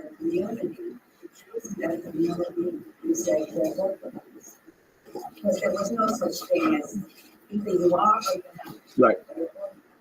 According to our religion, we're not allowed to curse. That's a good question. Okay. Excommunication, yeah. But you cannot curse. Well, it's one of those things where, in my understanding, there are a few rabbis in the room here. So I'm not a rabbi, so I'm like not a card-carrying member of the establishment. It's like vows. It's not that we're not allowed to make vows. It's that we are strongly discouraged from making vows. If we make a vow, we really have to keep it. That's why if we make them by accident, we have kol nidre. So curses also, we're not supposed to curse, but we do have the power of cursing. And in fact, they're quoting biblical verses here. And if you're familiar with Yiddish literature, curses take up, I think, about 18 or 19% of the syntax. But you're right. But nevertheless, this is different also because not an individual cursing. This is the community leadership taking a stance and saying, we represent the community and we excoriate Spinoza. Yes, Ms. Abramson. So if you were supposed to pick which side you're on that you were on to, then how did his teachers have secular education that they could teach him? Oh, so this is interesting. It's an excellent, brilliant question. My daughter is so brilliant, I have to say. Right. So this is the period where, you begin to have a separate category, just the beginnings of it, of outcasts, right? It's not like they're jumping from one religious community to another. It's not like they're going from one estate to another, which you have 100 years earlier in feudal Europe. This is where you have people who, Taka, don't fit in. And what do you do with those people? They are like stateless, so to speak. Ultimately, they will become the majority. Most of European culture, most of American culture are made up of people who have very, very nominal attachment to some kind of religious identity. But back then, no, you weren't. And actually, if I can respond to one other statement about the orthodoxy, we have to remember, first of all, the term Orthodox had not been coined because there was nothing against which to be Orthodox. This was the Jewish community, and being part of the community meant at least nominal observance of the behavioral standards which are expressed in the Torah and mitzvos. So it's not like today where people voluntaristically decide, I'm going to affiliate with this movement or affiliate with a different movement. You're part of the kahila, part of the congregation, and you're expected to observe Shabbos. If you don't observe Shabbos properly, publicly you desecrate Shabbos, then you can be, you can suffer all kinds of communal harm. But to think that people aren't secretly desecrating Shabbos in the privacy of their own homes, it's probably the case that would happen. Okay, last question, Solomon, then we'll go on.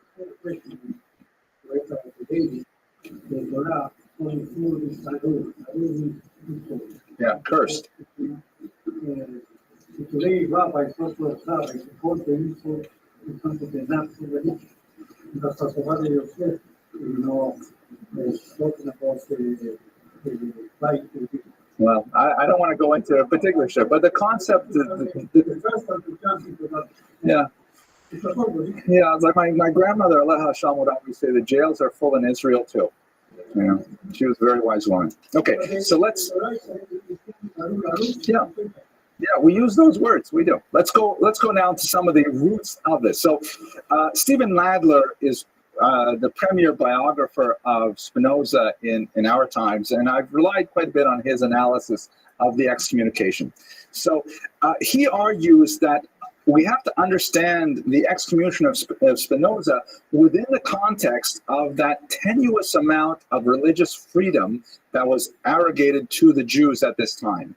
That the Jews, remember Heinz Dietrich Löwe's theory that it's when the Jews start sort of like pushing against their barriers, that's when there's anti-Semitism in place. Now, what Nadler argues is that the Amsterdam Jewish community, being so nervous about, what will the non-Jews think, that they put a tremendous amount of energy into trying to keep everyone on the straight and narrow, more so than in other communities in Europe. That because they were kind of like a liminal community in the interstices, I'll have to edit that part out. But the boundaries, the seams of culture, they really wanted to make sure that all the Jews were behaving. And in fact, he goes and he looks at the use of the cherem, the excommunication ban in Amsterdam at this time, and he says it was used 36 times between 1622 and 1683. Almost once a year, they're banning somebody. Somebody's getting in this amount of trouble, and once a year. And there were threats an additional 50 times during that period. So they're really using this strong tool very liberally because they're trying to make sure that the outside community does not think that the Jews are changing at all. They want the status quo, and they want to be perceived as protecting the status quo. So what kind of crimes were people accused of that got them into this trouble? So Nadler chronicles things like religious observance is one of them. For example, regular attendance at synagogue. Can you imagine, Aaron, the president of our shul, if we were like to take attendance at shul on Shabbos, and if someone missed like 3 Shabboses, then, we'd bring out the Sifrei Torah and ban them, But they're keeping track. Everyone has to show their bona fides. Everyone has to show their nominal observance of the dictates of their religion and show up in shul. And that means before Kiddush, they have to be here, gambling, marriage without parental consent. Interesting kind of expression of, hope you're paying attention, Lisa, right? Kids getting married without their parental approval, put them into cherem. Yes, I know. You want to object to that? If a girl wants to marry a boy, or a man wants to marry a girl, and they don't have their marriage, but they have to marry. So that's actually, I have to say, every time you open your mouth, at least in public, it's very good. It's true. Jewish law. My daughter points out the Kitzur Shulchan Aruch, and you can go back even before that. You can look at the Talmud. That one of the things that a person has complete freedom over is choice of marriage partner. There's no such thing as an arranged marriage in Judaism. There are arranged introductions. There's lots of parental coercion, but sof kol sof, at the very end of the day,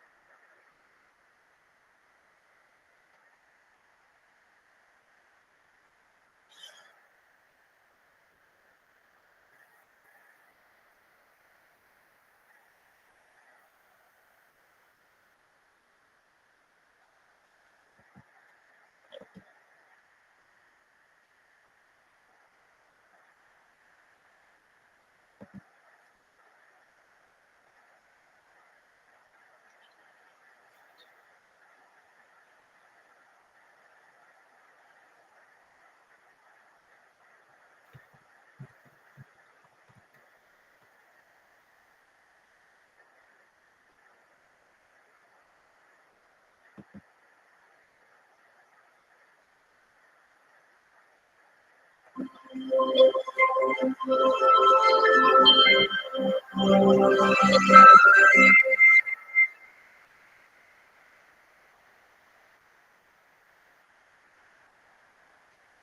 evening. This lecture בעזרת השם, בזכות שלום, נחת, health, and פרנסה טובה for the families Bobby Love, Pucci, Sobol, and Dorfman. Also להצלחת שמיה פיאמפו בן שרה ומשפחתו. פרנסה, בריאות, שלום, מוצלחת.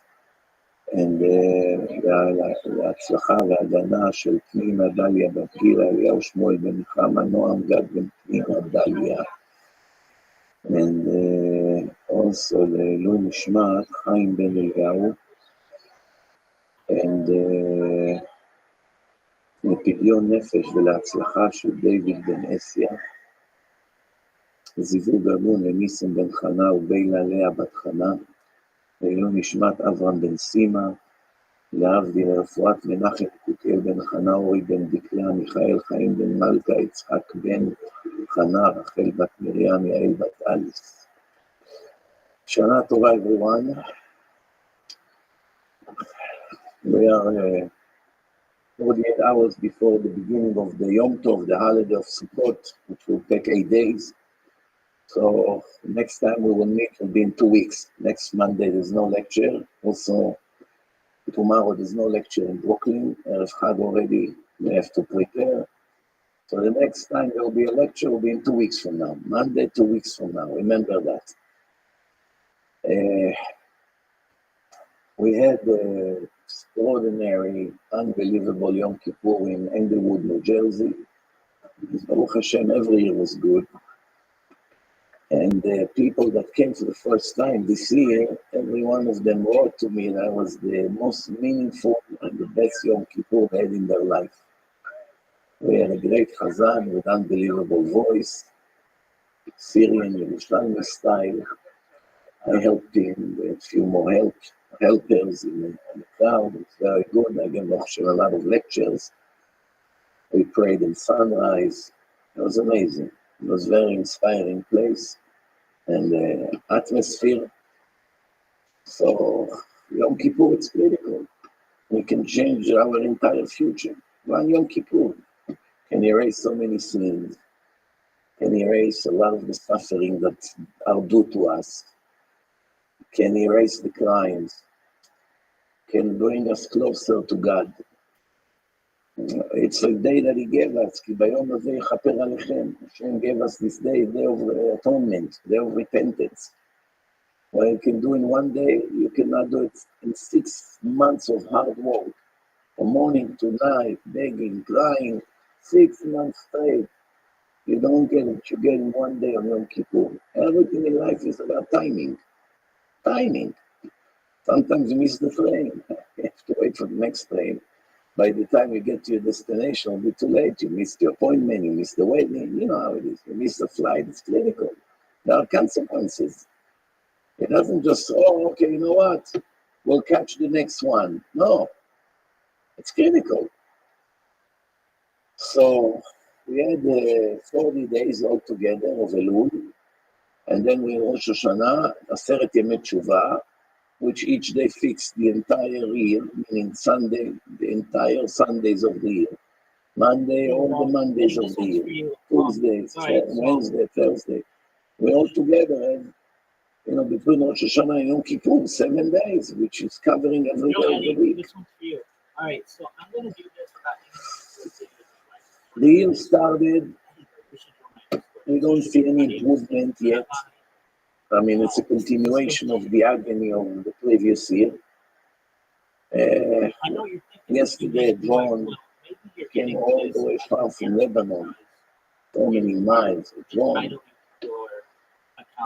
and it fell on the dining room that was packed with, I think, 200-300 soldiers there, eating their meal, and killed 4 soldiers and injured 60. Some of them in hard condition. Some of them, not so bad. Probably they'll get out of it in a few days, but 4 people died, 19 years old. You eat, I think it was dinner. sit and eat, boom, explosion on your head, and your life is over. 19 years old. In every tragedy, there's always also a miracle. Remember what I've told you that many times over the years. What was the miracle of the year? I did these bad toys at my The miracle of the year is that all the religious soldiers that were sitting there when the explosion took place, they got up a few seconds before the explosion to do mayim achronim. You know, it's mitzvah when you want to do birkat hamazon, you go, you put some water on your fingers, and that's when you come back and you sit to do birkat hamazon. So all the religious soldiers, they announced mayim achronim chova. Everybody got up. They went to the faucet, which was all the way to the side. If not, all of them would die as well. This is what I've been saying for decades. Not me, I mean, just quoting the words of Chazal and the words of the Torah. That every word, unfortunately, as bad as it is, as painful as it is, as sad as it is, every word has an address. Nobody dies randomly. There's no such thing random in the word of God. Random is only by ignorant atheists, by ignorant fools, that they think that things can happen in the world without God's consent. You don't know Torah, you never learn. So by you, everything is random. That's why your life is all random. No plan, no goals, no achievements, no nothing. An average secular person, by the time he will die, can conclude his entire life in 2 or 3 pages. Ask him, write down the achievement of your life. What can you tell us about your life? No, before you die, the doctors give you 1 hour. You're about to die. Jew, non-Jew, doesn't matter. Secular, it's secular. Please write to us a report from the day you remember yourself as a child. Now you're 70, 80, 90, whatever you are. Conclude your life. Right. About his childhood, few words. Then how he went to high school, then university, and how he met his first girlfriend, and the second one, and how he got married, and how he got divorced, and how he got married again, and how he got divorced, and how he got married again. 7 times married and divorced. And how many kids he had from this girl, from that girl, one out of the marriage, one in the marriage, you know, his entire confused, mixed up life. How much money he made, what was the key moment of his life that he finally got the job that he desired, and he made so much money, and he bought his first Mercedes. And, you know, it's a little bit about his sport, about his hobbies. And that's the end of it. You know what? I take it back, not 3 pages, 1 page. The life of a secular person wrote 1 page of events. That's it. You come to a life of a Talmid Chacham, a Jew, he can write you 1,000,000 pages. 1,000,000 pages. Because his life is not eating and drinking and walking around like 2 dogs or 2 bears, just to enjoy the moment. There are much more significant things in life. He can write to you all the Gemarot you learn, all the Halachot, all the Torah, all the Musar, how many mitzvot he did in his life, how many millions of times Hashem saved him from death, from injuries, from tragedies, from terror attacks. Believe me, he's going to have a whole book. I mean, I know if I had to write now the story of my life, it would be thousands of pages, just from what I have in my head, from memory, without going into things to remind me. Just from what I have in my head, it would be thousands of pages. When I be 80, if I be 80, there will be probably a few thousand of pages. So, you know, every bullet has an address. The few religious soldiers, it wasn't written for them to die. Why is it? Maybe Hashem wants them to grow up in Torah, in Yirat Shamayim, give them a chance to survive. The other 4 miserable soldiers, my heart goes out for them. Person didn't even start his life, 19 years old and already died. That's the bad news. The good news, as I explained to you once, the Gemara in Masechet Sanhedrin, page 47, the Gemara said that every person that died in a strange way, meaning unexpected, by a surprise, not in a normal way of death, meaning if you're 80 and you go to sleep and you don't wake up, that's normal. If a person gets cancer and he dies, that's normal. Almost every other person gets it. The world is a pandemic. You know, in a place where we live, I don't know, Syria, Iraq, Libya, Tunisia, Gaza, places like these, people die on a daily basis. Either they start with the Jews, they bomb them, and the Jews retaliate, and then they die, or they kill each other. When they leave the Jews alone for a day or two, they begin to kill each other. Shiites, Sunnis, and the rest of the confused people. So, what's the good news with these 4 soldiers? That they're going to have a huge discount from all the sins they committed from age 13 until age 19. 6 years of sins. Remember, secular people, almost every minute of their life is a sin. What they speak, what they look at, what they eat, what they admire. They don't pray, they don't learn Torah, they eat not kosher, they commit sins with the girls. They have a lot of problems. Most of the sins they commit, unfortunately, they're not even aware that it's a sin. They don't even know. So, you know, Hashem has a lot of mercy on these people. They grew up like that. Their parents fed them with atheism. And they are anti-God, anti-religion. And even if they are not, they're traditional, or they admire the religion, or they had a religious grandfather, either way, they are purely ignorant. They go to yeshiva, in a public school in Israel, they teach zero religion. Zero. It's very much allergic to religion. I think here in America, by the Christians, you would learn more Judaism than in the Israeli public school. At least they talk about some things from the Torah, maybe. I'm not so sure, but there is a chance that that's the case. That's how sad it is, that that states that the Jews build themselves after 2,000 years of exile. First thing they wanted to do, these communist liberals, these lefty enemies of God, is to create a state that has everything but Judaism. That's how sad it is. First thing you would think, wow, we're the glory of the world, we're the light of the world, we are the chosen people. We should teach the world what does it mean, a kosher holy state. We should be a light to the nations, like Hashem expects us to be. And what do? A state that is more goyim than the goyim. Among the Arab countries, in Iran and in any Arab country, they keep more laws of the Torah than the Jewish state. Of course, that's not included the ultra-Orthodox religious Jews. It's a different nation.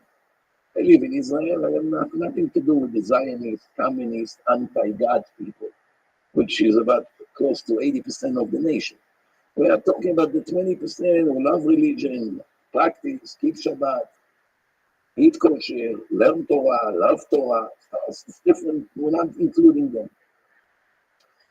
So the Gemara in Masechet Sanhedrin, page 47, the bottom of the page, the Gemara says, Met mita meshuna havele chapara. The person died in an unexpected way, plane crash, a bomb falls on his head, a missile, a drone, car hit him, gas was released in the area and it choked, tree fell on his head, horse was running and ran him over. You know, so many ways. Sitting in a balcony and the terrace collapsed. All kinds of things. All of that considered unexpected form of death, because it wasn't a natural way, it wasn't a routine way that people die in such a way. But any other death, meaning that it's already a natural way of death. People, like for instance, in the time of COVID, millions are dying. That's a natural way of dying. In a world that has so much cancer, that's a natural way of dying. In a world that people get old and they go to sleep and they don't wake up in the morning, that's a natural way of dying. This kind of death doesn't give you any discount. But unexpected death gives you a discount on all the sins. meaning avoiding a lot of the punishment that are due to the person at the time of his death. Everyone stands in front of Hashem for a whole trial. Jews, non-Jews, everybody is being judged for what they've done right or wrong. So when a person died with Kamishuna, I don't know, lightning, fell from the building, all kinds of things like this.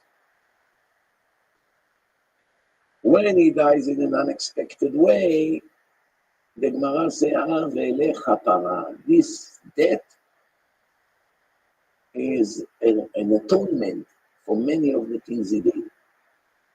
I want to hope, not only Hashem knows the answer to this question, I want to hope, based on the words of this holy Gemara, that all these soldiers that are dying now, 18, 19, 20, they didn't start their life, they have only 6, 7 years of secular lifestyle, maybe that this death will be enough to erase all their sins and get them directly to heaven. I really hope for them. I really hope.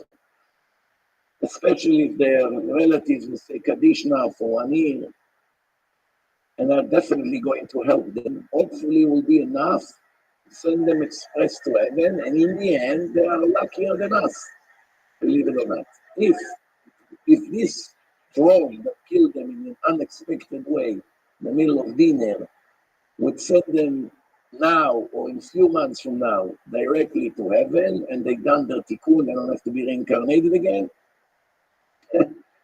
all I can do is to be happy for them. The only problem is there's no guarantee, because I don't know who they are, I don't know what kind of sins they committed. Maybe they were even religious. Based on the pictures, none of them were religious. One of them was an Arab.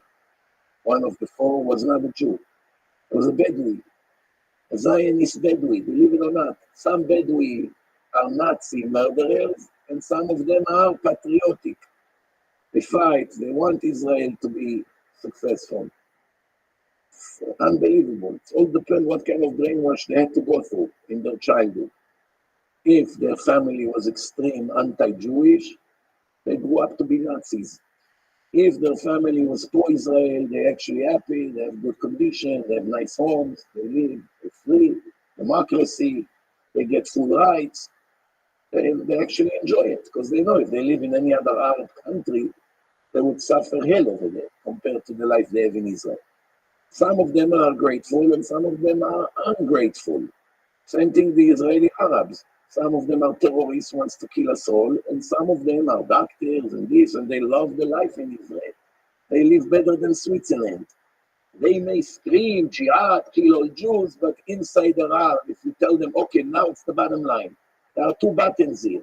You press one button, Israel is no longer a state of Jews. They're all either going to be killed or get out of the country. Who takes over? Hamas. You agree? 99% of them will not agree, unless they're really stupid, because Hamas would slaughter them, will butcher them. All these idiots, the gays for Palestine, gays for this, if they only knew what expected for them, if they will fall for 1 hour in the hand of Hamas, do you know what they will do to them? They will kill them in the cruelest torture you can imagine. Nobody hates the gays more than this Hamas, than these Palestinians in general. Kippur, it's critical. We can change our entire future. One Yom Kippur can erase so many sins, can erase a lot of the suffering that are due to us, can erase the crimes, can bring us closer to God.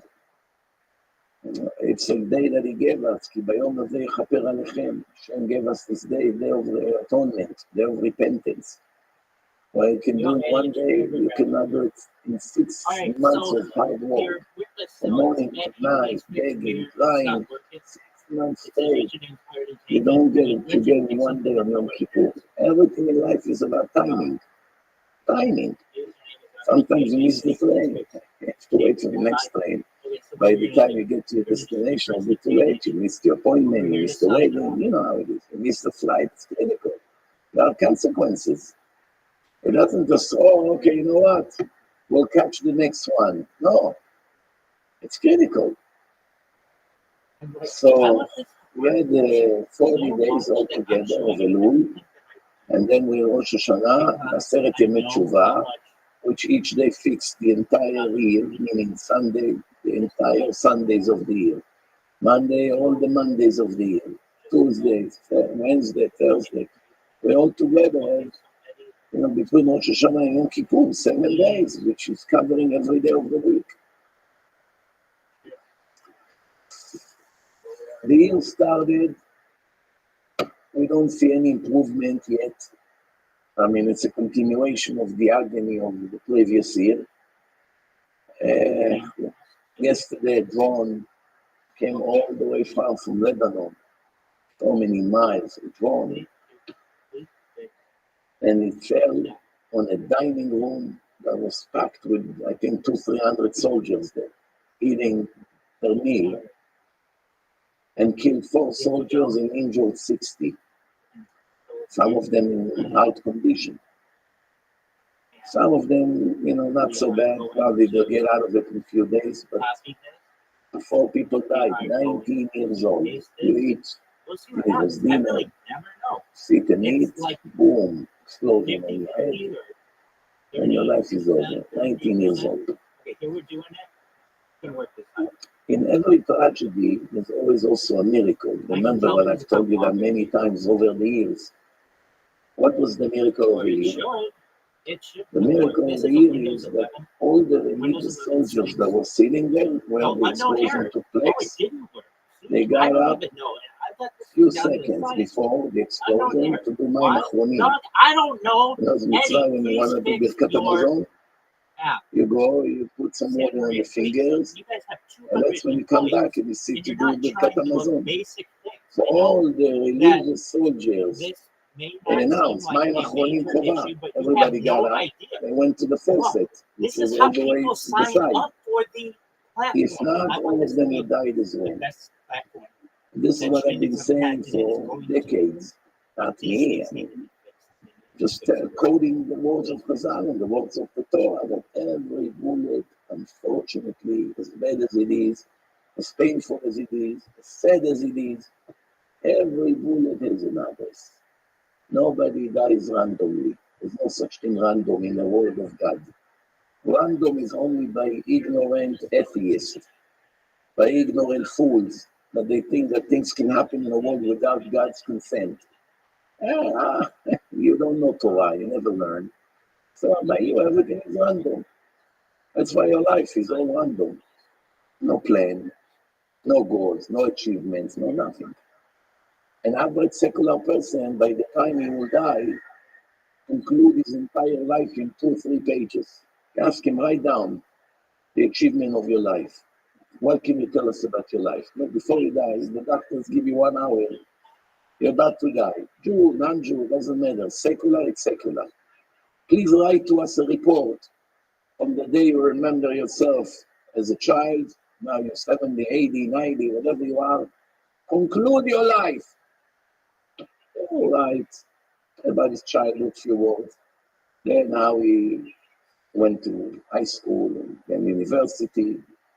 And how he met his first girlfriend and the second one, and how he got married, and how he got divorced, and how he got married again, and how he got divorced, and how he got married again. 7 times married and divorced. And how many kids he had from this girl, from that girl, one out of the marriage, one in the marriage, his entire confused, mixed up life. How much money he made, what was the key moment of his life that he finally got the job that he desired, he made so much money, and he bought his first Mercedes. And, it's a little bit about his sport, about his hobbies. And that's the end of it. You know what? I take it back, not 3 pages, 1 page. The life of a secular person wrote 1 page of events. That's it. You come to a life of a Talmid Chacham, a Jew, he can write to you 1,000,000 pages. 1,000,000 pages. Because his life is not eating and drinking and walking around like 2 dogs or 2 bears just to enjoy the moment. There are much more significant things in life. He can write to you all the Gemarot he learned, all the Halachot, all the Torah, all the Musar, how many mitzvot he did in his life, how many millions of times Hashem saved him from death, from injuries, from tragedies, from terror attacks. Believe me, he's going to have a whole book. I mean, I know if I had to write now the story of my life, there would be thousands of pages, just from what I have in my head, from memory, without going into things to remind me. Just from what I have in my head, there will be thousands of pages. When I be 80, if I be 80, there will be probably a few thousand of pages. So, every bullet has an address. The few religious soldiers, it wasn't written for them to die. Why is it? Maybe Hashem wants them to grow up in Torah, in Yirat Shamayim, gave them the chance to survive. The other 4 miserable soldiers, my heart goes out for them. Person didn't even start his life, 19 years old, and already died. That's the bad news. The good news, as I explained to you once, the Gemara in Masechet Sanhedrin, page 47, the Gemara said that every person that died in a strange way, meaning unexpected, by a surprise, not in a normal way of death, meaning if you're 80 and you go to sleep and you don't wake up, that's normal. If a person gets cancer and he died, that's normal. Almost every other person get it. The world is a pandemic. In a place where you live, I don't know, Syria, Iraq, Libya, Tunisia, Gaza, places like these, people die on a daily basis. Either they start with the Jews, they bomb them, and the Jews retaliate, and then they die, or they kill each other. When they leave the Jews alone for a day or two, they begin to kill each other. Shiite, Sunnis, and the rest of the confused people. So,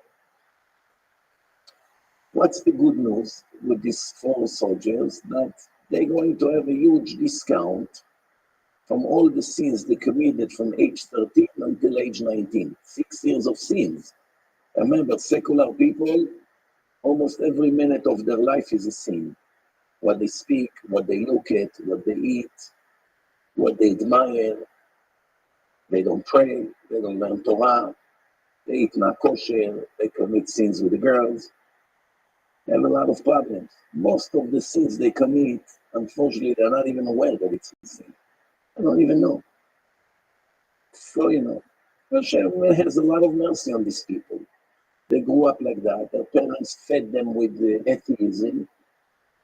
And they are anti-God, anti-religion. And even if they are not, the traditional or they admire the religion or they had a religious grandfather, either way, they are totally ignorant. They don't go to yeshiva. In a public school in Israel, they teach 0 religion. 0. They're very much allergic to religion. I think here in America, by the Christians, you would learn more Judaism than in the Israeli public school. At least they talk about some things from the Torah, maybe. I'm not so sure, but there is a chance that that's the case. That's how sad it is. That that states that the Jews build themselves after 2,000 years of exile. First thing they wanted to do, these communist liberals, these lefty enemies of God, is to create a state that has everything but Judaism. That's how sad it is. First thing you would think, wow, we the glory of the world, we the light of the world, we are the chosen people. We should teach the world what does it mean, a kosher holy state. We should be a light to the nations like Hashem expects us to be. And what do? A state that is more goyim than the goyim. Among the Arab countries, in Iran, and in any Arab country, they keep more laws of the Torah than the Jewish state. Of course, that's not included the ultra-Orthodox religious Jews. It's a different nation. They live in Israel and have nothing to do with the Zionist, communist, anti-God people, which is about close to 80% of the nation. We are talking about the 20% who love religion, practice, keep Shabbat, eat kosher, learn Torah, love Torah. Of course, it's different. We're not including them. So the Gemara in Masechet Sanhedrin, page 47, in the bottom of the page, the Gemara says, Met mita meshuna avele chapara. A person died in an unexpected way, plane crash, a bomb falls on his head, a missile, a drone, car hit him, gas was released in the area and it choked, tree fell on his head, horse was running and ran him over. You know, so many ways. Sitting in a balcony and the terrace, it collapsed, all kinds of things. All of that considered unexpected form of death, because it wasn't a natural way, it wasn't a routine way that people die in such a way. But any other death, meaning that it's already a natural way of death, people like, for instance, in the time of COVID, millions are dying. That's a natural way of dying. In a world that has so much cancer, that's a natural way of dying. In a world that people get old and they go to sleep and they don't wake up in the morning, that's a natural way of dying. This kind of death doesn't give you any discount. But unexpected death gives you a discount on all the sins, meaning avoiding a lot of the punishments that are due to the person at the time of his death. Everyone stands in front of Hashem for a whole trial, Jews, non-Jews. Everybody is being judged for what they've done, right or wrong. So when a person died, I don't know, lightning fell from the building, all kinds of things like this. When he dies in an unexpected way, the Gemara says, this death is an atonement for many of the things he did. I want to hope, only Hashem knows the answer to this question. I want to hope, based on the words of this holy Gemara, that all these soldiers that are dying now, 18, 19, 20, they didn't start their life, they have only 6, 7 years of secular lifestyle. Maybe that this death will be enough to erase all their sins and get them directly to heaven. I really hope for them. I really hope. Especially if their relatives will say Kaddish now for 1 year, and are definitely going to help them. Hopefully it will be enough to send them express to heaven, and in the end, they are luckier than us, believe it or not. If this drone that killed them in an unexpected way, in the middle of dinner, would send them now or in a few months from now directly to heaven, and they done their tikkun, they don't have to be reincarnated again, all I can do is to be happy for them. The only problem is there's no guarantee, because I don't know who they are. I don't know what kind of sins they committed. Maybe they were even religious. Based on the pictures, none of them were religious. One of them was an Arab. One of the 4 was not a Jew. It was a Bedouin, a Zionist Bedouin, believe it or not. Some Bedouin are Nazi murderers, and some of them are patriotic. They fight, they want Israel to be successful. It's unbelievable. It all depends what kind of brainwash they had to go through in their childhood. If their family was extreme anti-Jewish, they grew up to be Nazis. If their family was pro-Israel, they're actually happy, they have good condition, they have nice homes, they live free, democracy, they get full rights. They actually enjoy it, because they know if they live in any other Arab country, they would suffer hell over here compared to the life they have in Israel. Some of them are grateful and some of them are ungrateful. Same thing the Israeli Arabs. Some of them are terrorists who wants to kill us all, and some of them are doctors and this, and they love their life in Israel. They live better than Switzerland. They may scream, jihad, kill all Jews, but inside their heart, if you tell them, okay, now it's the bottom line. There are 2 buttons here. You press one button, Israel is no longer a state of Jews. They're all either going to be killed or get out of the country. Who takes over? Hamas. You agree? 99% of them will not agree, unless they're really stupid, because Hamas will slaughter them, will butcher them. All these idiots, the gays for Palestine, gays for this, if they only knew what expected for them, if they will fall for 1 hour in the hand of Hamas, do you know what they will do to them? They will kill them in the cruelest torture you can imagine. Nobody hates the gays more than this Hamas, than these Palestinians in general. Every religious Palestinian, the first thing he would want is to chop the head of every gay in the world, whether it's Jewish or Christian or an Arab. So it looks to me idiotic, completely stupid, that they are lefty liberals in the universities right here in the United States who demonstrate together with the Arabs with the Palestinian made-up flag from the river to the sea, when if they only know what the Arabs will do to them if they will be in their hands, in any country, not only Hamas. Same thing in Saudi Arabia, same thing in Iran. If they'll make a gay party in Iran, they'll execute them, all of them. They will hang them in the middle of Tehran, on the streets of Tehran. You have those lifts, in the construction lift, the huge one. Every day you walk on the street and you see gays are hanged over there. This is Iran. Iran is the sponsor of the Palestinian murderers. And they are cheering for them. When in Israel, the wicked government and the wicked court and the wicked democracy system is actually pro-gay and gives them gifts and rights and the right to get married and to get pensions and everything you can imagine. They treat it, men and men, they treat it like a man and woman, no difference. They get the pension. They get married, one of them died, the other one gets pension from work. There's no actions against them. There's no laws against them. Nothing in Israel is against them. There's not one law against them. They are totally free. So they adopt kids, they import kids, they do whatever they want. So they want Israel dead, these gays. They want Hamas to take over, that the Hamas will burn them alive. This is the stupidity of all these liberal idiots. They asked Donald Trump today, we are 2 weeks before the election, critical election. The future of this country is on the line right now. Also, it's going to affect the future of Israel. But in Israel, I'm not so worried because Israel is run by Hashem. ארץ אשר עיני השם אלוקיך בה מראשית השנה ועד אחרית השנה. The land that your God is staring at from the beginning of the year to the end of the year, meaning I love this land the most, meaning I run the show with Chameleon, with Donald Duck, doesn't really matter, they're not gonna run the show. But in the end, here, this country, what the people will bring on themselves, that's what they're going to eat. You cook something with poison, you'll be poisoned. You cook something healthy and delicious and fresh, you'll enjoy, you'll be healthy.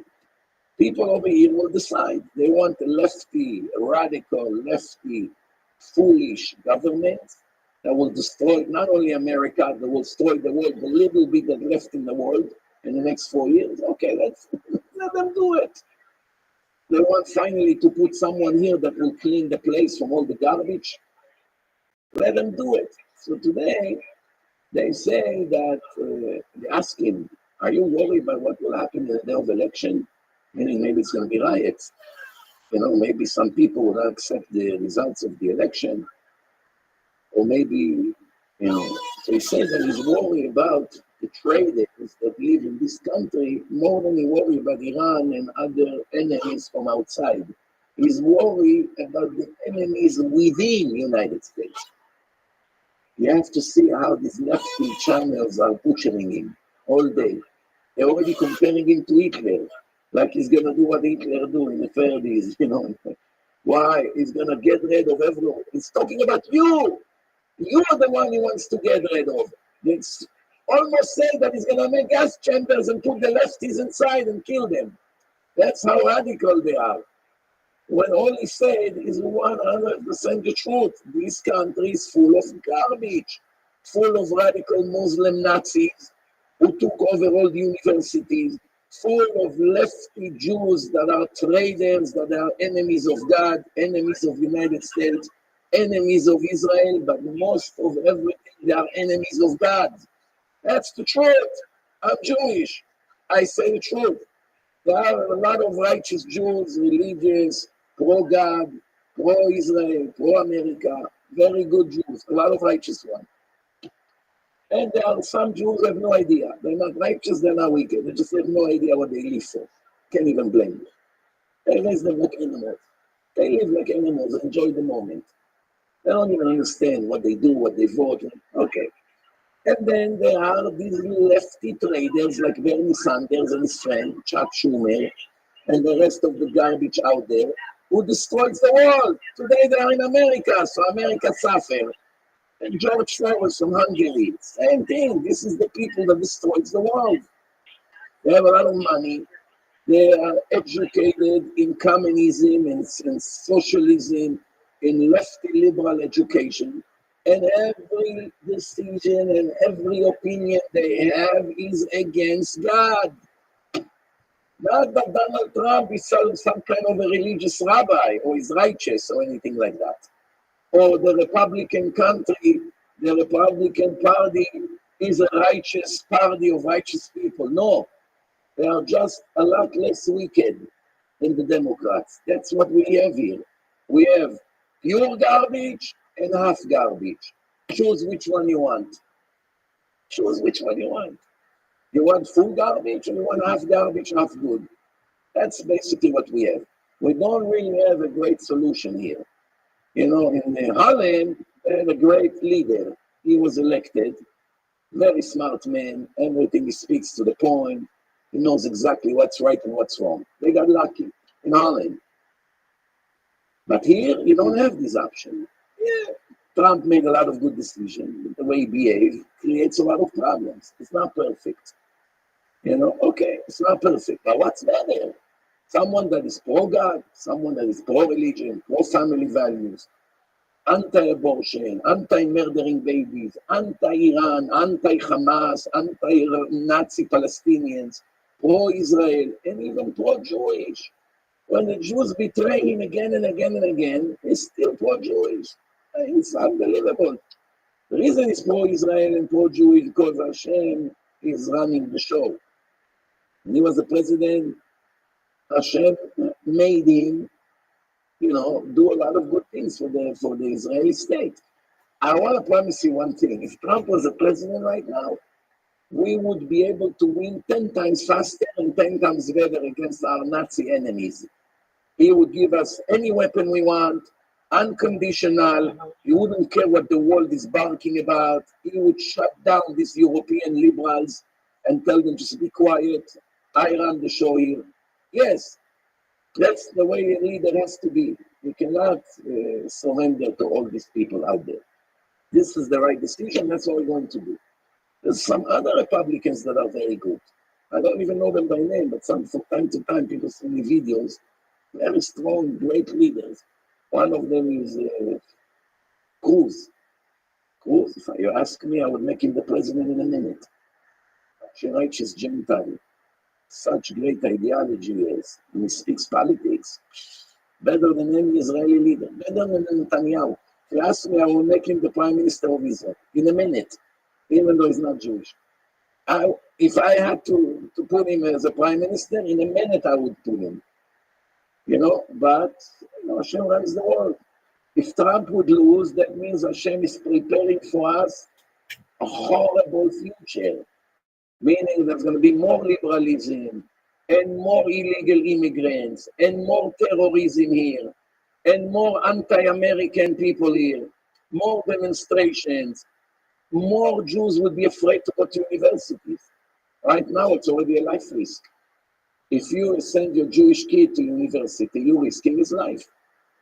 Literally, it's a life risk. You can get stabbed, you can get bombed. I say that one of the reasons that Hashem is doing it, that now all these universities, all these lefty universities that the Jews donated billions of dollars to them over the years, decades of donations. Jews are the number one in the list of donations. They gave these universities so many billions of dollars over the years, Harvard, Yale, Columbia, all these universities. And now the universities stepped them in the back and made them unwanted and let the Arabs take over and all the other anti-Semite people. It's the way of Hashem of throwing Jews out of these horrible universities. Because every person who goes to those universities, if he comes inside a righteous person, by the time he leaves the university, he will be an evil, wicked human being with horrible, radical, lefty, extreme ideology. The university destroyed Jews and destroyed Gentiles.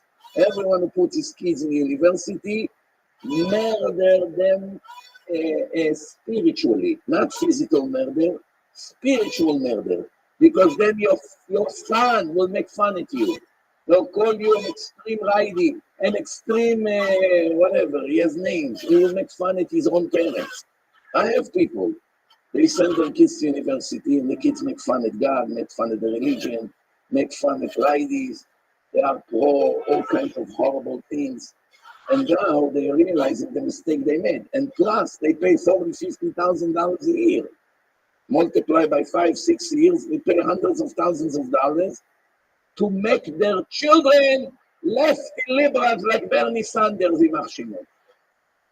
This is what's going on. You pay hundreds of thousands of dollars to turn your son to a lefty liberal monster, an enemy of God, an enemy of the Jewish people, an enemy of morality, an enemy of ethics, pro-murdering babies, pro-abortions, pro all kinds of terrorists. Liberation, they call it. And the right to liberate themselves. From what? From the occupation. What occupation, you little fool? Didn't you read the Tanakh? Tanakh is the most accurate historical document in the world. Nobody argue about it. Not Christians and not even Muslims. They accepted the Torah and the Tanakh. In the Tanakh, it's already talking about Jews living in Israel 3,000 years ago, in the time of King David. There was no Palestinian nation until 50 years ago. They never had a history. No flag, no anthem, no army, no representative in the United Nations, no state, no nothing. There was no such thing, Palestinians. The word Palestine was made by the Romans after the Philistines. There's no such thing, Palestinians. It's a made-up nation. And all the anti-Semite words cooperate with this scam. And who is leading the scam? Liberal Jews. They are the ones. They are giving, some of them donate so much money to this scam. Look at Bernie Sanders, how he screamed to help the Hamas, to help Gaza, when his own brothers and sisters are being attacked by drones and missiles for years, day after day, night after night, trying to live a life. You walk with your kids and bombs falling on your head every hour. Missiles, sirens, every day, sirens, non-stop. That's what they do, shoot at civilians. That's the reality of the time. So that Trump say I'm worried more about the enemies within. Wow, is dangerous. So comparing him to Hitler. That's what Hitler said in the 30s. Crazy.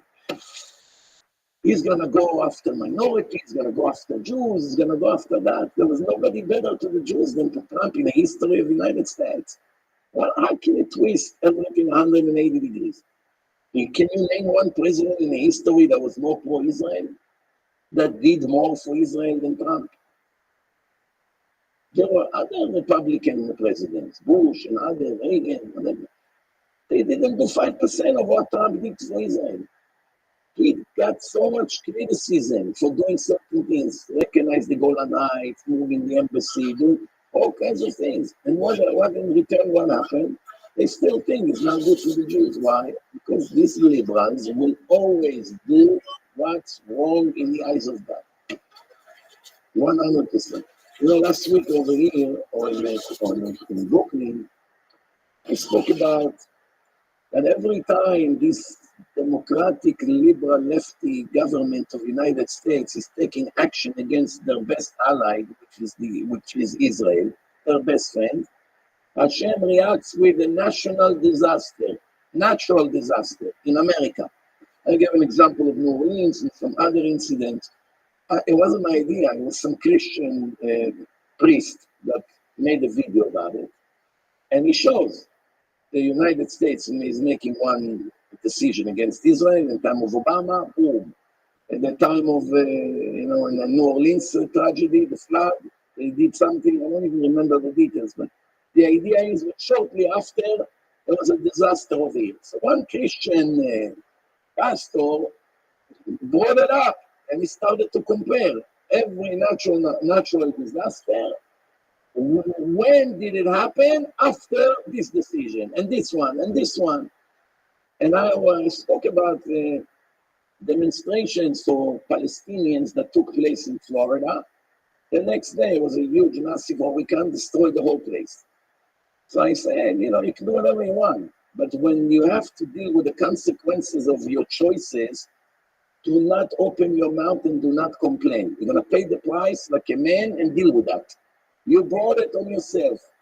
So the Muslim, they're listening to us now. Everything I say now, expect tomorrow. They'll cut it. They put it all over TikTok. They pay a lot of money to promote it. It goes to millions. They think that by cutting pieces from my lectures and manipulate, that they're threatening us. We're not afraid of them. Hashem runs the world, not them and not their propaganda.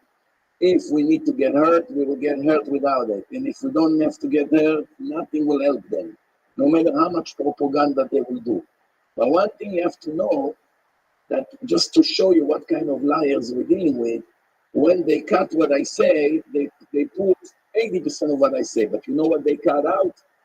They cut out the part that I said that a Christian leader is the one who made the video. They don't want United States to see that it's coming from Christians. They wanted to think that it comes from the Jews. That the Jews are saying that because you are not helping Israel, you are being punished. It's written in the Torah. It's nothing to do with Jews, Christians, or anybody else. This is what God said. Those who bless Israel, Abraham will be blessed. And those who curse Abraham will be cursed. It's a rule in the creation. You help my children, you support them, you defend them, you help them, I'm with you. You go against them, I will wipe you out. It's a verse in the Torah. Christians believe in the Torah, Muslims believe in the Torah, so the argument is over. From now on, it's not manipulation. Why did he cut the part that I said that a Christian person made a movie? Because it won't be effective. How are you going to create anti-Semitism? If the rabbi quote something from a Christian leader, it's not the rabbi's fault. It's not the Jews. Christians themselves admit they are Americans. But let's leave that part out, and we will make it look like the rabbi is the one who said it, not the Christian that made the movie. Understand how it goes? By the way, they are not the first one who does all these manipulations. All the lefties are very good with manipulations. Very good. They always cut different parts. They make it the way they want, and they're very good with putting a headline, and usually it's the exact opposite of what the speaker actually spoke about. Like I give you an example. In Israel, the lefties, there's nobody that hates more than me. Also, the lefty Jews here, there's nobody that hates more than me. I'm the number one enemy. Why? Because I'm the only one who constantly tell them every day in their face what kind of lowlifes they are, and how wicked they are, and what's going to be their end when they leave the world. And they don't like to hear it. Finally, someone tells them the truth in their face. So they're always looking for me, how they can bash me and all these things. So a few years ago, I spoke about the Jews, before the Nazis burned them in the Holocaust, they separated the men separately and women separately. And then they told them to take okay, so why? Well, firstly, what's good in your life? Tell me all about it. I'm listening. I'm just changing something. But that's okay. Okay, I've got some stuff going on. I've always got fucking shit in the hopper. All right, stokes in the fire. However you want to describe it. All right, so what am I doing? Dude, you may know this streamer, you may not. His name is Ori, Ouri. I talk about him a lot. He's Kick Ori. He's a medium-sized streamer. And that's okay. Look at him. Kick Ori. I'm doing an interview with him.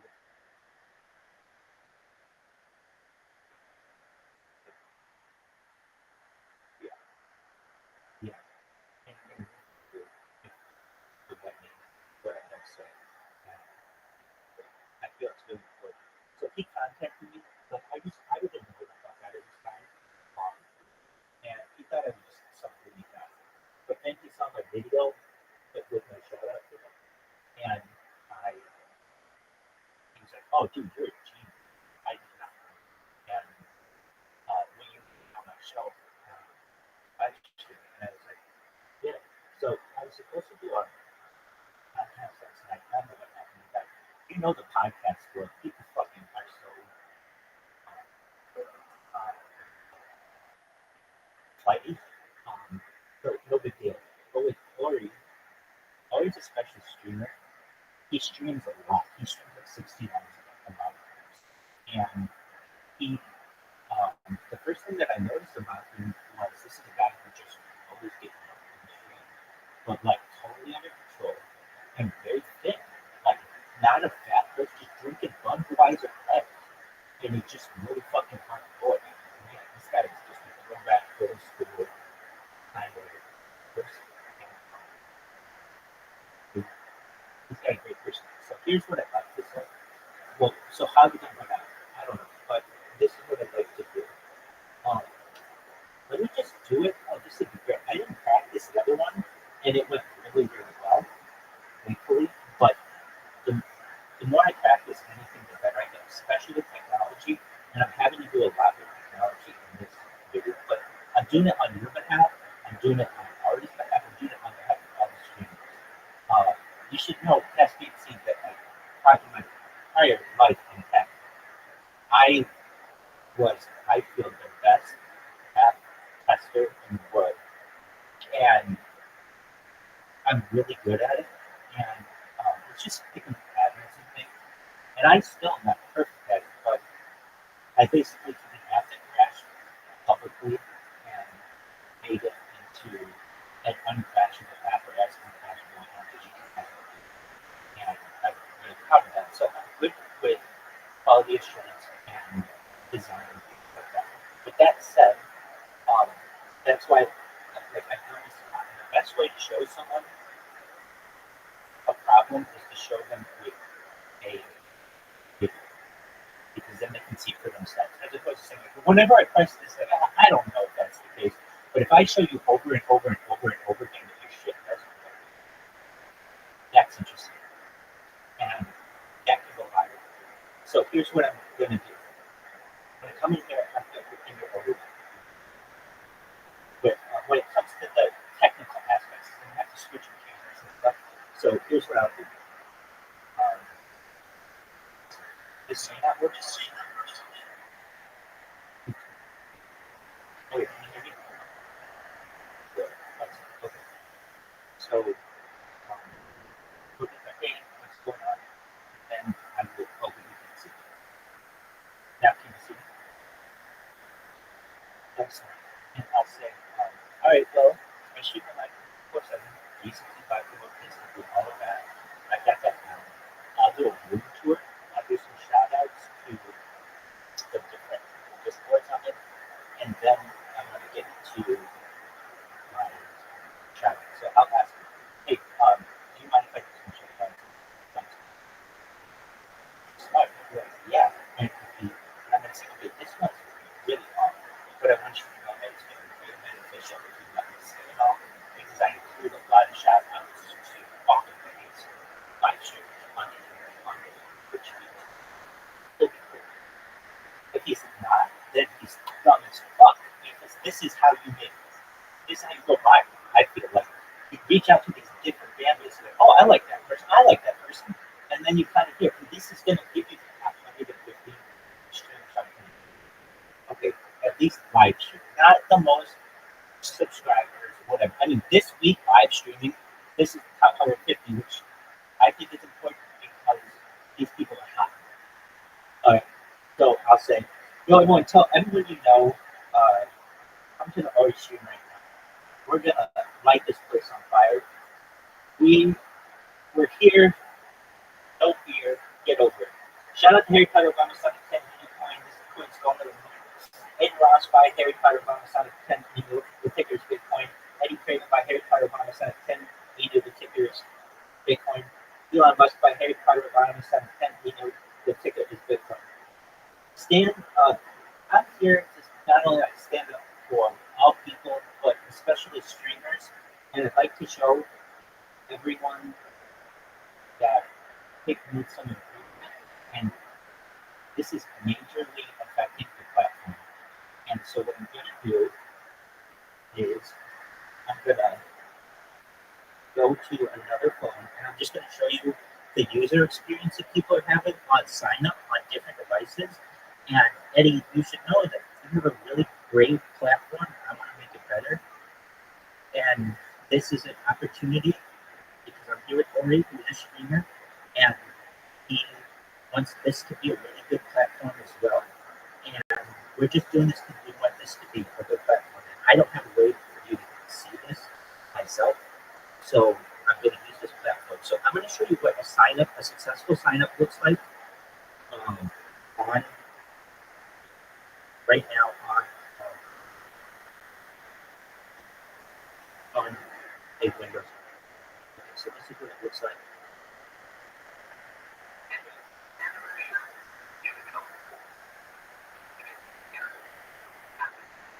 So let me explain. There's an error on the site.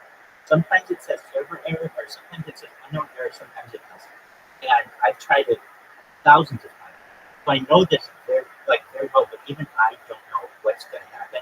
And I've tried it on over a dozen different devices, on VPNs, on iOS and Android. There's a major issue here. And this is money that the platform could be using. And it happens about 50% of the time. It works successfully like this, you'll see.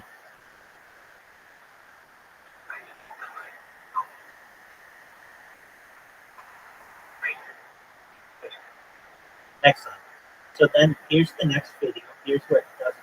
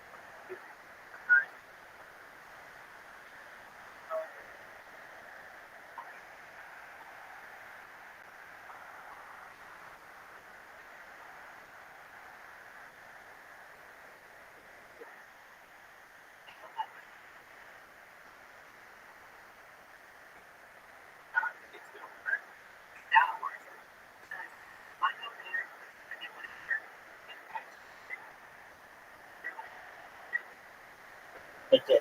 So that time it's a weird user experience where it said unknown error, please try again, but it created the account. There's another one. I'm going to just speed it up a little bit.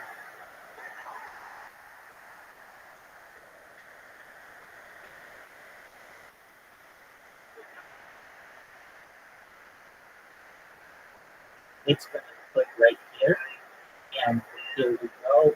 Unknown error, please try again. So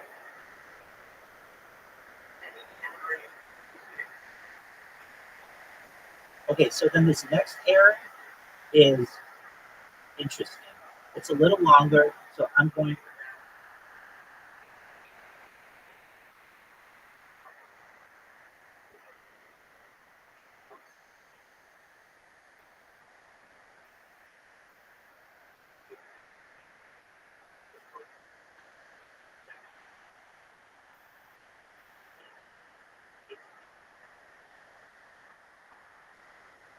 You're going to see this is a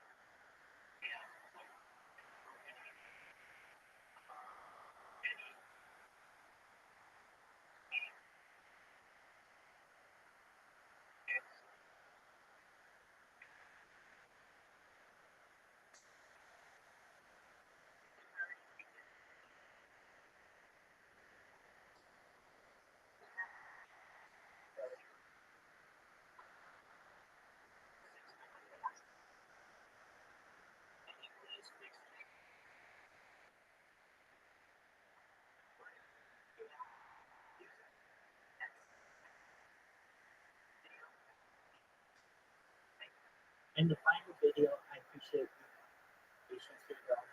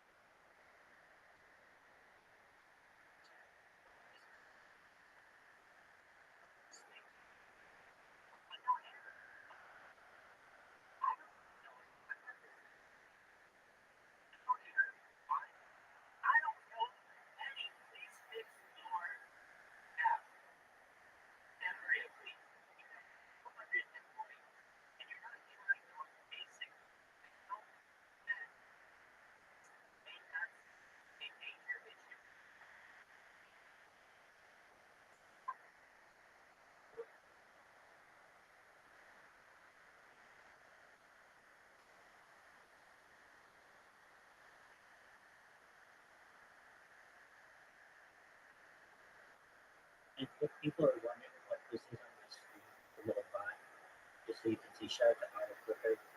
Every 5 seconds, you can just press it and stop. You can program it, but as you can see, it has a all right. So not only do I have bots on computers, but on mobile devices as well.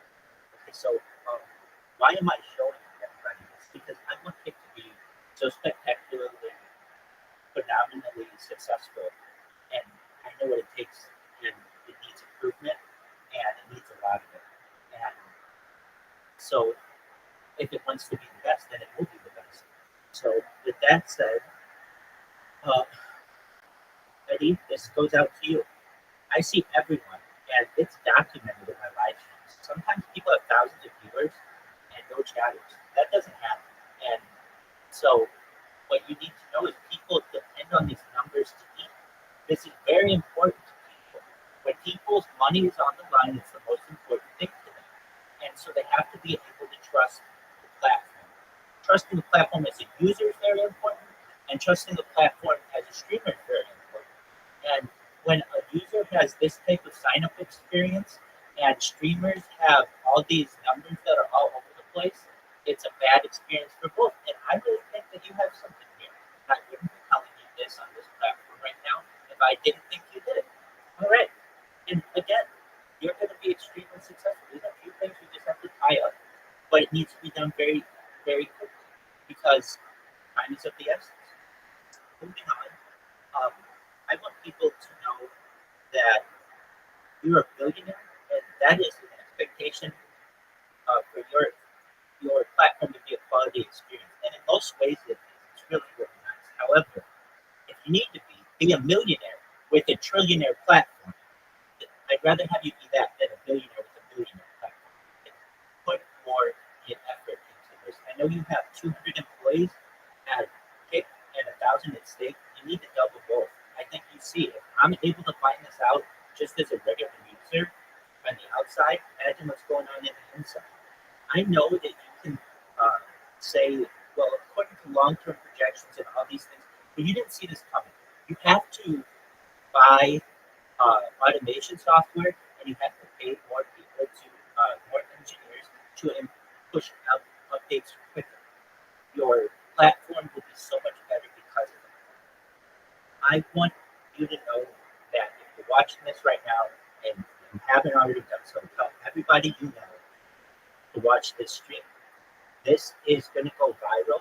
We're going to clip it afterward. All of these different people who I'm going to mention here, I want you to clip, and I want you to tag them on social media. Before though, I want people to know I feel that there are some really important things for which I stand up and I talk a lot about on my platform. In addition to the World Peace and the World Hunger and World Thirst and everything, I'm an advocate for the Equal Rights Amendment. This was something that was pushed in a great way in the 1970s, but never became a part of the Constitution. And I want people to know that I am for equal treatment of people everywhere, no matter who they are.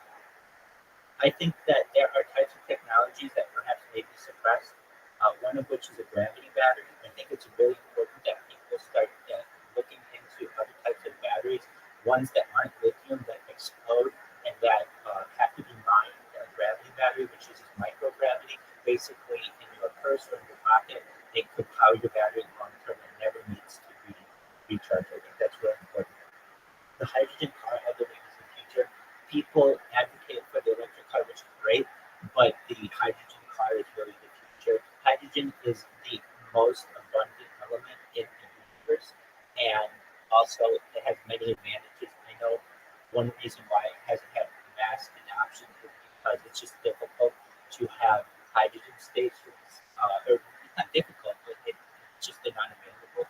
If they were available, you would see long-term adoption of the hydrogen on the vehicle industry, and be very weary of the electric vehicle industry, especially when electricity gets very expensive.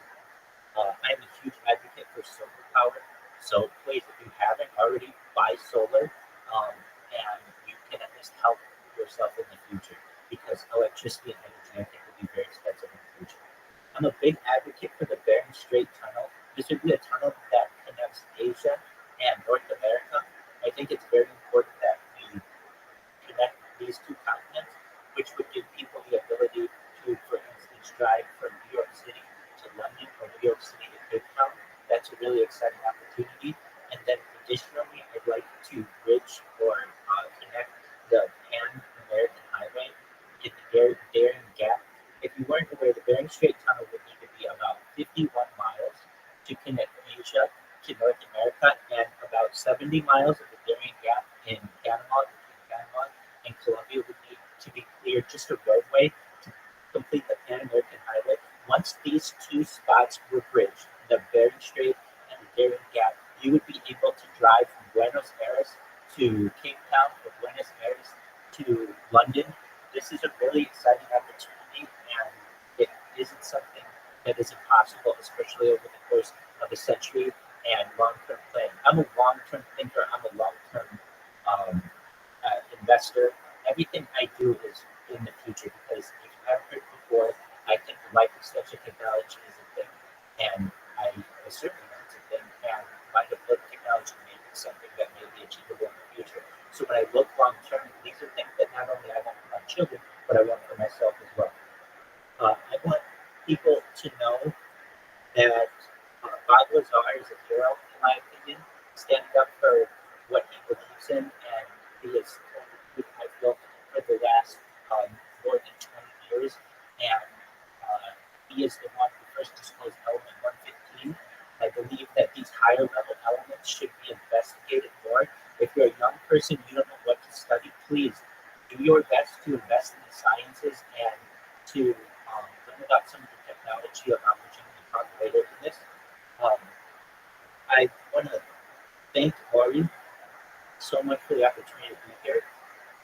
He's one of the most consistent streamers in the history of Kick. Here are some reasons why I think that he's an amazing streamer. He has an engaging personality that draws viewers in. He's just got a wonderfully amazingly memorable face. And I think that within the first time I saw him, I knew that he was going to be a big streamer. His personality shone through the screen. And watching streams, you know exactly what I'm referencing. He has unique content. You never know what he's going to be doing. I mean, everything is an opportunity for something cool with Ari. His community is amazing. And I just want him to know, even when I first started following him, literally on Kick, I noticed how much engagement he had with his community. He's really funny. I mean, just you either got it or you don't. And he was a fun person.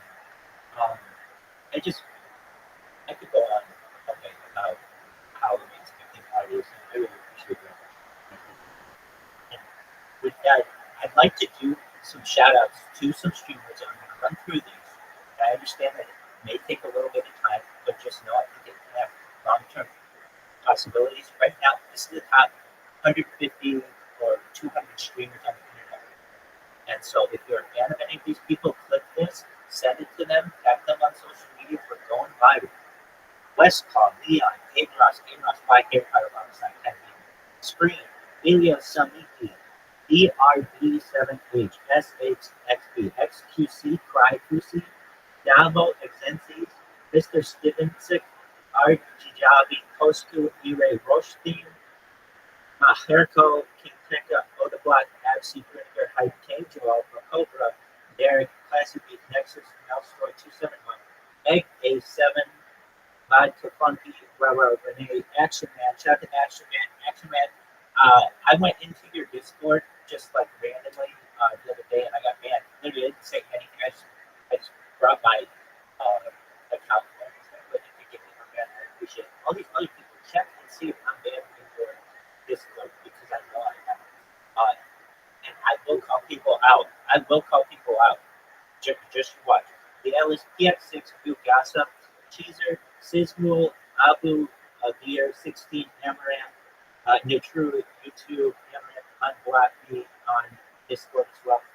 Ram is 53, Jackson, Ben Andrew, Gabby, Dodo, Convi, Closer, Dallas TV, Los Boys TV, Girl Obnox. All of you unban me on Discord if you haven't already. Shout out to Andred, she does Kick News, it's amazing. Shout out to Kick News, you guys have an amazing platform. Shout out to Kick Clips, you guys are great too. Some of the people hit me up to do interviews, but please, I'd love to. These are the biggest YouTubers right now. Going MPL Indonesia, LCK, LOL Esports, iShow Speed. Shout out to iShow Speed's Discord. Shout out to Ross's Discord. Leon Clone, Mobile Esports, Garena, Coach, LOL Pacific Championship Series, Mobile Legends, Braun, Bang Bang Indonesia, Tong Wan, Hikora Chu, Set 1A1, Danadi, Bayonado TV, Craft on India Esports, Brawlers, ESL Counter-Strike, O Marcola, Linda, Basudara, MPL Philippines, Subaru, Kazuka Channel, CBLOL, LOL, ZZZ Gaming, Nobrew, Blast, Premier, Arena, Rob, Thailand, Radio Convos 89.9, shout out to Radio, DJ Mario, Messier, Joe King, TM, R7, Pasumaki, DNKT, Korea Ch, Dan Tong, Chuck, Serol, Lauren, Hiroas, Capcom Fighters, Japan, Ludwig, Zin, Typical Gamer, Botan, Mobile Legends, Bang Bang, MPL Malaysia, PGL Donut 2, Steluda TV, Jonathan Liani, and all the ones that are in Japan that I can't pronounce. And finally, these are the biggest Twitch people out there. Shout out to all the Twitchers. Click this from your favorite Twitch creator. We're going viral. Click this and put it on social media. Shout out to Cedril, Riot Games, Papa Clap, iBuy, LA's in 97, Echo Discord, something in Chinese, Japanese, Hassan Abi, Queso, Gules, OT Pro, Zach Rard, ESLCS, Maximum Iron Mouse, Kason, FPS Shaka, Jason DeLee, Team Liquid, Stable Ronaldo, Ching CC, Amina Matui, Black Boy and Max, Lacey Tumbler, Bayano, Case, Tysonot, Summit 1G, Aquino, Blast Premier, LOL Pacific, PW, Stylish Newport, Rubius Comet, Zero, Token, No Way For You, SIR, Alan Zoka, Juan Nizro, Elo Juan, The Greg F, Loud Coringa, PGL Dota 2, Montana Black 88, Rec Ren, Dan's Gaming, Shroud, Lord Kevin, Lyric, Gabe Pixie, Data 2, Paragon, Russia. Shout out to Sam Bond for the recent interview. Shout out to Beyonce, you're amazing. And I went through that interview and I would name all the people who I didn't know in this one. And if you're out there and you're a streamer and you're wondering, okay, so what is this about? I stream my life all the time. I have more data than any person in global history. So people like Sam Pepper, you have a huge following on social media. One shout out from you could literally shake the internet. We can make you a trillionaire. And why should you documenting your? If this is what my project is valuable, this is why you should pay attention. You should go to my social media, find something cool, and retweet it and see what happens. Documenting your life can provide a treasure trove of data that could be valuable to researchers and businesses alike. By tracking everything from your daily routines to your purchasing habits, you can create a detailed record of your life that may be of interest to others. Companies may be willing to pay for access to this data to gain insight into consumer behavior preferences. By sharing your data, you may be able to participate in market research studies and earn money for your participation. Social media platforms like Facebook and Instagram already collect vast amounts of personal data from users, which they use to serve targeted ads and make money. Personal data is a valuable asset, and individuals should have the right to control how it's collected, stored, and used. With the rise of the Internet of Things and wearable technology, it's easier than ever to capture and track every aspect of your life. Documenting your life can also help you identify patterns and trends in your own behavior, which can be used for personal growth and self-improvement. Personal data can be used to develop new products and services that are tailored to individual needs and preferences. The more data you have, the more insight you can gain from it, and the more valuable it becomes. Shout out to Aiden Ross Discord and ITOSP. Pound sand to this one Discord called Chill Bar. They're really mean. Our Discord server is chill nor a bar. I sent emojis approximately once every 5 minutes, which in someone's opinion was considered spam, and I got banned, and they would not give me a second chance. And I told them less than 24 hours ago that I was going to light them up, and I'm doing it right now. So, Pound Sand to Felix, Nerdy, Quintru, Satan, F.U., Sin, the Maxo, Shar, Sif, Matsui, May, Satan again, and Sin. F all y'all. Fuck y'all, all y'all. If y'all don't like me, ban me. I'm too cool for your chill bots. I'll start my own chill bar with hookers and blow. Shout out to Adele, Ringo Starr, Beyonce, Paul McCartney, Taylor Swift, Drake, Elton John, Ed Sheeran, Billie Eilish, Lady Gaga, Bruno Mars, Kendrick Lamar, all the Rolling Stones. On this stream, we go see the Rolling Stones at SoFi.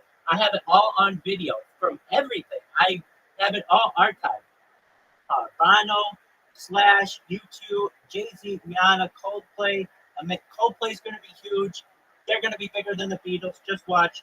Imagine Dragons, Dua Lipa, The Weeknd, Lizzo, Travis Scott, Billy Joel. Shout out to Billy Joel's daughter. She's amazing. Ariana Grande, Fleetwood Mac, the Red Hot Chili Peppers, Foo Fighters, Maroon 5, Hozier, Camila Cabello, John Mayer, Sia, Post Malone, Nicki Minaj, Shakira, Florence and the Machine, Mumford & Sons, Paramore, Jason Derulo, 21 Pilots, Panic at the Disco, Katy Perry, Pearl Jam, Blackpink, Metallica, Kings of Leon, The Killers, Beck, Jesse Ware, Nora Jones, and Tame Impala.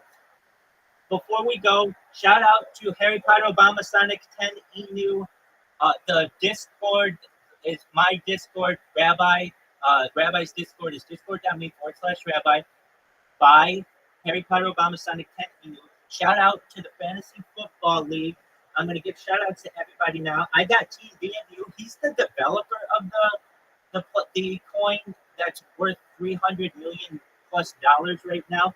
And even he knows I'm all about technology. I even took screenshots of the app we're using that it had errors, and we had to send that to their developers. So just Eddie, you should know I find a lot of errors with technology, and I make people accountable. So we're fixing this app too. Shout out to Team VMU. Shout out what you say, bro. Everything that you see that's Harry Potter is because of Yo-Yo. Shout out to Yo-Yo. $1 Million Muggle, Mikey Sproto. Shout out to Crypto Broke 88. No Coon Algor. Shout out to the Tickets Red Cloud. Shout out to the Spastic Spatulas and Team Hurricane Nate. That's these are just really great people. And shout out to Halloween 2008 and Hurricane 814, the Sproto 69ers. These guys got me in week 1. It was very difficult. Shout out to the Black Cats. Shout out to Sproto 69er and Chiller of Truth. Shout out to Bitcoin 69 420 and Speed Demon 741. Bitcoin 269 42. Shout out to Pam Ketchum and Bitcoin Forever. Shout out to Bitcoin Obama. Shout out to Harry Potter. Shout out to old President Obama. Shout out to Sonic and Sega and the number 10 and Emu. All the dogs out there, we let them out. And I want everybody to know that I love the opportunity to have told you about my project. And finally, before we go, we just want you to know that we'd like to close with this from the Talmud. What is hateful to you, do not do to your fellow man. This is the whole of the law. The rest is mere commentary. Thank you so much for the opportunity. I would love to take questions.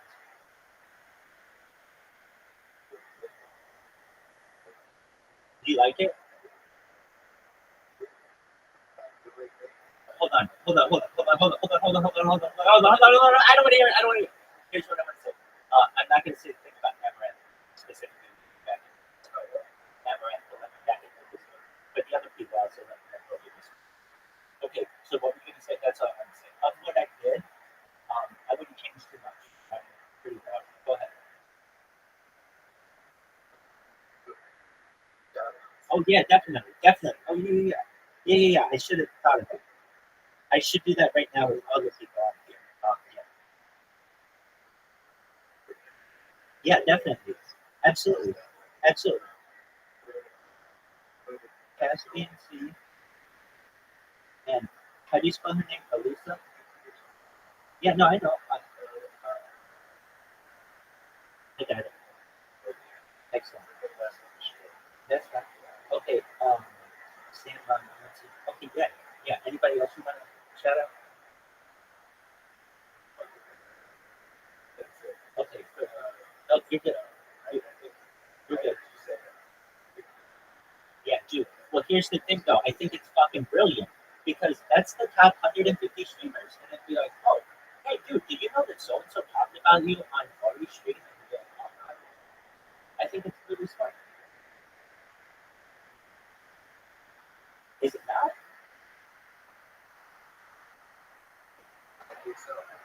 Yeah, I do too. Okay, so I hope that it's clear that I'm trying to help Kick, and I may not say the thing about like I feel better because I haven't told you that, dude, you're a billionaire with a millionaire platform. You want to be a trillionaire with a trillionaire platform, obviously, but like as of right now, it's not very good. And I think it shows. I show just as a regular user, I think enough errors that they need to get the right process, right? Yeah. So, which is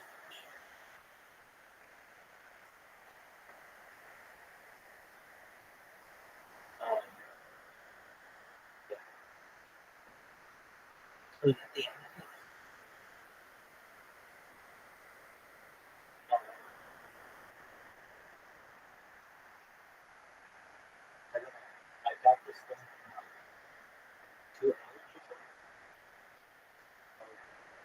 what you have to do is go.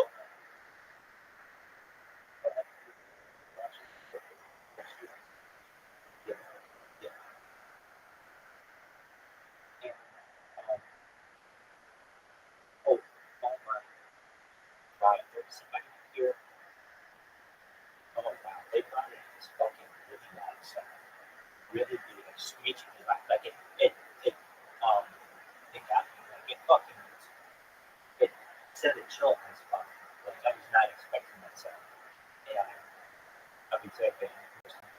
Um, I did put a thing in here. You'll see, ask Rabbi.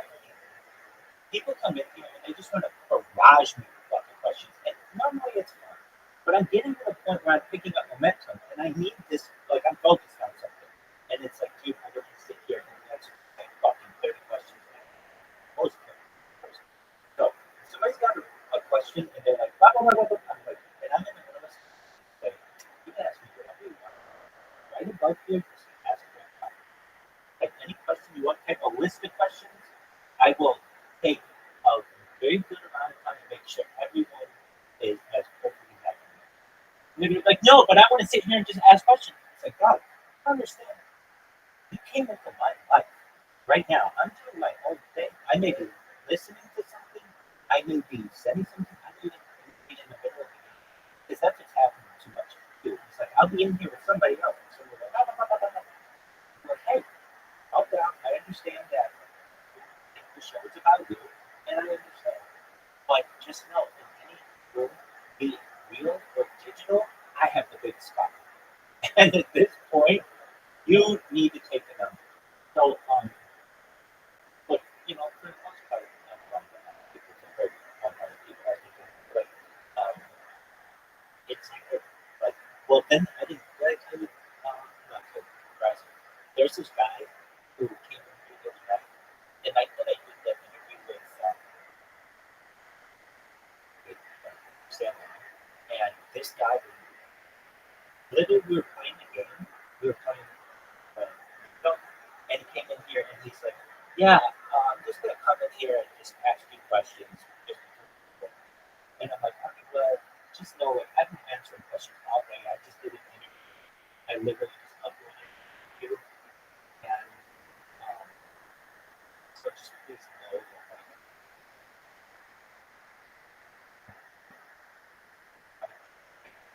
And he's like, okay. And then just started to ask him, what are your thoughts on house deployment? And he has me for the next 3 questions to the point where after 1 hour, well, firstly, riser left and zoom left because I can't focus either when I'm getting that question. So I tried to talk to this guy, and I'm like, look, we had just played golf, and he was asking me questions. I'm trying to get him to interact with this. So I'm like, download the app, etc. And he just asked me so many questions. I think he was drunk, and he definitely was not using language that I normally would tolerate him. However, he was talking so much, like it was like something was wrong with him, and asking so many questions that after about an hour and a half of answering questions, I told him I wasn't going to answer any more questions, and he could ask me any more questions again in the morning. And then for an hour and a half, he sat here and just kept asking me questions, and it was almost like he had like some kind of issue about just being bored and trying to stay. You know what I mean? Yeah. And the thing is, he was from our community, so it was like I just never know. Yeah. But he just came in here and just kept asking questions about Australia, like just about any person. I'm not just an endless encyclopedia of information. I know about a minute on just about a lot of topics, but not any more than that. That's like so in depth that. And what do? I do what everybody does. I go to AI, which not everybody does. If you want really, really in depth, then you want to make sure it's accurate. And when it comes to things, I'm going to start relying more on AI, just because I know it's accurate, especially with things like somebody will come in here and ask me a question about Torah, which I may know, but not the voice of a Torah scholar to just be sitting here taking difficult questions. And so it's happened before in every answer. I haven't had to go to the Torah question yet, but I think I'm just going to start doing it, at least with Torah. And if somebody's like, well, I want to talk about Torah a lot, I'm going to say, so do I. And so what I do is I watch literally Torah discussion, and we can talk about it. But this way, I know that I'm not guiding anybody in an incorrect path. Because, frankly, for most of my life, Just kind of go with knowledge or something. yeah, but people don't want to buy from me. They just want to come in. Yeah, and I understand that. And if they want to, that's fine. If they have a very, very good question about any topic, like people do. If it's a general collective question, then I feel comfortable answering similar to that. I answer that. But I'm getting to the point where I haven't been wrong. Maybe I have been wrong a little bit here. Nothing on anything of importance. Little things. Like I'll be like, I'll confuse two words or something like that. But I'm speaking very quickly. And so it's just like, but nothing major. And I want to continue that practice. And so I'm like, well, I'm at the point now where AI can any question, basically. Why wouldn't I give people that correct answer every single time? And then give them my personal experience, my personal feelings on it. Do I ever see anything incorrect on AI? Yeah, I do. And that's why I can at least say, but in my opinion, or in my experience, this is what I do. But then I feel the best of both worlds. You're going to get the exact right data that you need. And then I can say, but just make sure it's in the correct, applicable scenario where someone might be saying, whatever the case is, there's a human question. But then I feel I'm stronger than any rabbi that there's a point because all of my answers are right. And then I have human touch too. You're not just getting AI, you're getting a rabbi's opinion reinforced with the beauty of technology. Exactly. Oh, one other thing I wanted to talk about that I didn't have a chance was this.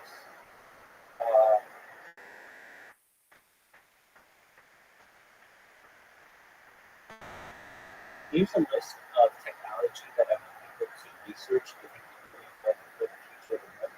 Antimatter weapons that utilize antimatter as a disruptive force, potentially capable of immense power due to the annihilation of matter and antimatter, brain-computer interface, a direct communication pathway between the brain and an external device, enabling control or communication without physical movement. Cryogenic preservation, the process of preserving biological tissues at extremely low temperatures to prevent decomposition, potentially enabling long-term storage of matter. Force field, an area of shield that deflects or absorbs internal threats, commonly depicted in science fiction as protective technology. Fusion power, a form of power generation that comes from nuclear fusion reactions, potentially to run abundant and clean energy. Gravity control, the ability to manipulate gravitational fields, potentially enabling propulsion systems. Artificial gravity and other advanced technologies. Hyperspace travel through higher dimensional space from alternate dimensions, potentially allowing for faster than light travel and exploration of this region.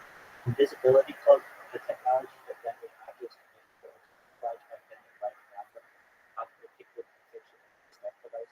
Nanotechnology, the manipulation of matter at the atomic or molecular scale to create materials, devices, or systems with novel properties and functions. And just so people are aware, I don't just want to be an expert in nanotechnology. Been there, done that. I want to be an expert in technology, which is the one level lower. We actually like when absolutely excellent.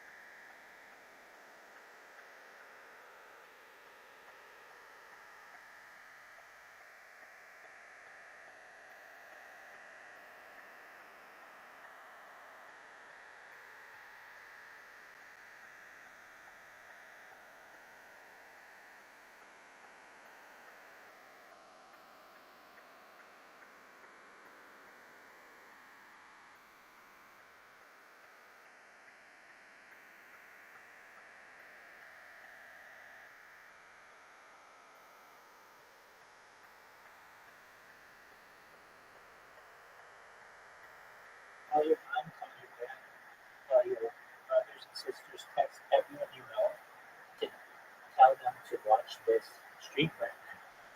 Because we are going viral. I am going to show you some magic.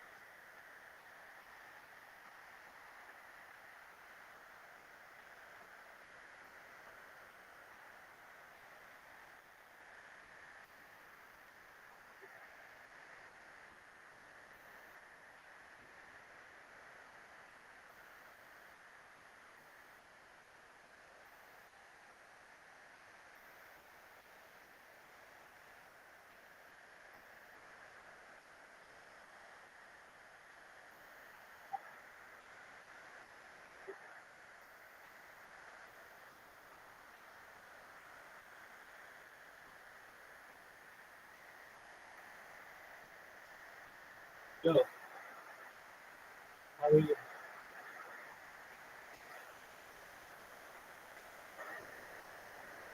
Just a moment.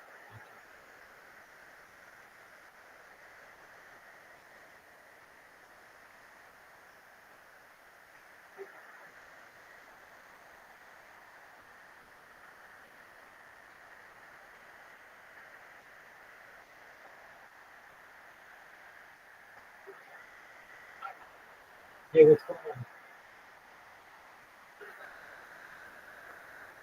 Do I want to invest in your cryptocurrency or not? Good matter and to be appreciated.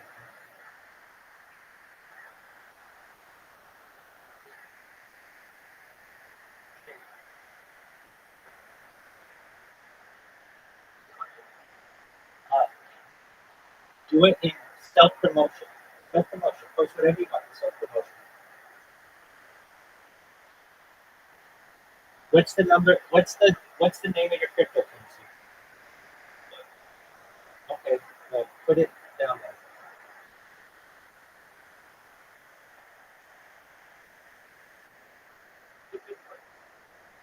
Yeah.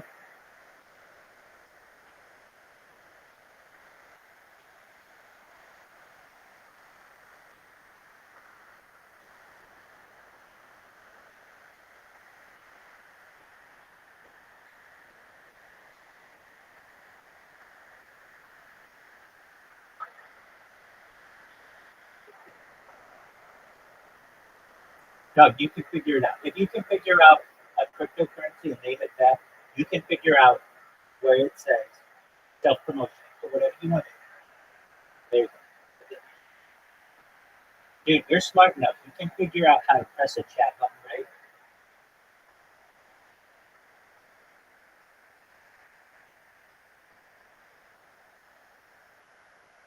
Excellent. Best of wishes to it. It has a chance to be very successful.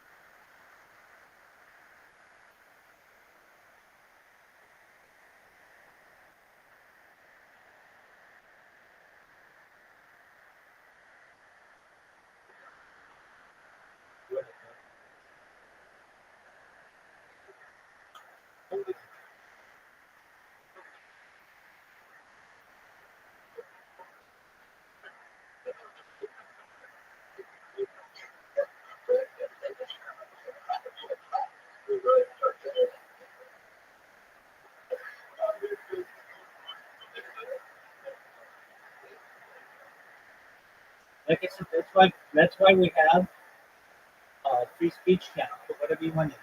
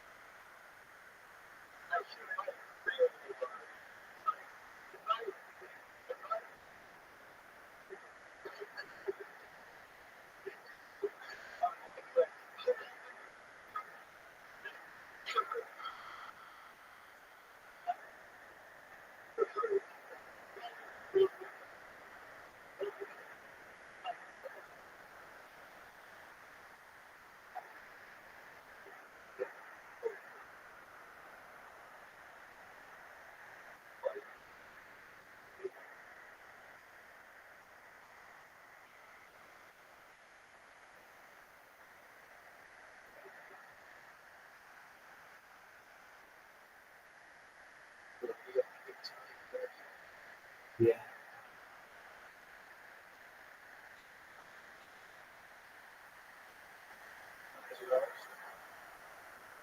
Two.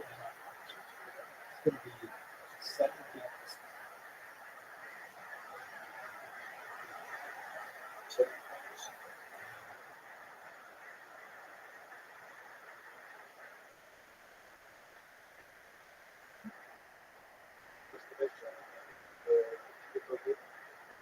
OURI.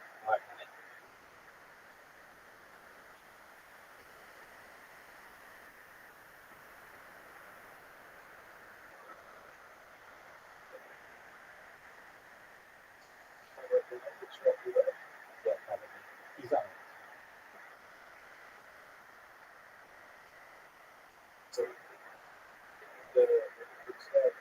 100%.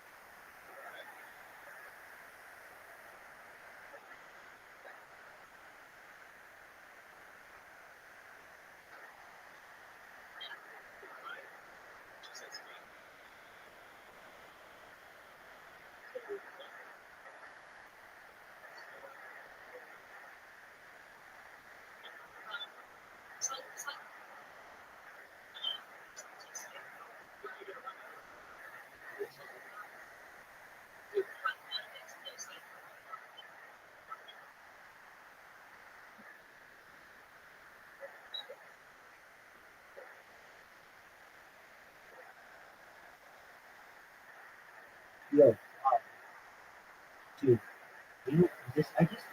I love new words, and I love new words when they make sense. And this is just a really cool idea. Just xenoarchaeology.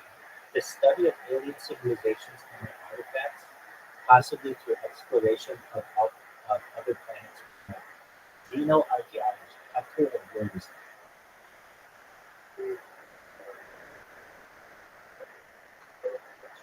Right.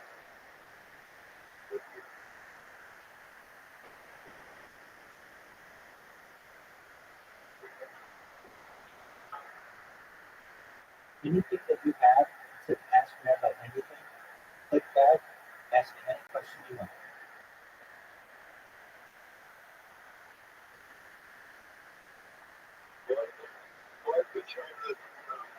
Hey, any question that you have, just ask Rabbi anything.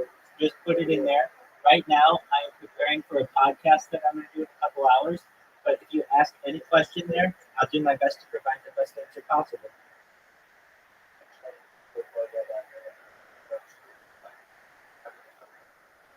Oh, perfect. Okay, thank you. I appreciate it. Just one moment. We just started this. So one moment, and I'll fix that. Just one moment.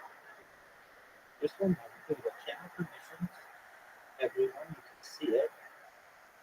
And, as you can see, can you check now?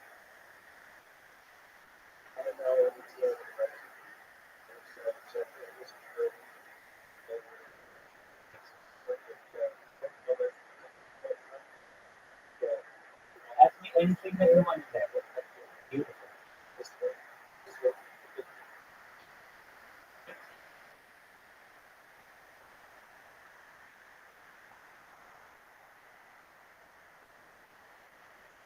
A telescope, a vehicle that allows the observation of distant planets and their environments, possibly using advanced imaging techniques. So better than a telescope, a terrascope.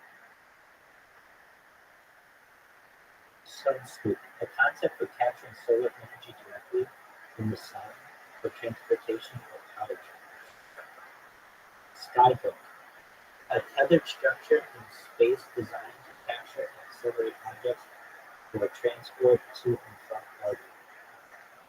Orbital ring, a proposed circular structure in orbit that could facilitate transportation and energy transfer across regions of space. Nuclear clock, a highly accurate timekeeping device that relies on nuclear transitions rather than atomic. Oh, I want to look into that. Nuclear clocks versus atomic clocks, but also there's another kind of clock. I think it's called an astral clock. I don't know all the different kinds. Please put out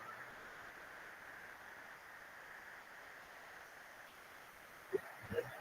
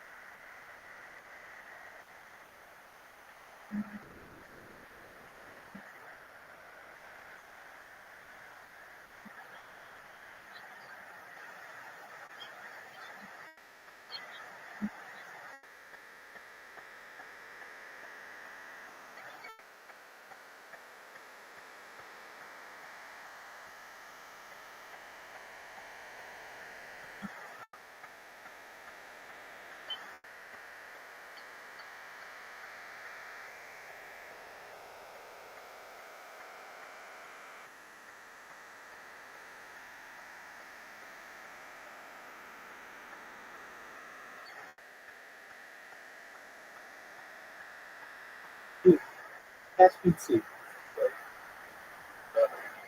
What do you mean? Do you get how to ask Rabbi if anything works? You're supposed to press the great ticket.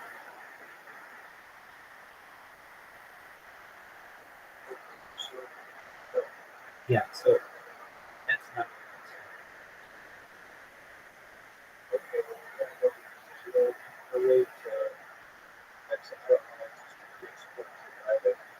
Hold on. That's what I need to know. Hold on. Just hold on. What happens when you press great ticket and ask Rabbi?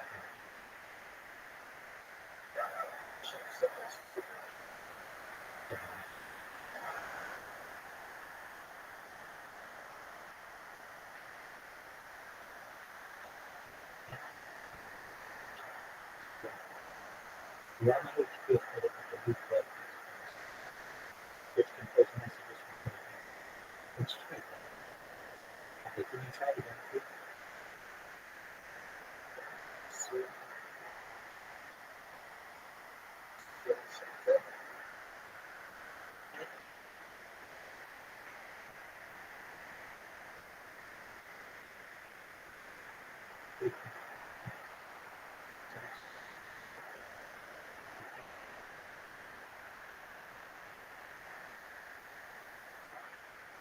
Okay.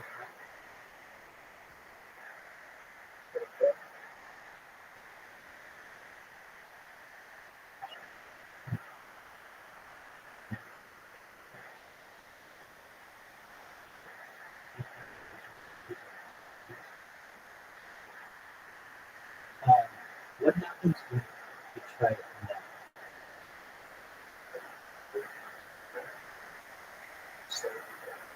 Okay, so it's not the same message because I just turned it on. Okay.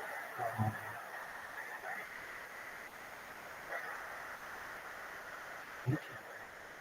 What happens if you change settings? What Great.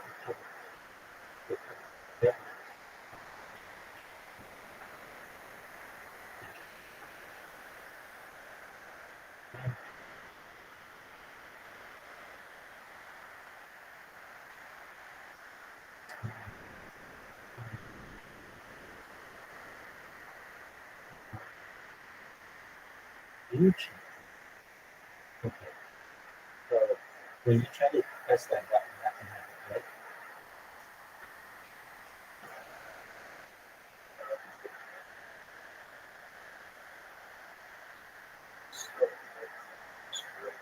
Okay, try it again.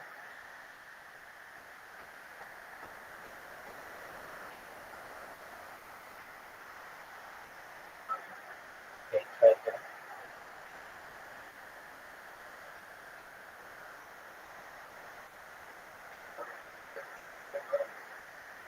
Okay, try it again.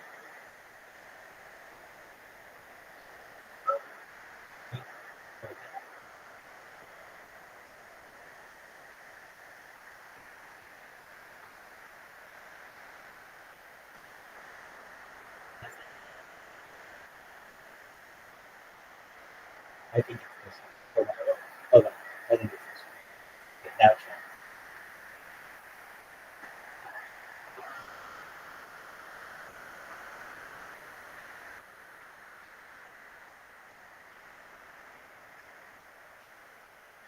Any different?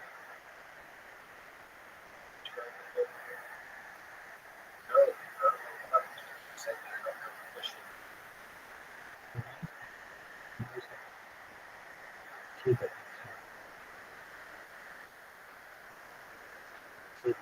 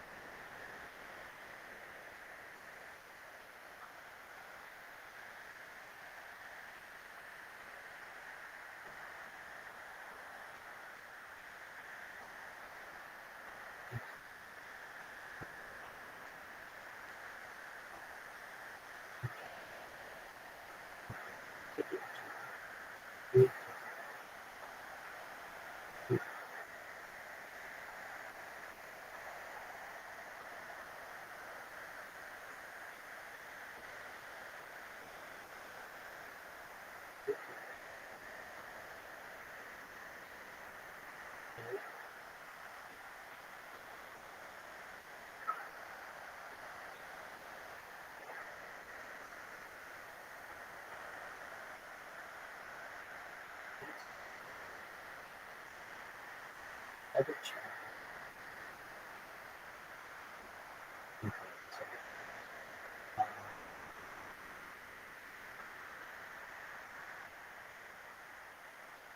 okay. After you see, okay, go and try and press that button.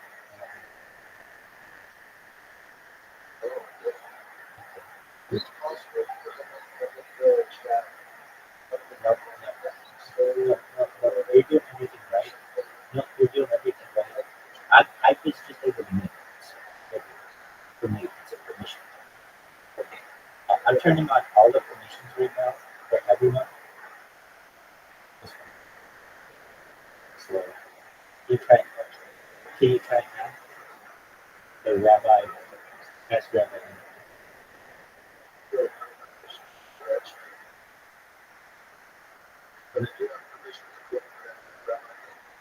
No, that's what I'm saying. That's what I'm saying. Ask rabbi. Oh, you weren't trying that one?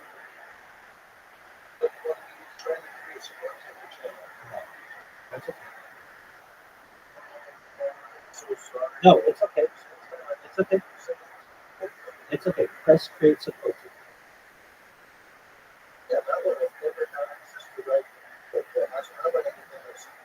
Oh, I'm sorry, not create support. Forget create support. Don't worry about it. Ask her about anything. That's the only way you should be doing.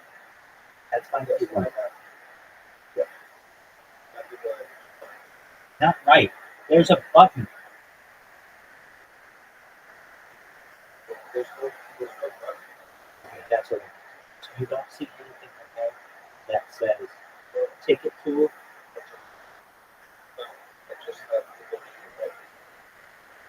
Okay. You don't see ticket tool. You don't see ticket tool. So the first thing you see is Ivory's question. Is that correct? Okay. No. No. No. No. I don't think. Okay. So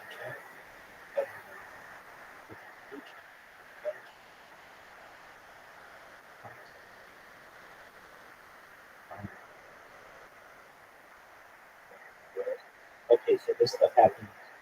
This stuff happened.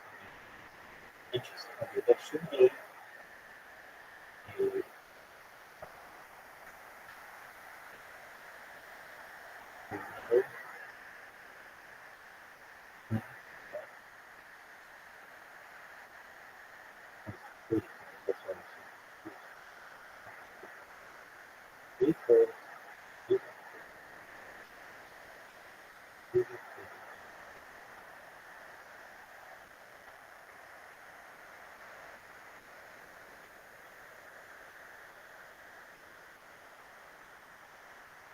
was abstract numbers like figures and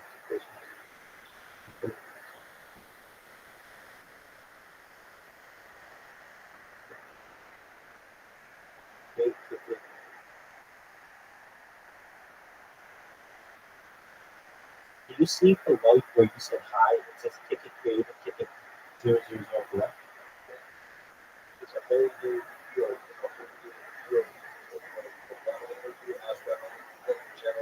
Yeah, no, I know it's there, and it should be. But when you click on Ask Rabbi anything, right below where you said hi. Okay. Oh, there's nothing. Yeah. Okay, just one moment. I have to change.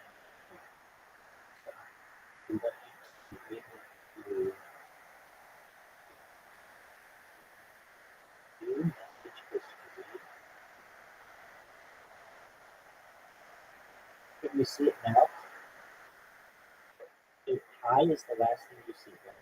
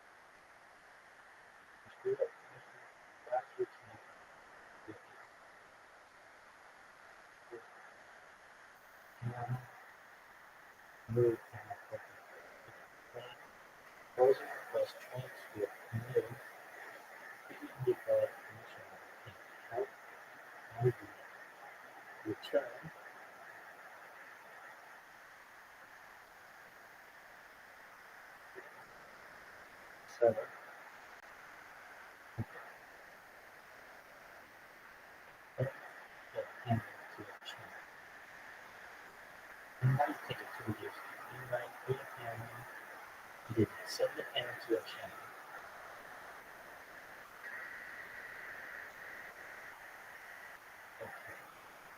This see ticket number 4.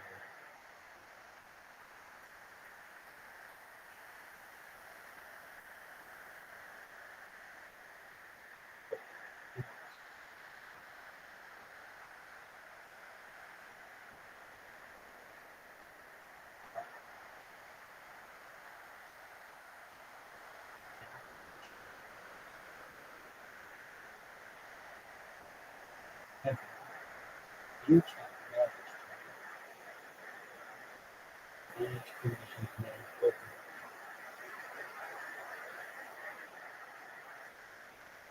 Read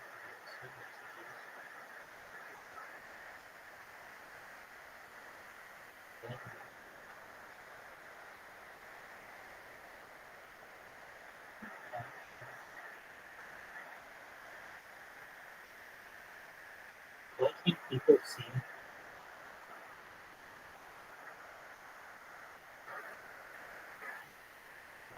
Ticket.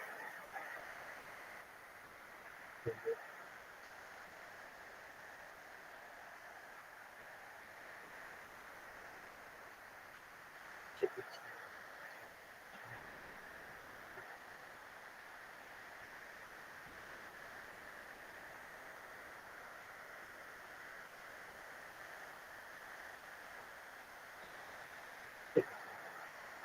Troubleshooting.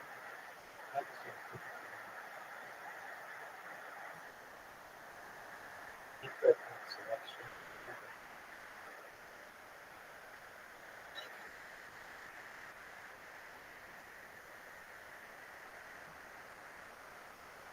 Log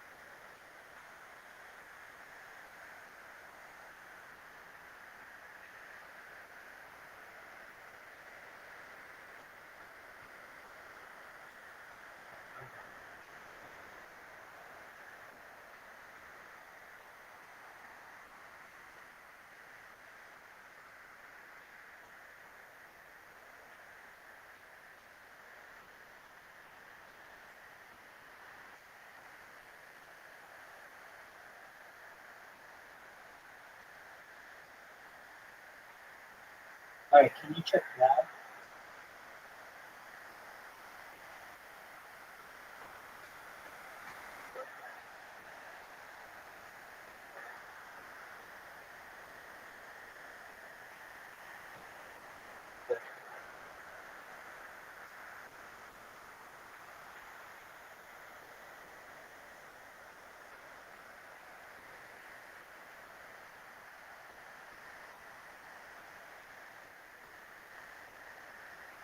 Okay, now try.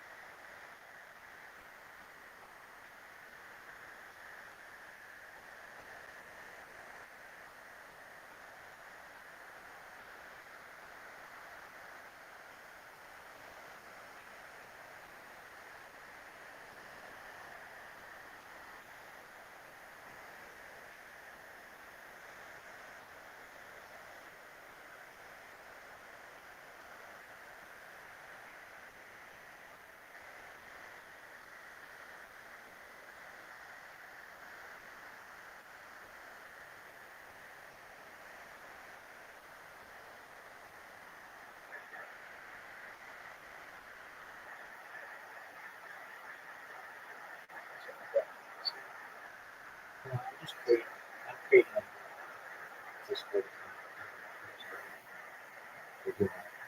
Not that you have to be careful. I just join. I gotta just, I think that.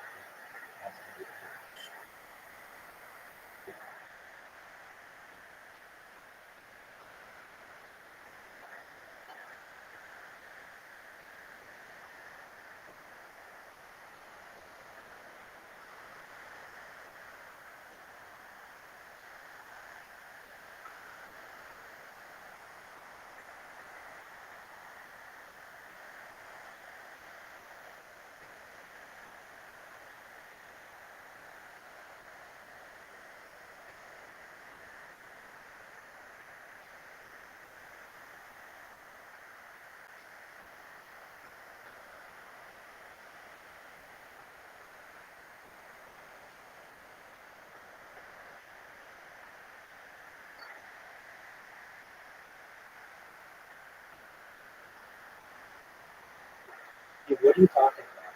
It works exactly right. Do you see it says great ticket?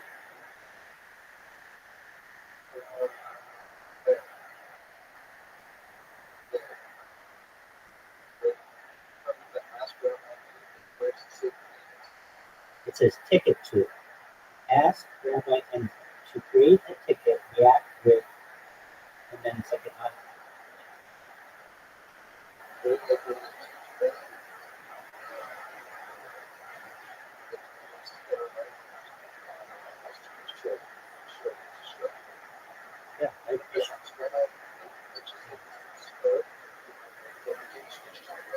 yeah,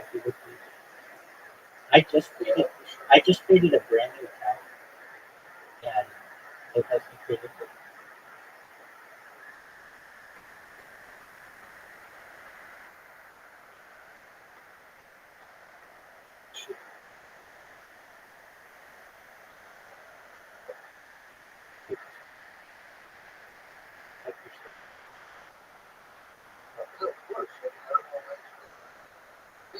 Yeah. Um,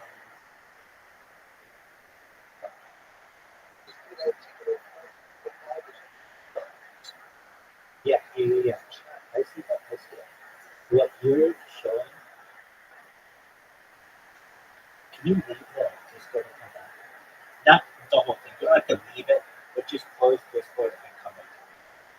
I know you tried those.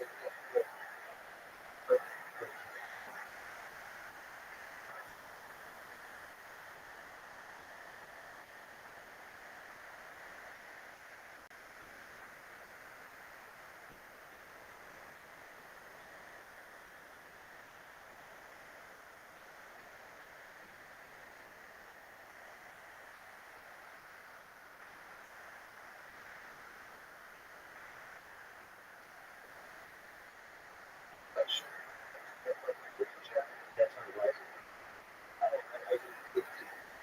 We press it, please.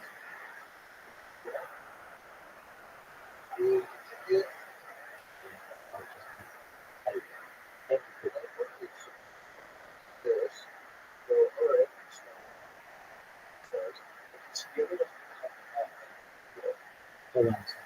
Hold on. I'm gonna.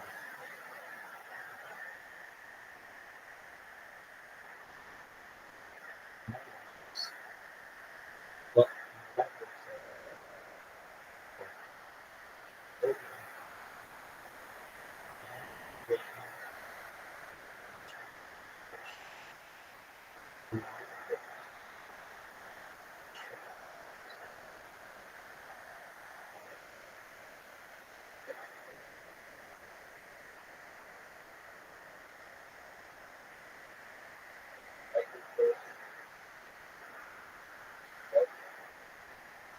yeah, that's true. That's true. Okay. Will you try to create an account again? No. Apologies. Not at all. Apologies. I should have thought about that. Can you please click the new ask Rabbi anything request?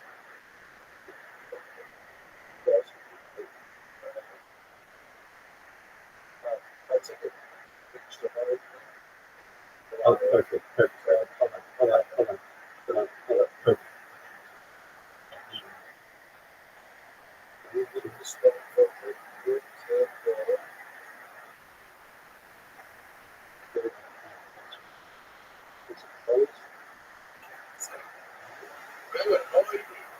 Well, thank God. How are you?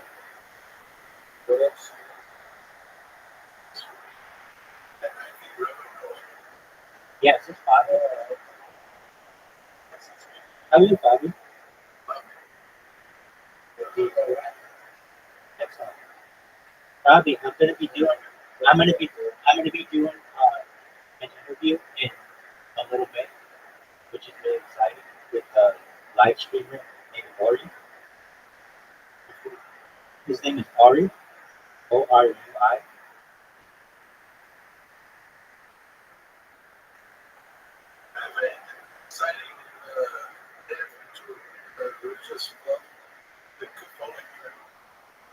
Okay.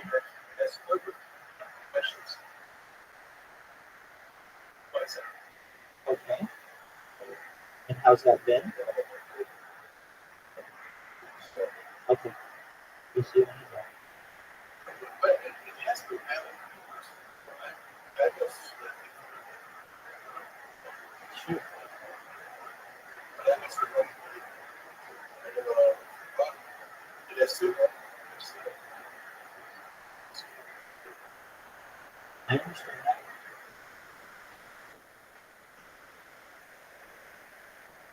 It had some interesting point about the What was that? purposes they agree with the old system.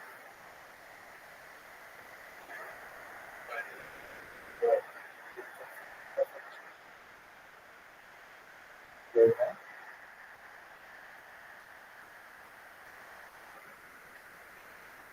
As a real you also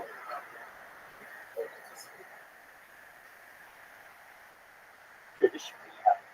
But I can tell you that some of the beliefs that you have are actually share my particular things. Like, you know the main plan, the main plan that you have purposes in different truths.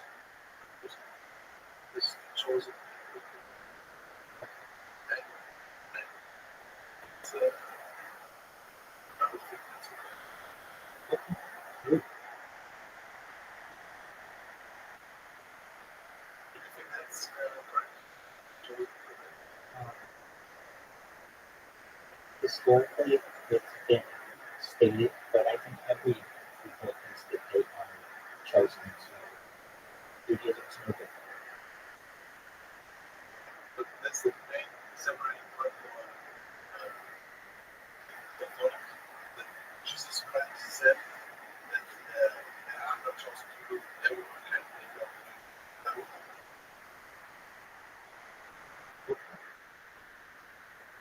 That's what they say. That they absolutely. And if that's not the case, well,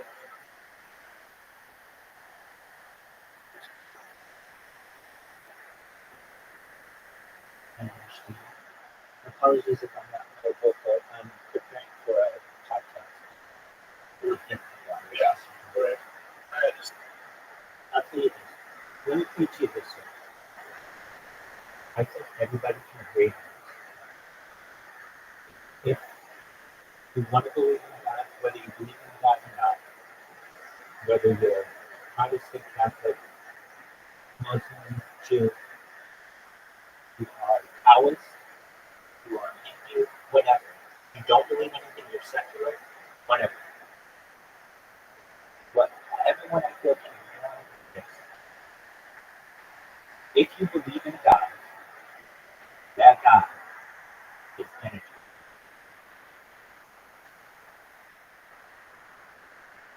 What does that mean?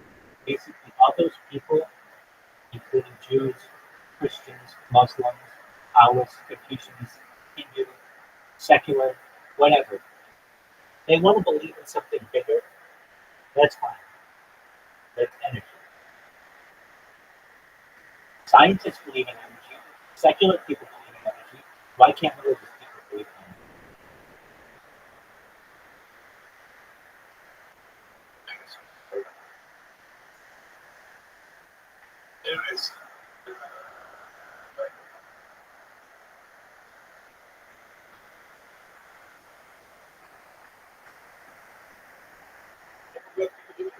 Thank you. I will tag everybody when I'm done, and be sure to watch it. And I'm going to plug the card. Okay. That's it. we have been in a symbiotic relationship for Oh, absolutely. 100%. And you should know that, at least in the way that I envision Judaism, that we can all be chosen. So don't feel that that is a limitation.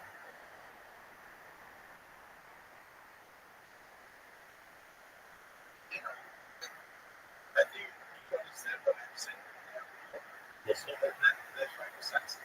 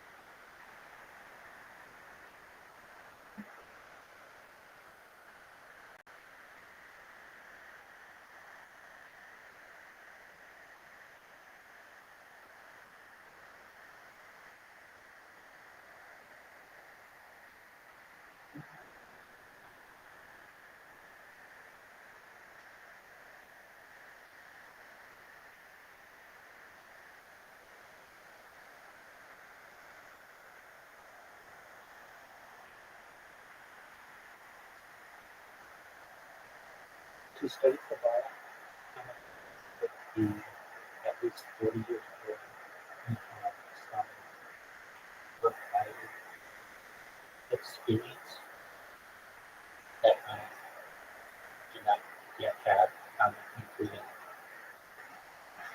starting families. In order to study Kabbalah,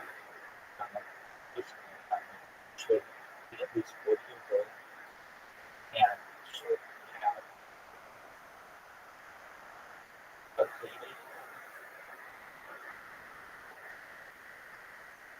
some aspects of life, such as raising a family,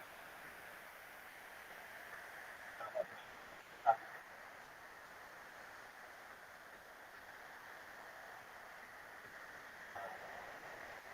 and not yet 40 years old now, and I can't raise a family.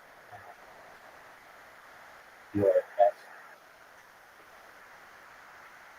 resource is the local Orthodox Rabbi who is 40 years old and has raised a family.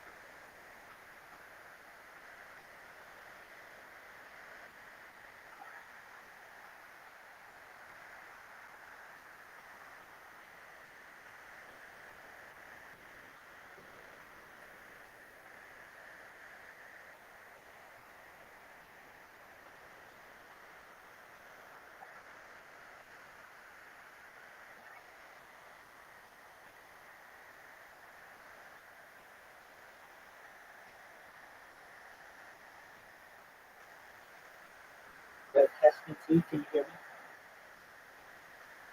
Can you create a support ticket and click the Ask Me Anything? Ask Rabbi Anything?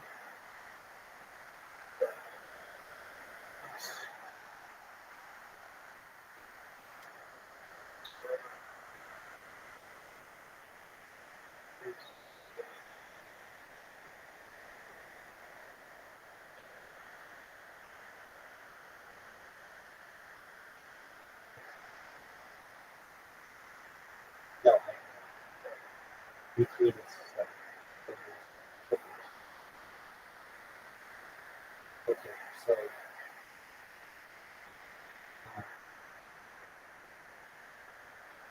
let's see. 7 is for support. No, 7 is for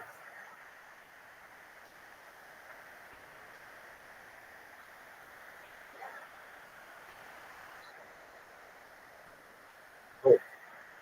Okay, good. Let's see. The support.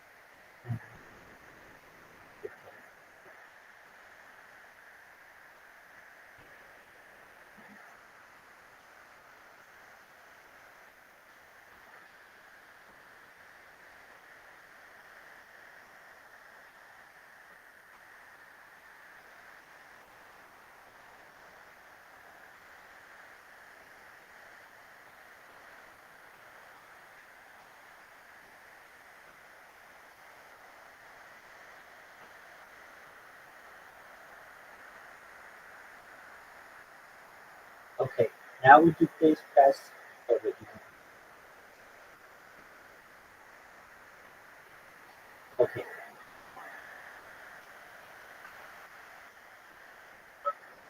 Notice the 3 done for create support ticket and then another for Ask Rabbi.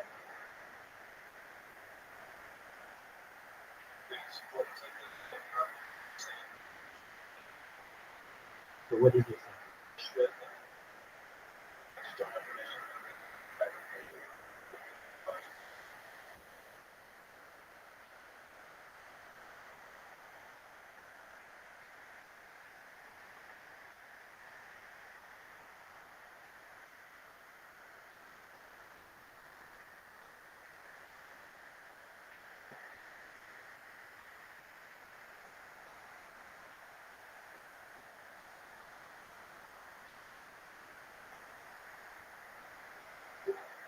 It doesn't.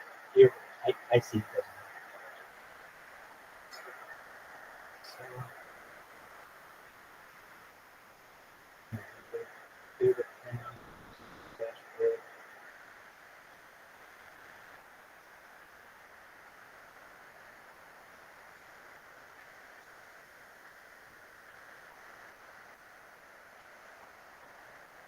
Computer. Dashboard.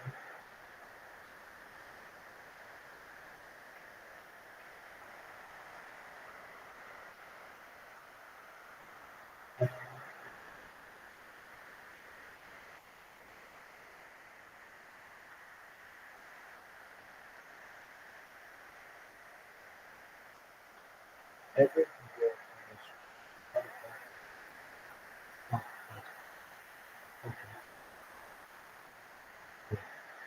every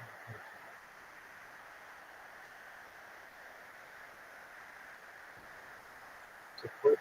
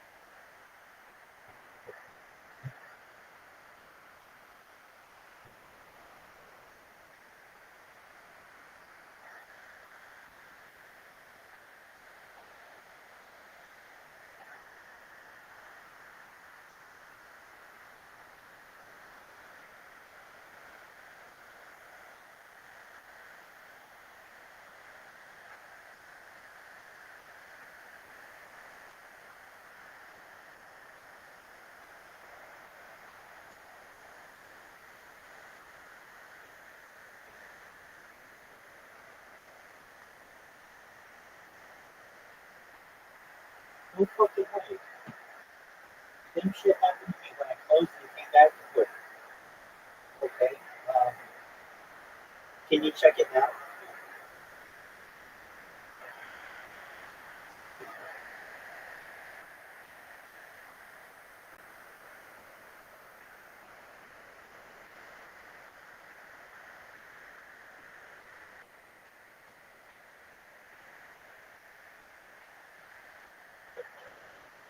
Weird. Okay, cool. I answered all those guys' questions instead of answers. So if they need it, again, hopefully it will. Okay. Dude, I think time is really important. There are types of clocks that are more accurate than we currently know. And I just quickly want you to know about them. And they are the pen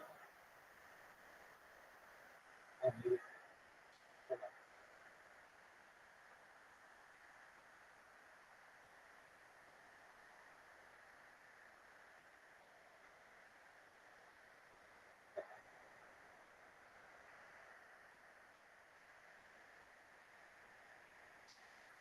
Atomic clock, nuclear clock, optimal lattice clock, or the nuclear clock utilizes nuclear transition, potentially offering even greater accuracy than atomic clocks by measuring the energy levels in atomic nuclei. Optical lattice clock uses iron strap and optical lattice, achieving precision by measuring transition in optical frequencies of quantum fields. Exploits quantum entanglement and superposition, providing unprecedented powers. I just think that's cool.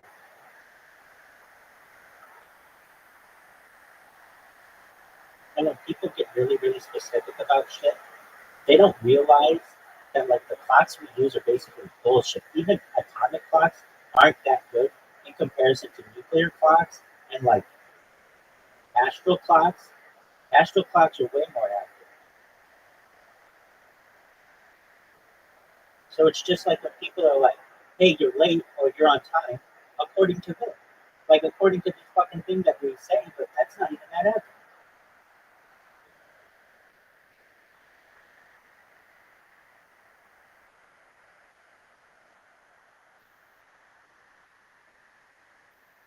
Right.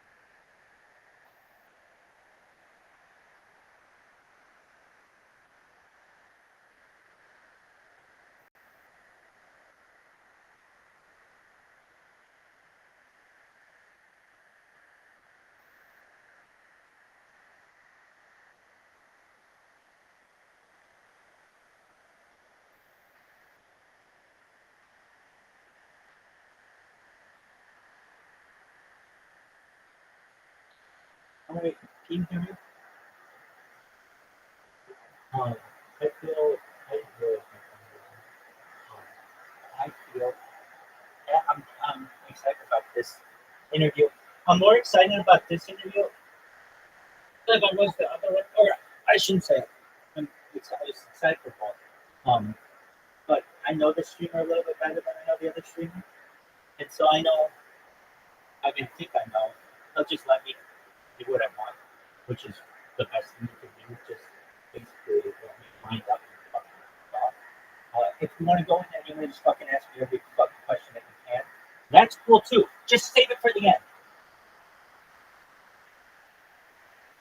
And people want to be like, "Hey, when are you streaming?" Like, dog, I'm getting to that. Come on, let me fucking take off. Part of the spiel. Okay, so I went through with this little script that I have.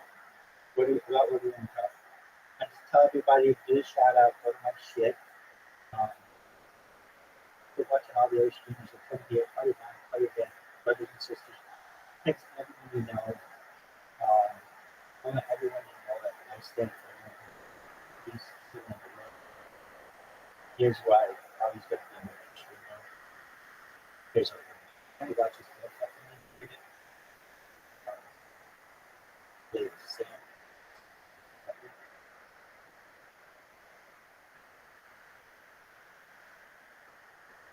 If that's it, that's